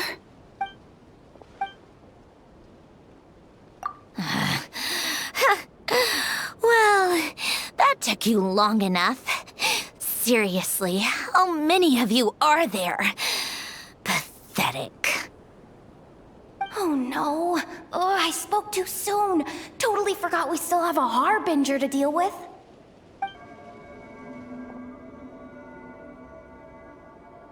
Hey, is that the moon marrow? It was hidden inside that big robot of hers all along. But that robot... That's Polonia to you, not just some robot. Take it and get lost. Huh? You're just giving it to us? Well, I wasn't the one who put out the order to find this thing in the first place. So if someone wants it, they can help themselves. Maybe even choke on it. See if I care.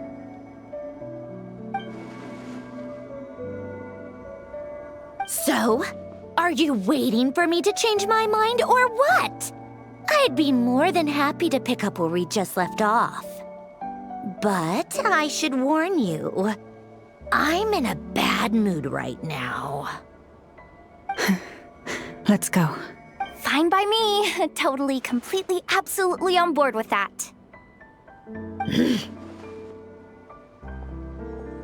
It's finally over. If that doesn't make the most thrilling commission of the year, I don't know what will. Looks like the Fatui are all gone now. Lelma?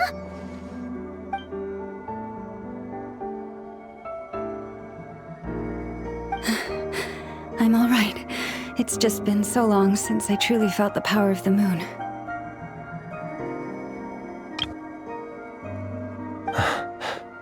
I thought I sensed the wild hunt nearby. Don't tell me you've already taken care of it. Hey, it's Flint's! Hey, he's that Ratnik. Unless I am mistaken, you are the Moonchanter of the Frost Moon Scions, are you not?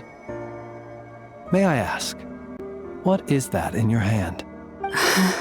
Please, don't get me wrong. I've been tracking the wild hunt lately, and I've come to suspect that its actions aren't as aimless as they might seem. When I saw what you were holding, I could not help but start connecting the dots.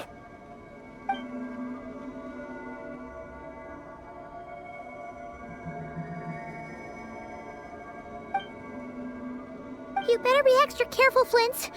It seems like the Wild Hunt is capable of impersonating people now. Oh, is that so? Funny that. I just showed up completely out of the blue, yet you seem to have no problems trusting me. I apologize. I shouldn't be making jokes like that right now. Anyway, I understand. Thank you for the tip-off. It seems that the wild hunt has somehow changed in nature. I'll have to report this to HQ right away. For now, let us part ways here. That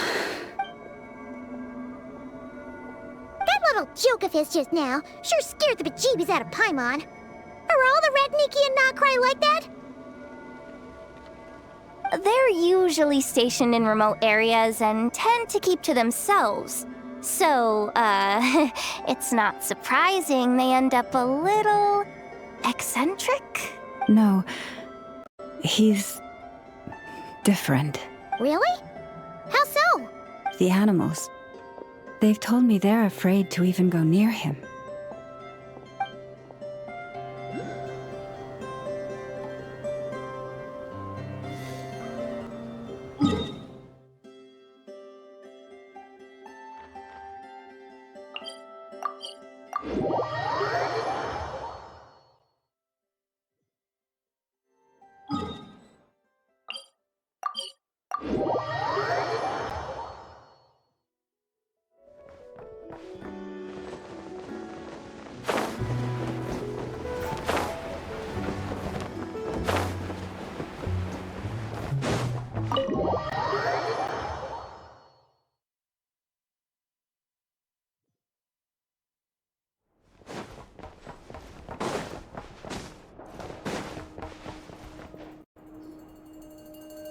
Oh, you're back. I just made you all a pot of tea. Better drink it while it's hot. Boss Neff, you wouldn't believe how scary our day has been! Seriously, I am never, ever taking random jobs like that ever again! You hear me? Oh, come on now. You even faced the wild hunt and lived to tell the tale. What's left to be afraid of? Wait a sec, how did you? Oh, right. Like you told us before, your business is dealing in information. Huh? Boss Neff, the teacups. Why is there one missing? Did you think I wasn't coming back? My. How could you think that of me? You know the rules. If a member of staff wants tea, they pour it themselves. Your cup's sitting safe and sound right there, in the cupboard. Member of staff? Does that mean you're accepting me back? Wasn't that the deal? Boss Neff! You're the best boss ever! You never change, do you? Everything turned out fine, no? You found exactly what you were looking for. Yet there you are, sulking away as usual. Nefer, that medicine we discussed before, the one for congenital Kuvaki sensitivity, I need you to get it for me. And how do you expect me to find something like that for you in the middle of the night?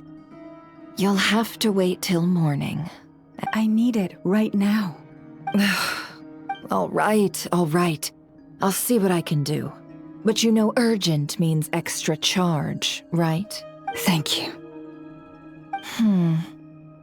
You know what? You do seem a little different. In a good way? Or a bad way? Who can say? I'll take it either way, so long as you don't start making a habit of asking me for ridiculous favors.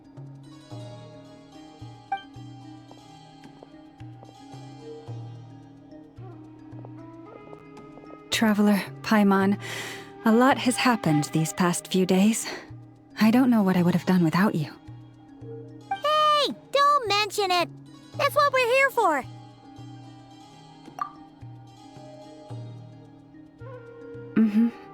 You're right. And tonight, I'm planning on telling them everything. Tonight? Isn't it a bit late? The moon shines brightly this night. What better time for the Frost Moon Scions to usher in a new dawn for truth? Thank you for your kind words. But before I do, there's one more thing we need to deal with. Oh yeah! Now that we have the moon marrow... You'll have to forgive me. I used too much of my strength in the battle earlier. I fear I won't be able to help you uncover the truth of the past. Not right away, at least. That's fine. We're gonna be in Notcry for a while anyway, so there's no rush, right? Thank you. But there's another problem. How to keep the moon marrow safe now? Huh? Can't we just return it to your secret chamber? The seal has been broken. Even if it were restored, now that the wild hunt has gotten in once, there's no guarantee that it won't happen again. Oh, right. Yeah, that makes sense. Back when the Frost Moon Scion's bloodline still ran strong, in special circumstances, a moon chanter could act as a vessel, safeguarding the relic within their own body. But it is a grueling trial of will and endurance. The moon chanter who did this only lasted 2 days. As for me, I might be able to last 5, at most. Hold on. You'd be using your body as a vessel? Yes. You can think of it like dropping a red-hot ball of iron into a bucket of water. How long the water lasts depends entirely on the bucket's size. Pardon? Hey! That's not a bad idea! You've always held up pretty well against the abyss.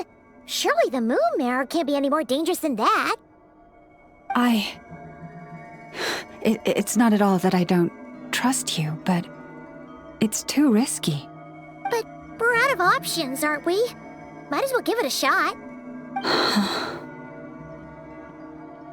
All right. Well, I'll be right by your side. If anything feels off, please tell me immediately.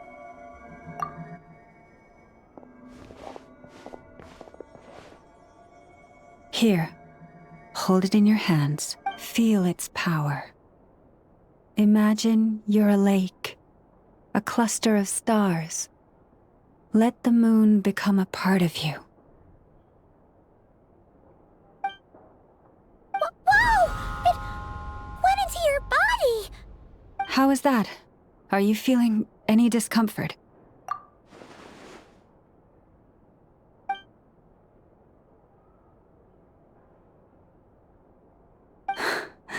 Astonishing. Not even the slightest hint of lingering fluctuations. It's as if all that power just sank to the bottom of the ocean. Well, looks like we won't have to worry about the wild hunt catching its scent now. Phew! Paimon knew you have special abilities, but still, you never fail to amaze. Did I miss something just now? Yes. And it was nothing short of a miracle. Not something I'd be interested in then. Anyway, here's the medicine you asked for. This is all I've got for today. I'll have someone send the rest over when we have it. Thank you, Nefer. I really appreciate everything you've done for me. Please stop being so nauseatingly friendly. It's creeping me out. So, what exactly did you all go through during that wild hunt attack? I'd prefer to hear it straight from you.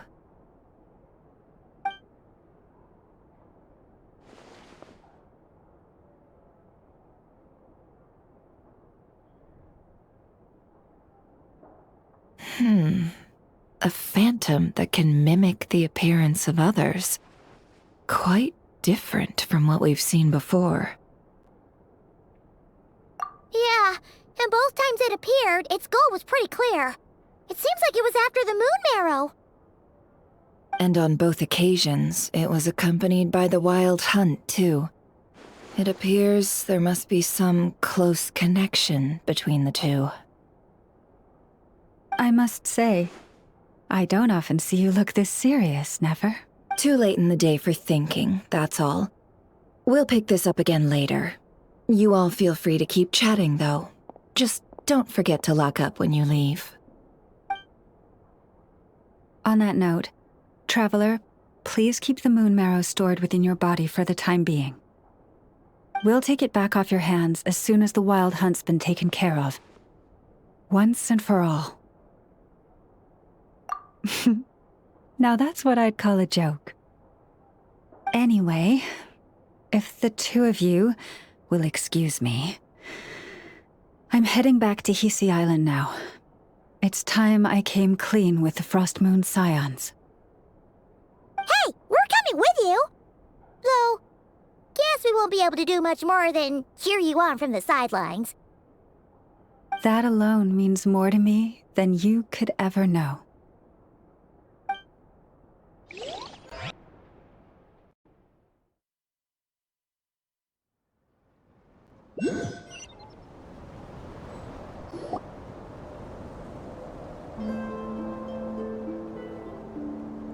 What's going on?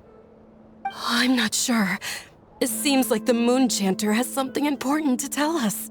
I heard the relic's already been retrieved. That's our Lady Lauma, all right.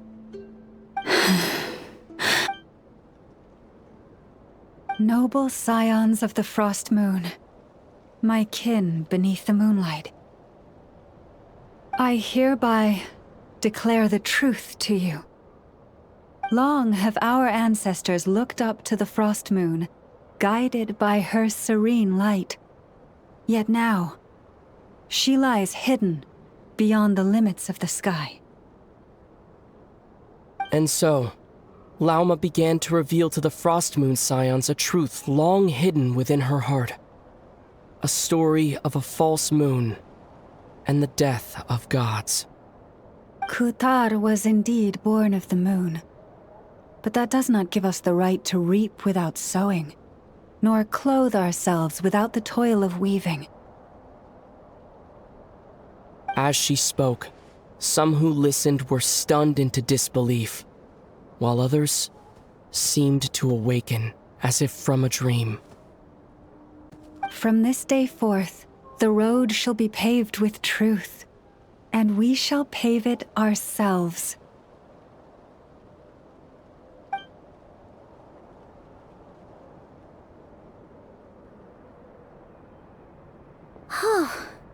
After everything Lauma said last night, Paimon wonders how everyone's adjusting. Still, judging by their reactions at the time, it didn't seem as intense as Paimon might have imagined. Says a lot about how much trust she commands, huh? Hey look! It's Lauma! Welcome, both of you. The animals were most lively this morning. They told me of your coming. Nothing too dramatic happened, did it? No one took it so hard that they went on a binge-eating rampage and ended up cleaning up the whole pantry? Or something? Hey! Paimon's just trying to lighten the mood. Thank you for your concern. Change doesn't happen overnight, and new ideas need time to take root. But nothing as extreme as that has happened, no. Although... although what? Well, just as I thought might happen, some have chosen to leave the Frost Moon Scions for good. For them, losing their faith was like losing their home. Confusion, frustration, helplessness. I saw it all, reflected in their eyes. Oh. I respect their choice. May they carry the Frost Moon Scions' blessings far and wide, should they be willing to do so. If we meet again someday, perhaps we will be able to sit together and share stories once more. Others sought me out afterward, though, and thanked me profusely for sharing the truth with our people. They said they used to see me as distant, even somewhat unapproachable, whereas now I seemed much closer to them. Like a friend, or even a family member. Sounds like a win overall! Paimon Everyone thinks you did the right thing, Lauma. Thank you. Though, I wanted to ask, do I really come across as distant? Well, maybe just a little. To people who don't know you, you are kind of tall, especially if you consider the antlers. I see. That's a bit of a hard one. My antlers tend to grow under the moonlight, so I can't quite help it. It brings me comfort to hear you say that. By the way, how has your body been adjusting to the moon marrow? I'm glad to hear it. I've also suggested to Nefer that we meet within the next few days. We need to figure out how to counter this new manifestation of the Wild Hunt. But for now, let's just relax. I want to enjoy this feeling a little longer of finally living on the bright side of the moon.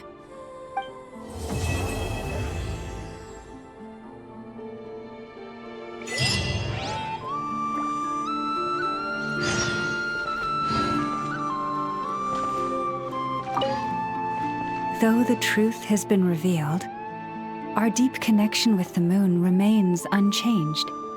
In fact, its power runs in our very veins. What has changed is our understanding of where the true moon lies, and that we must walk our own path in life without relying on a power outside of ourselves. Which is why we now say, come night or day, may the moonlight connect us.